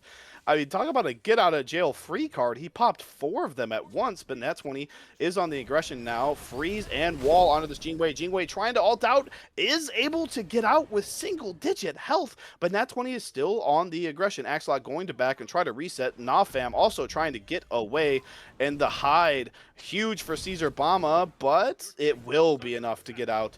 No kills so far, but now our Raw is in danger. Cat's in danger, Nafam's in danger, and unfortunately Cat lives. Aerial does go down. Deciding Arc and Nafam have fallen. 3v4, but the rest of Boo House just reset. 3v4, but Boo House still somehow has more health. Athena dash in, taunt connects on 2. Jingwei autos going kind of crazy. Mordred and Ymir barely able to get away. But it looks like Sir Axelot still on this chase, and I kind of like his odds, but that Ymir wall, as much as it was for movement, will shut that down. 1 hour, 2 minutes in. It is a 4v3. And we dance. Surely we all back, we reset, and we go Fire Giant. It's a 4v3. If they step up to you, you kill them. Well, I will say this is the most controlled Enkidu set I have, game I have ever seen, and it is not close, right? Boo House is playing super safe. They don't want to go home. They want to force that game 5. I get it. I understand. You don't want to come all this way, play till 1 o'clock in the morning, and lose in a 3-1, right? At least take it to 5. As much as I'm sure everyone's getting tired. I mean, Deciding Arc and Aerial, I don't know what time it could be for them. I'd assume at least 6 a.m. So they've gone through the night now without sleeping. Hopefully they napped, right? But we'll never know. But we're starting to see a little bit of life from both these sides, right? They're both starting to get a little bit more aggressive, right? Because I think the monotonous just gameplay is kind of wearing on them, right? You see a lot of these half-hearted engages just trying to bait into more. Neither side's taking it so far, but it is very clear off of these fights that it is literally just one fight away. I mean, the death timers on these guys are maxed out at 1 hour and 3 minutes in, right? We're 2 or 3 picks away from the game being over.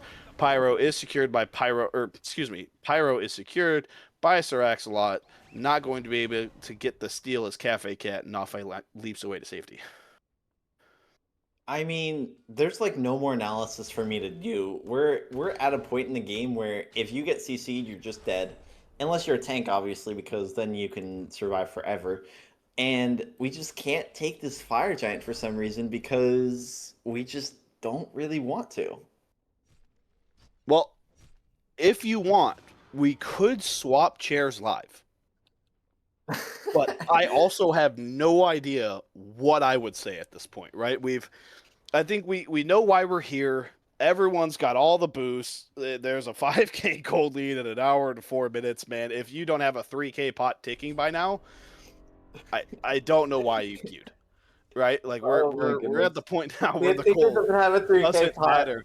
But Dude. Susano is trying to all in on Deciding Arc, but Athena going to be enough with the shield to save Deciding Arc, and he does get away. And as good, big thanks to the cast, the test here, we're just showcasing how many of these people actually do not have 3K pots. That is more than half. That is more than half of the people Can that we do see not have a gold in 3K hand? pot. There's no way we can't afford a 3K pot in an hour and 5 minutes. Athena has 5,500 gold in hand. Oh my goodness. They are. Ah! You're Athena.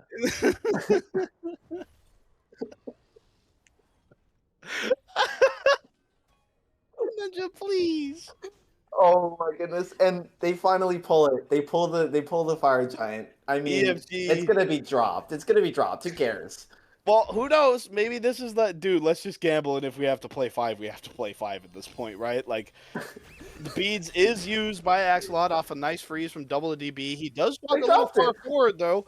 Tiger stance going to stun him. Nat20 dropped it.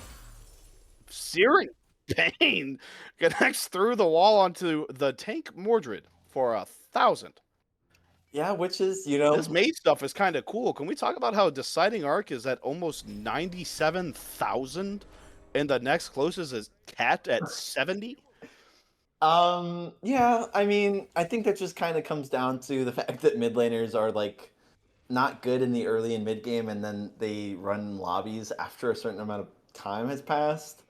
Even with the full defense, even with the Mantle of Discord on the Raw, you're still getting so much damage with the 2, with the ult. I mean, and obviously Kukulkan, that tornado just does so much damage. Please.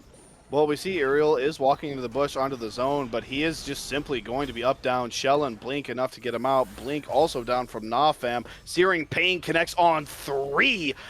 Beads popped by the Uller so he can leap away, but who can't leap away? The Ymir, but the Ymir is still alive, but Phenomenal Rich dies to Caesar Bama in the back. Caesar Bama still alive for the meantime, but Boo House is all in. Cat's Oh my down. God. Vikings down. Ymir's running. Ymir's down. Please, you can do it. And we can do it here. 1 hour and 7 minutes in, we get our 4th end call. Ariel has the potential to get a pretty nasty Twitch clip here, and he has the flank, and he's unseen. Avatars pull. Oh my God, no! Down. Fearing Pain finds him though. 1,400 damage, the first person POV, but it's the curse. But he's still alive, but he's dead. Ariel falls for just the 5th time this game at 1 hour and 7 minutes, and Boo House finally on page 600 closes the book, and we're going to 5 at 1 o'clock in the morning.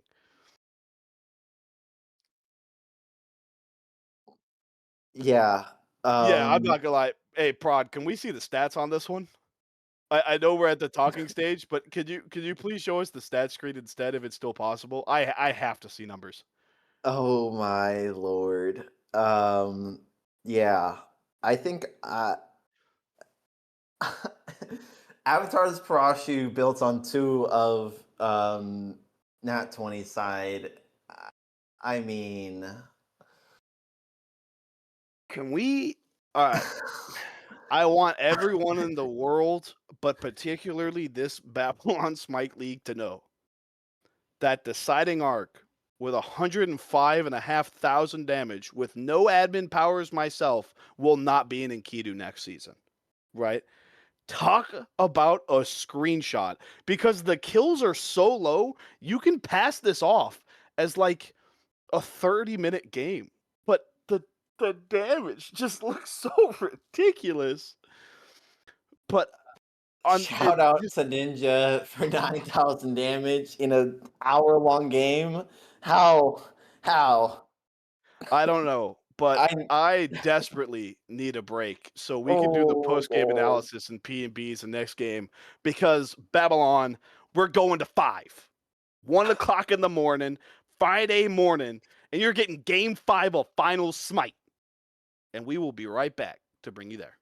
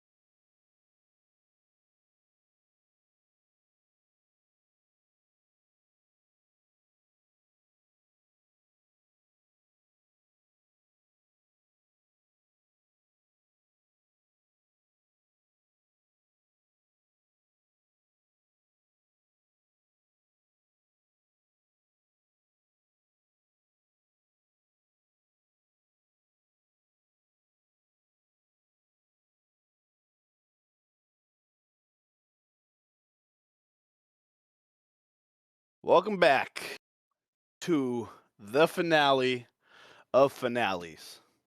The game 5 of game 5s. The end of what will be the Enkidu season. Winner takes all. Match point on the set, 2-2. We've seen both teams with leads. We've seen both teams throw. We've seen both teams dance. And now we get to see which team will win game 5 and take it all home.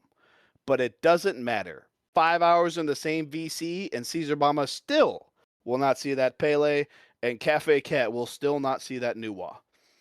Take a look at the vault bands. We are at 50, Oh, no, 46 gods will be banned at the end of this pick and ban phase, not counting the ones that are already in banned content. Talk about god pool potential here, right? Game 5 in a fearless league, it does not get thinner than this. yeah. I mean, Fenrir, Aladdin, it makes sense. You know, these bands we're gonna see not a Hercules because he's played 2 games ago, but probably gonna see like a Hecate band. Probably gonna see like I don't know. I don't even know what else they could ban here. There's nobody on the top of my mind that comes across, but yeah, I mean, Boo House managed to.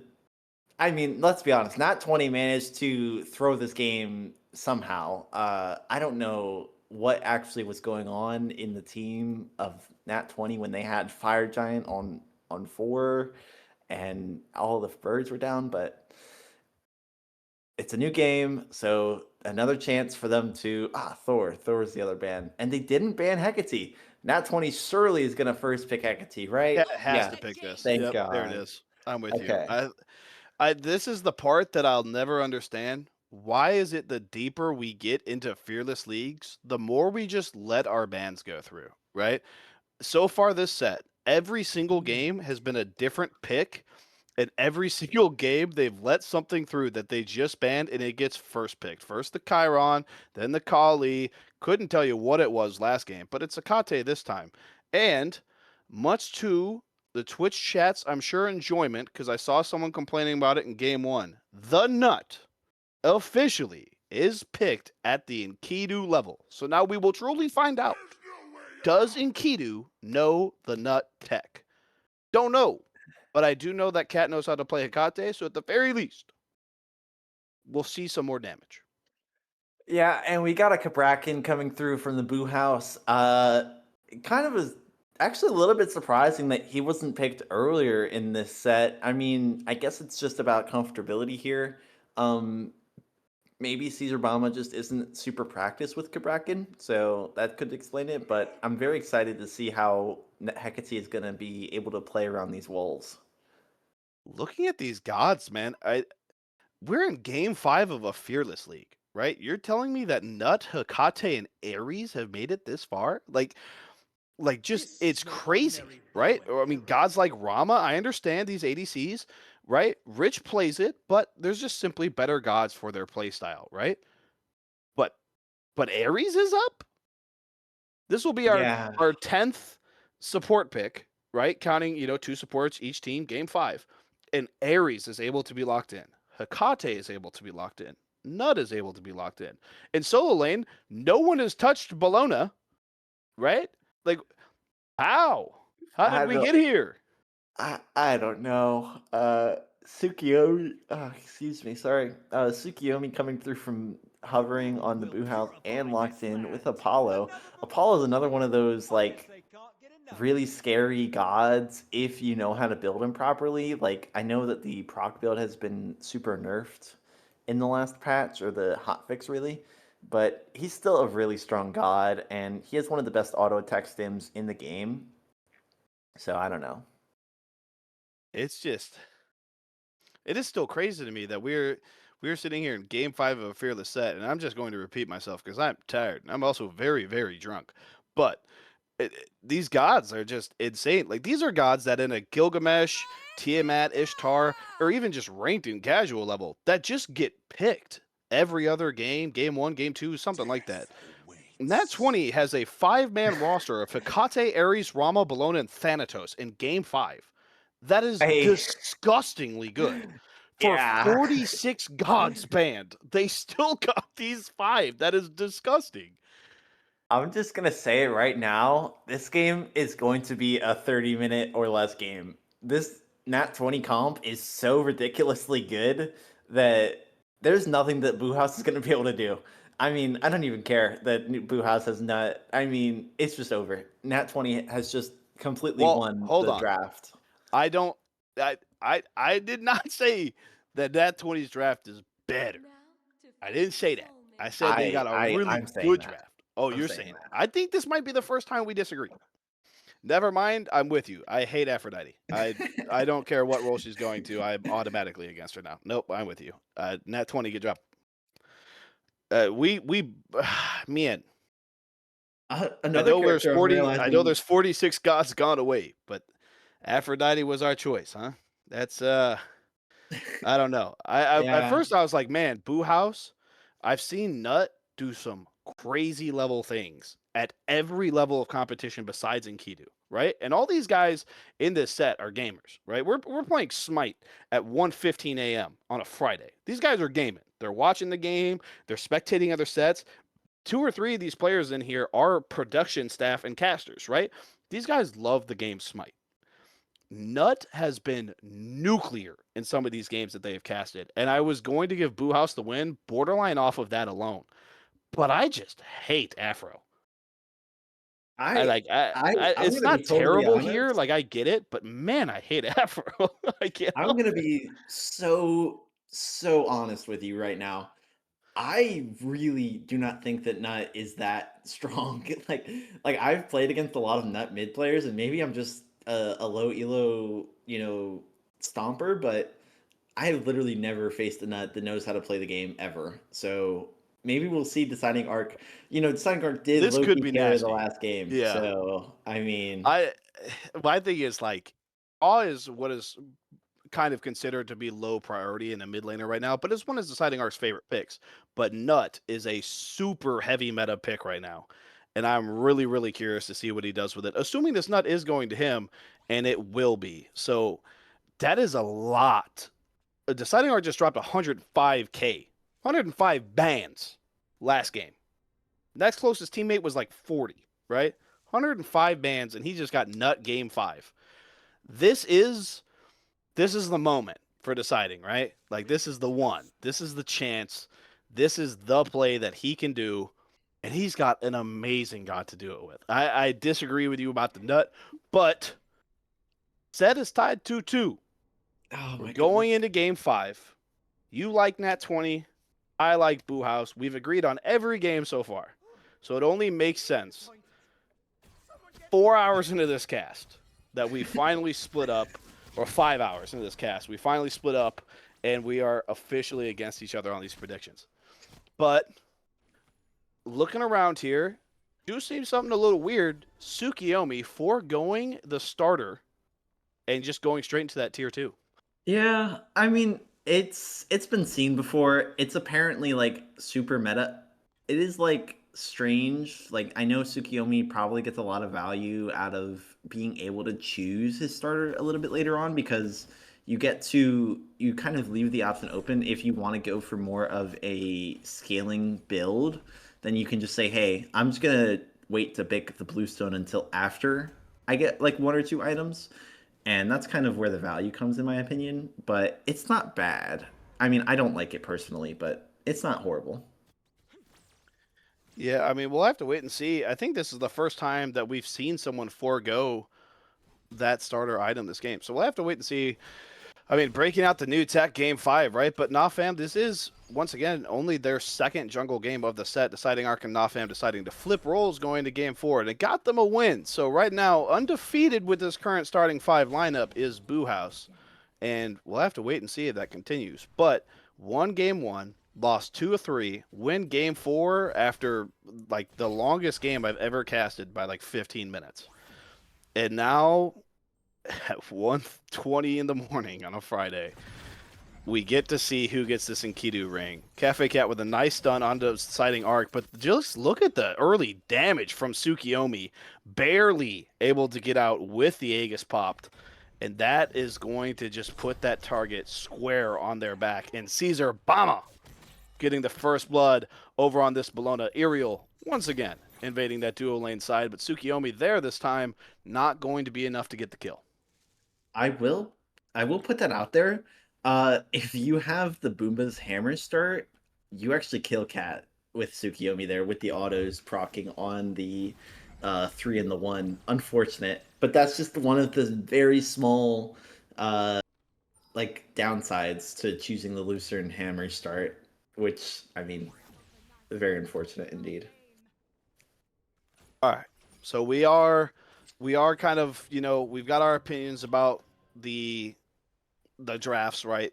You are leaning Nat20, but if Boo House were to win this one, in your mind, outside of deciding arc, because I know that's the cop out answer, who else on this Boo House team needs to have a good game?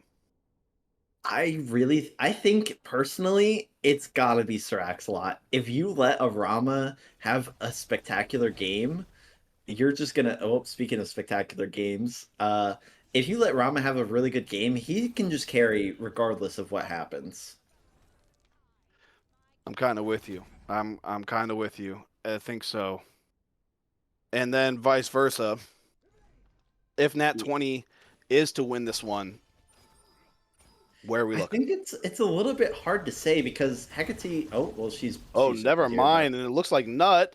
If the autos connect, never mind. Got 5, and the ult misses. Suki, he does get it, but the tower shoots deciding and trades it out 1-for-1. Aerial not going to have enough range, but Ares there with the chains and the silence from Thanatos to cancel the stun, and Nah Fam falls 2-for-1.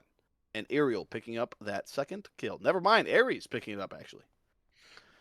Yeah, I mean, I don't know. As far as I'm concerned, Nat20 has like 3 different people who could technically hard carry this game.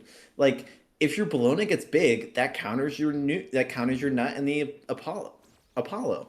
If and Loki, it counters the Kabrakan because of your 1 not being able to cast while you're disarmed. And in every other part, it's like Thanatos can absolutely destroy in any type of game. Hold And up here. Shell popped by Viking very early to kind of get rid of some of that damage, so forced to trade out the ult 1-for-1 with Kabrakan. But we see a lot of pressure here by this Ares. Phenomenal Rich and Sir Axelot trading autos in the back. Going Axelot's way so far. Phenomenal Rich a little bit further behind in that health department, but they will get this neutral. Tsukiyomi is going to ult and connect with Rich. Aegis is popped, but he does land on top of him. Disarms good, stuns good, one's good.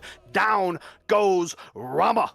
Tsukiyomi getting his first kill of the set, second kill of the set. Cafe Cat dancing around in circles, going to be able to ult out to safety and prevent another kill going Boo House's way.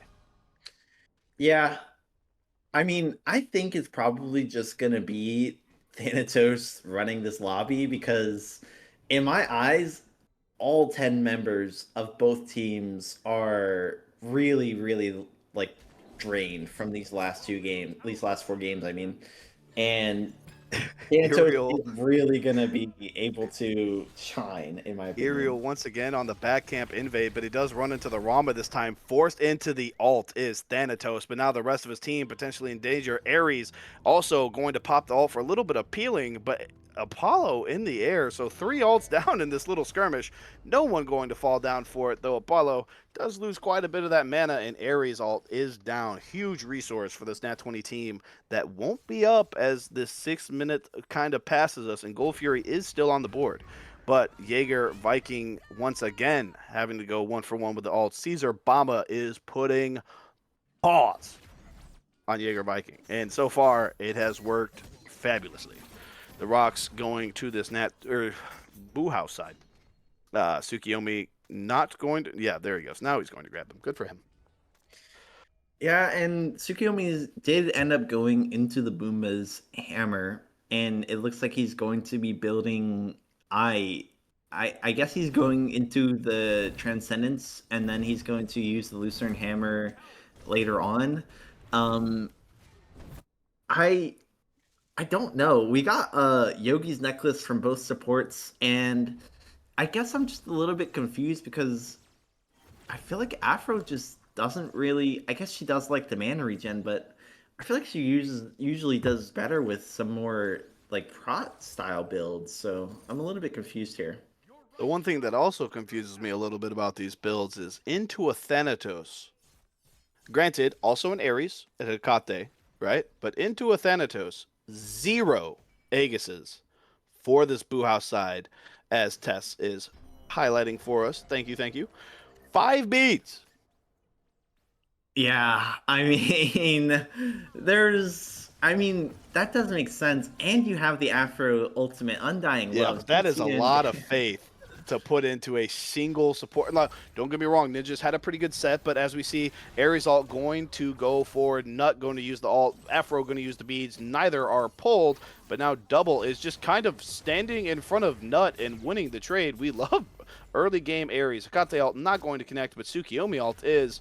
Hits the Thana once, hits Double once, and now it looks like a ritual to this Boo House side now that the Kraken is rotated. But Bologna is coming in from the side here on a pretty good counter engage angle. Disarmed from the Suki and walking into the tower. Thanatos is in the air and is hunting down Deciding Arc on this Nut. Going to miss the dash off of the 3.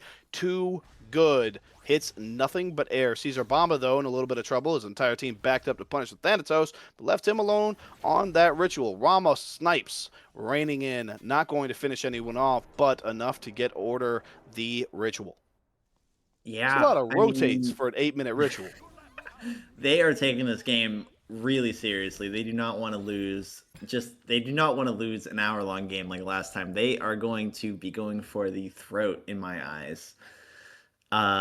You know, I mean, what are we gonna do when our Thanatos is gonna be missing these ultimates? You gotta know that that Nut has the dash. Like it's such a small dash too. You can realistically hit them through the dash pretty reliably. I don't know. I guess maybe you just like hope that they're not gonna dash. Yeah, I don't know, but it ends up working for the Nut this time, much to the Thanatos' chagrin, as we do get a quick pause here in Game 5. So far, though, Game 4 was a slow game. Game 5, I don't know if I've seen a single S key, right? Everyone is all in these lanes, and I love it. Ariel has gone straight for the invade 2 times back to back, but this time Boo House actually showing a little bit of respect, right? Try to punish him on these invades. You've been playing the same team for the third time now, excuse me. We're 5 hours deep into this one, right? Finally showing a little bit of recognition for what our opponents are doing and trying to punish him for it. Did get the ult out of him that time, beads out of him that last game, right? So maybe showing a little bit more respect to what was Aerial on this Thanatos. But Yeah. yeah, that's all I've got. I'm doing my best. I I'm gonna be honest. I really think that if Nat20 can just keep doing what they've been doing the entire set, like keep in mind, Nat20 has literally never been behind for more than like 2 minutes. Either they were behind for 2 minutes and the game ended because the game one they threw the EFG, or they were behind for 2 minutes and the game ended. So they've been ahead the whole game, the whole set. They just need to lock in, like go for the throat, get your high kill game. You're playing Thanatos, you're playing Ares. These are some of the most aggressive gods in the game, and you're gonna be, you just win. You're just gonna win if you just run at them. Yeah, I don't know. I mean, I'm kind of with you on Nat20 has been very dominant in these games, but at this point, we talked about the gun shyness off of the game 1 loss. Now following it into that game 4 one, right? The team that was already kind of nervous then starts to get out of the shell and then gets the door slammed right back on them back into that shell by this Boo House roster.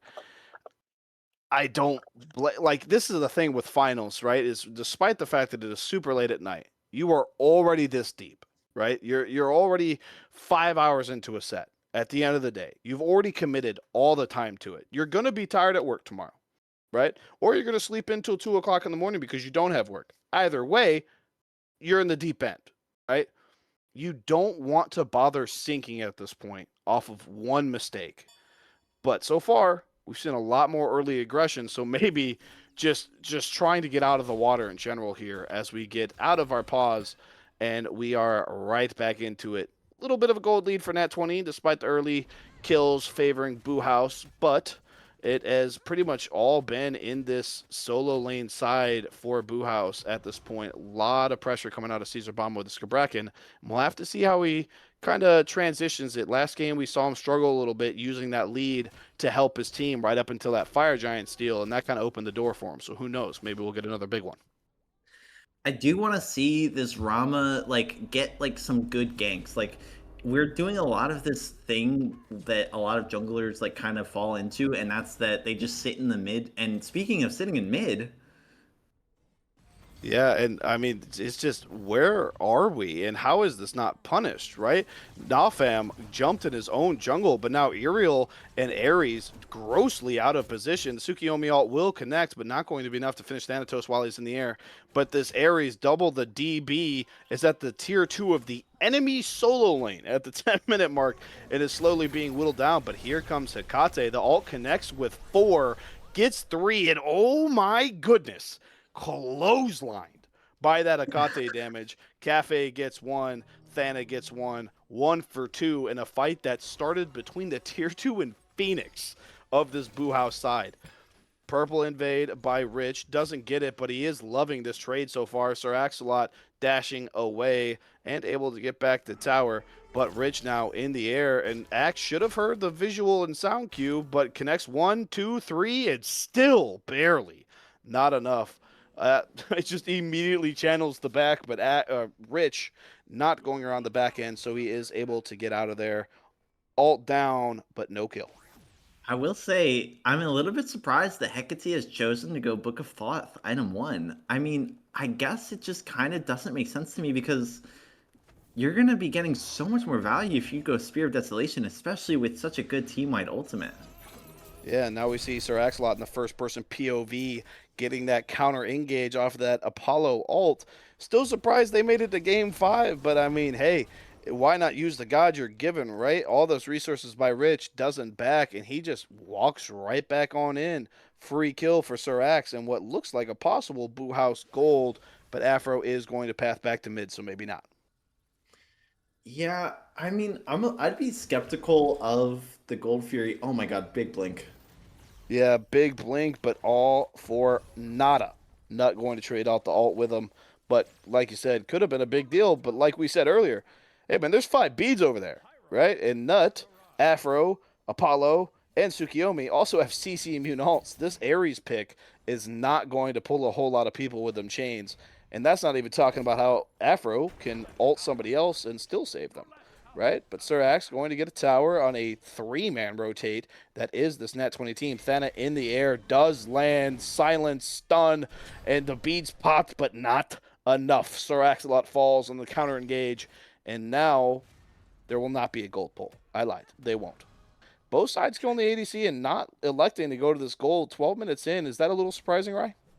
A little surprising is a bit of an understatement here. I mean, surely with, the amount of kill potential you have, even when you're using all of your ultimates, you're not in any danger. And like Gold Fury is just kind of an afterthought after you get these kills. Oh my goodness. Kate all going to connect, but not going to pull anyone. Beads popped, or maybe it was Afro. It was Afro. Afro down, but they do get the Pyromancer, so you trade that ult for ult and Pyro, but Thana possibly getting exciting art, not worth it. Pendulum Blade trying to get out of there, but just look at the damage from Nut and Afro. Maybe I was sleeping a little bit too hard on this Afro pick, but Nat20 does get the Gold Fury in return. Objective for objective. Ares ult is down, Nut ult is down, Rama in the skies, raining them snipes.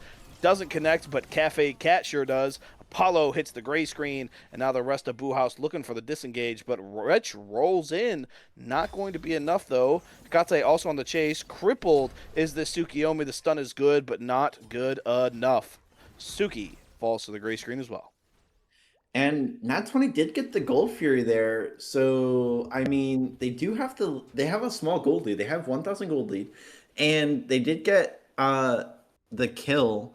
So they're kind of in the lead here. They just need to like go back to dual lane. I love that they've been sitting over there recently, but they just need to keep doing it because this Rama is really, really gonna be really strong in the end game. I mean, Yeah, and you kind of just gotta help him out. 2 and 3. yeah, I'm with you. I mean, I think the games that they've won have been games that phenomenal Rich has popped off. And even in that game one loss, Rich had a really, really good game. It just ended up not being enough as production highlights that the supports are going the exact same build. A little surprising considering that they're very, very different gods, but for the love of the game, we build the items and they do the things. But I'm with you. I think the Rama already down his tier 1 tower needs a little bit more help. Rich is one of your better players. Help transition that early mid game for him because if you can get him there, man, this Rama is going to be nasty. But I guess if we play another hour and 7 minutes, everyone's going to get there eventually. Yeah, don't say that. Don't say that. Um, uh, Thanatos is building Lucifer and Hammer again.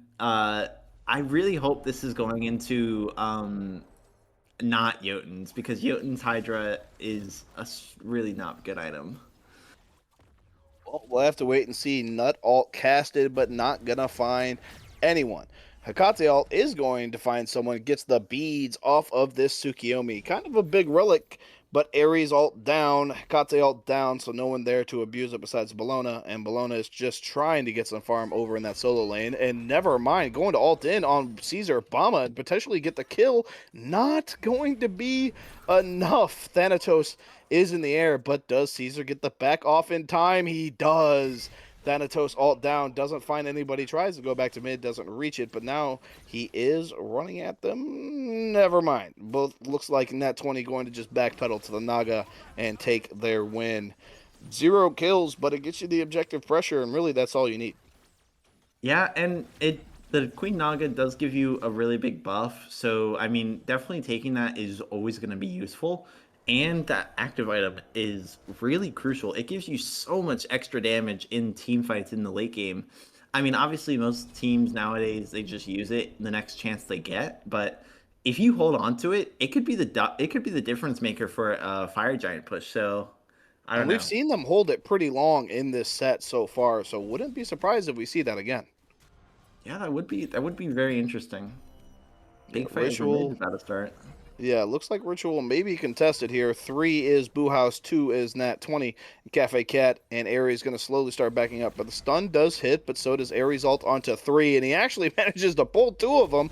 But I don't think Cafe Cat was expecting it. They do go ult for ult with the Afro and the nuts. So 1 for 2. But the fight kind of continuing here. Thanatos walks in, but maybe a little too far forward. Never mind. He gets away. Beads down, but probably should have been his life as well. Apollo and Rama also making the rotation. Thana goes in the air and lands with 5 health and walks away with 600. Tsukiyomi didn't have a chance. Yeah, that's just another example. I mean, Thanatos is how much gold is Thanatos sitting on? He has been sitting at half that item for quite a while. Okay, only 2,000 gold. That's a bit surprising to me, but I mean, he's gonna finish his item. That's gonna be a really big spike, especially when you're against a Tsukiyomi who is building the double stacking, like he's got Transcendence and Book of Thoth. You have a much stronger early game than he does. So you kind of have to take advantage of it, and we're seeing that he is doing that. Yeah, Thanatos definitely getting very active. 14 kills in this game, 8 for his own team, and he's been a part of 5 of them. Right, so he's getting in there, and I mean Apollo 0-2, but this Rama's 0-2 as well. So someone's killing him, and so far it's been the Thanatos. But the fight doesn't look like it's going to continue. Boo House and Nat20 slowly starting to position are on this duo lane side 3 versus 3, and our solo laners are back to punching each other in the chest. Never mind Caesar Bama, maybe a little too close a call on that last Bologna all in, going to play it safe, give the neutral camp, and just take the wave. Yep, and just one more thing that I'd like to say about the items before we like head really into the late game is we're going a lot of cooldown items on Nut in the mid lane and going straight into wow, this is a really big fight. Bologna going to miss the ult there, but Caesar going to connect with everything afterward. But just look at the tankiness that is this Bologna. Does force the relic, but it didn't matter. I don't think Bologna dipped below 60% there. And I mean, Caesar threw everything at them. Yeah, I mean, that's just kind of. I mean, now I'm not gonna lie, Bologna is really hard to trade into after she gets another blink ult. Yeah, another huge blink ult, nut ult for Cats, Hekate ult, but not going to translate into anything. Cat actually takes it to go in, and it's just enough to close the space. Deciding arc falls. All three snipes from Rich hitting again. I don't know if he's missed many, but when we do zoom in on him like that, he hasn't missed any. So shout out to him. Nafam going over to solo, trying to stop that tier 1 push, dies off screen. And now the Kabrakan, which had the lead, is now down. And even with that, the mid-tier 1 for this Boo House side is falling. Yeah. I mean, I'm a little bit surprised that Thanatos hasn't built Hydra's Lament yet. That's one of Thanatos' best items. It gives you the, the proc damage on your next auto attack after you've used an ability. Oh, nice. Sir Axolot does have a He little bit should of get out future of sight. here. Yeah, Yeah. there was a very, very big ward and possibly some really good comms from his team there to let him know that they were going to that Gold Fury side.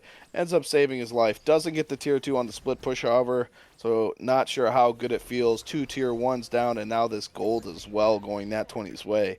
And I'll be honest, Nat20 has had some good mid games. They've had some good early games, but this looks pretty damning, right? Like if you're a Boo House here, this is one of the hardest that you have just gotten beat in this early mid game. And usually they've got an avenue back in, right? Like Caesar Bama's been ahead, I think 2 or 3 of these games, right? They've had junglers get ahead. Deciding Arc was ahead last game. They don't have that right now. It is a 2-level lead for Cat and mid, 3 for or 4 for Aerial and jungle, 1 in solo. They're up in support. They're up by 1 in ADC. There's no lane ahead right now for Boo House, and it possibly could be these junglers. This Thanatos doing a whole lot of things, and I think the Tsukiyomi is like 3 and 5, but they are double stacking, right? Eventually, we're gonna get to a point where Tsukiyomi is just going to one shot. Yeah, and with with 2 Aegises on the Nat20 side, almost taking half their HP. That's crazy. Uh, you're gonna be you're gonna need to upgrade your relics and grab extra Aegises because, like you said, Tsukiyomi, that piercing moonlight. If you hit more than 2 people with it, they're both just dead. Like, and I wonder if he does build the Barbed Carver.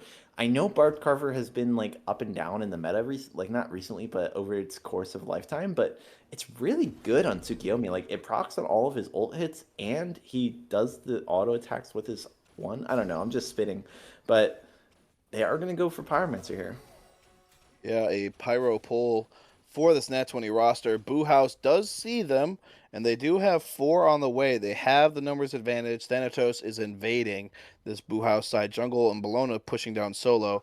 So Nat20 sees it, see him on the wards, going to go ahead and just back up. Rich actually rolling into Nut. Thanatos is behind them and in a lot of danger. Beads popped, but just look at the damage, and it's somehow not enough.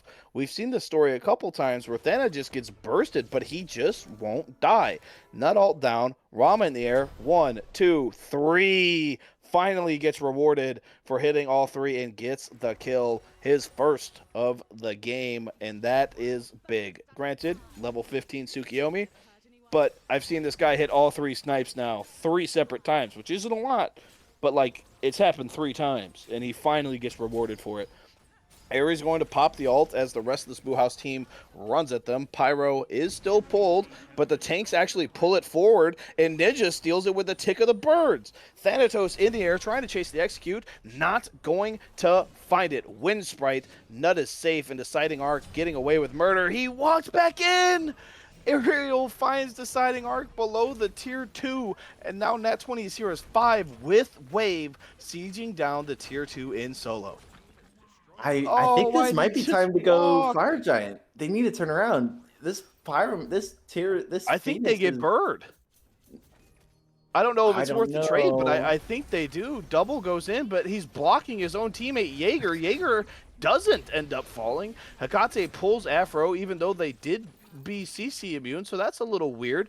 And they actually don't get this bird. You're right. I mean, double just, held Jaeger down in the Phoenix and told him to eat more damage. That was brutal. Yeah, that was unfortunate. I don't know. I don't know why teams do this. Like now they all have to back, and that could have just been a free fire giant, and they would have gotten the rest of the tier twos. They would have probably gotten the next Gold Fury, but we'll see. We'll see how they go from here. There's probably going to need to be some visions being put out onto the right side of the map, from Yeah. both teams, to be honest. But I mean, they did do a lot of damage to that Phoenix. So at this point, I mean, any pick on this right side of the map probably just translate into that base being open. But I'm with you. I was kind of on their side with the Phoenix Siege, but I think they just played it very poorly. We pulled Hekate, or we pulled Afro with Hekate ult. Somehow the Afro lives. Somehow we don't get the bird, right? Like, it's just a weird situation where they had 6 things in their hand and they could have had any of them and they walked away with none because they tried to take all 6, right? You don't get fire, you don't get birds, you don't get the kills. That's a rough one, right? But if you are Nat20, some positive notes. Your mid laner, level 20. Your jungler, level 20. Their counterparts just ticked over to 18. You have a big lead right now, right? Not just in the gold, but in these levels. And you see Rich still rolling in and crippling. Thanatos going straight up in the air, looking for this nut, but going to turn around, seeing that the entire Boo House roster is waiting on him. Apollo is in the air with Caesar Bama as well, taking a little trip down to a purple. And, he grabbed it. I feel like this might be time for a team fight. Maybe go for the Gold Fury here. Yeah, it looks like it. Boo House actually going to pull this. Nat20 is around, but they've got 2 in mid. So Boo House may just get this if they're deciding not to honor it.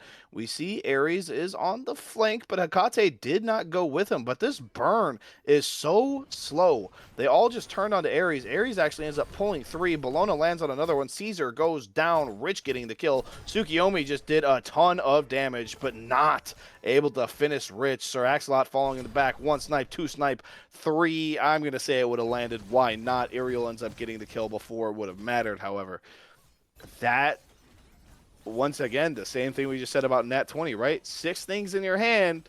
You try to take all 6, you get none. None of the kills. ADC lives. You lose 3, and now you don't get gold. Yeah, just this, honestly, really good job from Nat20. They have been just so oppressive in all of these games. I can't believe that Boo House is still trying to do these strange plays. Like, why are we going for Gold Fury there? I mean, the Tsukiyomi ult was really strong, and it hit 3 of them, and it almost killed Cat. But at the end of the counter day, engage was brutal. yeah. I mean, okay. I don't know what's going on around this pyromancer. I don't either. But we are dancing. The jukebox is on. New batteries in it. Right? Only 27 minutes into this one, we're whamming Taylor Swift. Right? And I don't know what song it is, but it's not feeling 22 because, we're 27 minutes in. But it is playing the music. The dance is finished, and the pyromancer is down as we skip over to that next track. And it looks like it's going to be the Fire Giant. I really wonder if they're just gonna. Oh my goodness, no way. It looks like Caesar just is gone. Kind of walled himself off there from the lane, so not able to get away. And now Afro running for her life. But this Thanatos is fast. The knockback on the slow is good, but Rich going to lunge in. Thanatos able to get up in the air and get the execute 2 down for this Boo House roster. And it's the tanks. Afro dying with ult up. And now 5 into Phoenix. We talked about how it was weakened last time. And now, why are we dancing around like we're about to end? You're not going to end. Leave. Yeah, we have another 30 minutes left of this game. We got at least 46 minutes to go. Get out of there. I hate when guys can't read the script, man. I am so sick of it. Smite players. But Nat20 will pull this EFG. Just the damage dealers on it, though, because the tanks were still dancing around at Phoenix and are finally getting down to this pit. 10k remaining, but Nut, one of them characters that can steal from a pretty far distance away with ult in the air. 3K actually looks at the Nat20 backline, pulls them together, gets the Aegis on both. So the fight is fully in. Deciding Arc trying to go on to, Aerial trying to go on to Deciding Arc, not going to find it. Cafe Cat ends up securing the fire regardless of the engage by the Nut. So not going to be enough. Kind of surprised. I thought Nut was going to throw the ult there for the steal.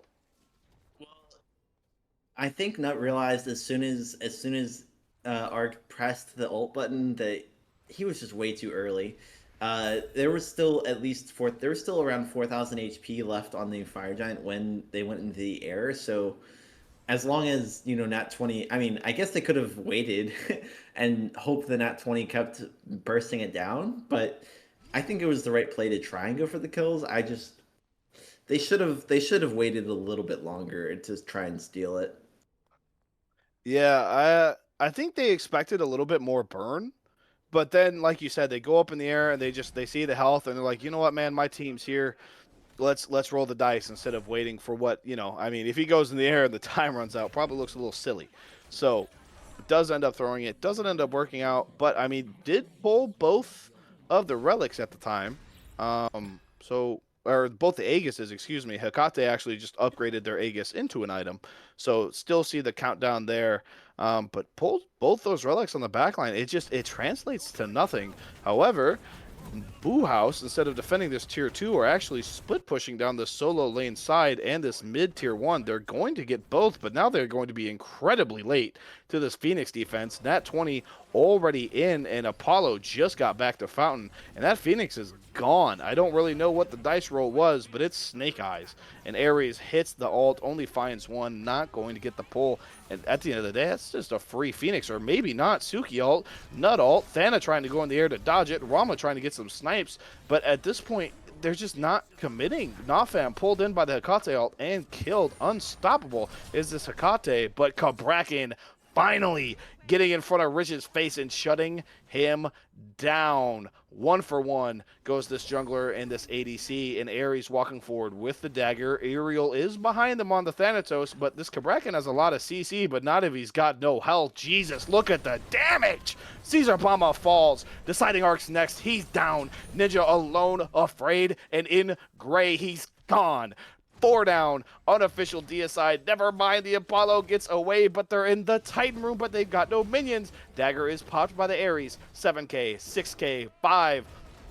Huge 4-man silence. Gets the Thana, but it's not going to be enough. The Ares gets the kill on Sir Axolot, and it's just barely going to be a game 5 stomp by this Nat20 side. And finally, the Enkidu finals are over. Nat20 Oh my wins goodness. both Enkidu and Gilga in best of 5 finals. Yeah, that was amazing game 5. I mean, I don't want to toot my own horn, but I kind of called it. I will say, Thanatos absolutely ran through that lobby. Hecate did absolute numbers onto the enemy team. But yeah, good games. Best of 5 went all the way to game 5. Good job from both teams for staying awake this long. But yeah. Yeah, I mean, long set, good set, strong set for both of these teams, right? The fortitude of Boo House for being able to come back after a 2-3 just loss, win an hour and 10-minute long game to force a game 5. That's brutal to lose this way, but you also know that they literally left everything on the table, right? 46 gods banned when we loaded into the first pick of this game 5, right? But Nat20 proves they are the better team, at least tonight or this morning, and they do close out game 5 in a very, very, very dominating fashion. Good games to both teams, but Nat20 is still 2 league seasons in a row the Enkidu champions. Yeah. It's over. That was such a long set. Oh my goodness gracious. Oh, You want to stay an extra 10 minutes and do an interview? no, but we can. Who should we pull? What's chat saying? Chat said Rich. Someone said pull Rich. Where's Rich at? Mods. Mods, can we steal Rich? Wait, cat's a mod. Let me tag mod. Give us Rich. All right. We're yelling at the captain at 2 o'clock in the morning after winning a final set to respond to Discord tags and give us their ADC player. We'll have to wait and see if they respond, but there is a chance that we could get a Rich interview. I think it was a really good set regardless. Even if we don't do an interview, we kind of saw everything that the players wanted to give us, right? That they could give us is probably a better way of putting it. But Yeah. I mean, Oh my goodness. 5+ hours of Smite gaming on a Thursday night. These teams were battling. They're trying to reschedule, trying to make sure that this can get played. We were fighting all the way up until the last hour to make sure this can get casted. Shout out to Tess, who originally said no. And then shout out to Matt Duck for bribing them with Lord knows what. Could be a controlled substance, but we don't know. So we can't say that, right? But regardless, we got Tess on the sticks. So shout out to Tess for casting it. We have been in this call for 5 hours and 50 minutes. Shout out to Rye for joining me on what should have been a 2-hour excursion and instead spending a literal half of the night on this cast. And shout out to these players, man, for giving us something to watch, giving us something to enjoy on this Thursday night and this Friday morning. But, oh, we've got Kat. Kat, where's Rich? Oh, hold on. Let me get him. We tagged you. Oh, I didn't see it. Jeez, man. All right, it looks like we will get Rich. We will get Rich. Juan, we are not inviting Rory. Rory will not get interviewed. Get out of here. I have absolutely no powers to enforce that, though. Mods, get him. But as we wait for Rich, Oh my goodness. right, is there anything in particular that you think Nat20 just kind of did that gave them the lead here? Never mind, we got Kat again. What up, Kat? He's coming All right. after Well, 5 he's down hours. there. Yeah, steal him. All right, hold on. Yeah. All right. Proud of you. Good use of mod powers. So, Yeah. Rich, first of all, congratulations to Kat, who is also here in the call but is muted respectfully so we can do this interview. But also, congratulations to you, man. All right. Best of 5.5 hour game, and you pull it out in game 5 after what was an hour and 7-minute loss game 4. Can you walk us through the mentals, right? How are we doing 5 hours deep after a very, very close loss for you guys to just load in and just dominate that game 5? I have no real words actually. I give all the credit to Kat. She was the person that formed this team. She's the brains of the squad with our support double and then our solo retro who started the game, but he had to go to bed. When he sees this, I want to let you know we won, bud. From there, I mean, I have nothing else to say. All Well, right. I have one question for you, Rich. How does it feel to like carry your entire squad on your back? Because you genuinely in the last 3 games absolutely destroyed the enemy team. I don't look at my past games. I just keep it pushing. Good answer. Like, Fair enough. Fair enough, right? Having that goldfish memory, just forget everything and just win the next one, right? Definitely respectable. Now, big long season. You guys battled for like the last 2 weeks trying to get this one scheduled. You had IRL things going on, suspensions of the players, right? Didn't know. I mean, in y'all's call, had no idea what y'all's 5 were. You had a plan, right? But you know, there's always wiggle room for stuff that could go wrong. You finally make it. You finally get in, play almost 6 hours and get the W, right? 2 o'clock in the morning. What is the first thing you're doing after winning your second Nat20 second in Enkidu finals in a row? Honestly, I don't know what's next. I'll be honest. I Don't think know what's next. Is this how you announce your Smite Enkidu retirement? I'm not gonna say it's a retirement. I mean, there's more projects in the background that nobody knows about. Oh, okay. And now we still have Kat here who's muted. Kat, if you're still here, can you unmute? All right, Sure so can. Kat, we just interviewed Rich a little bit, told him the congratulations, got the games going on, right? Yes. But now that you are still here as well, same question that we asked Rich, right? Super long loss, very close game in game 4. Yes. What does the mentals feel like into game 5? And as the captain for the second time in a row winning these Enkidu finals, how did you rally the team? Mostly I was just trying to tell everyone that, just especially after some of the lost fire giants or the lost, hour and whatever minutes game 4. It's just, shit happens. Clear mental and just keep going. What are we doing next? Focus on what we're doing next. All right. Well, 2-time back-to-back. Yeah, farewell, Enkidu. I'll never see it again. Yeah, you're gone. I'm gonna be honest, you're gone, right? But Yeah. at the end of the Even day, though I went 0 and 10. you get to leave Enkidu as not only the only Enkidu captain to win a finals, because you've done it both seasons now, back to back, right? You were the only one who can claim that. Yep. Now you're potentially, even if there is a third season, the only one who gets to say they were undefeated. Is there anything that you would say to the Enkiduans before we vault lock you up into a higher div? Potentially, obviously, the vetting team is in charge of that, not me. But after 2 back-to-back finals appearances, right? What would you like to say to the Enkidu crowd? Don't 50-50 EFG.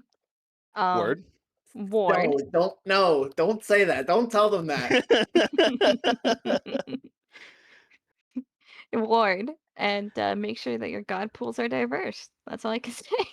Yeah, 46 gods gone before that game 5. But it is 2 o'clock in the morning, and that is the official hard end time for all Babylon Smite League casts, as everyone knows. So, once again, congratulations to you, Kat. 2-time only Enkidu champion in all of Babylon. So congrats to you. Congrats to Rich, who had a very good set today, who's still here muted. And once again, huge thank you to everyone for tuning in, for staying with us for this full almost 6 hours of gameplay, right? You guys are awesome. Thank you guys for showing love to the league. Especially hands out applause to you and you guys in production. Shout out to sticking Tess, it out man. with us. I don't know how you can do camera work for 6 hours, man. We were running out of things to say, but Tess always finding the perfect angle, making it real easy. But thank you guys for giving us something to watch on this Thursday. And now at 2 o'clock in the morning, Friday, I am once again Airborne, and I am still luckily joined by Rye, and we were blessed to have Tess on the sticks. And we will see you guys next time, potentially, for the draft of the next Babylon season. So stay tuned, keep them announcements and them notifications on. And as always, have a good night.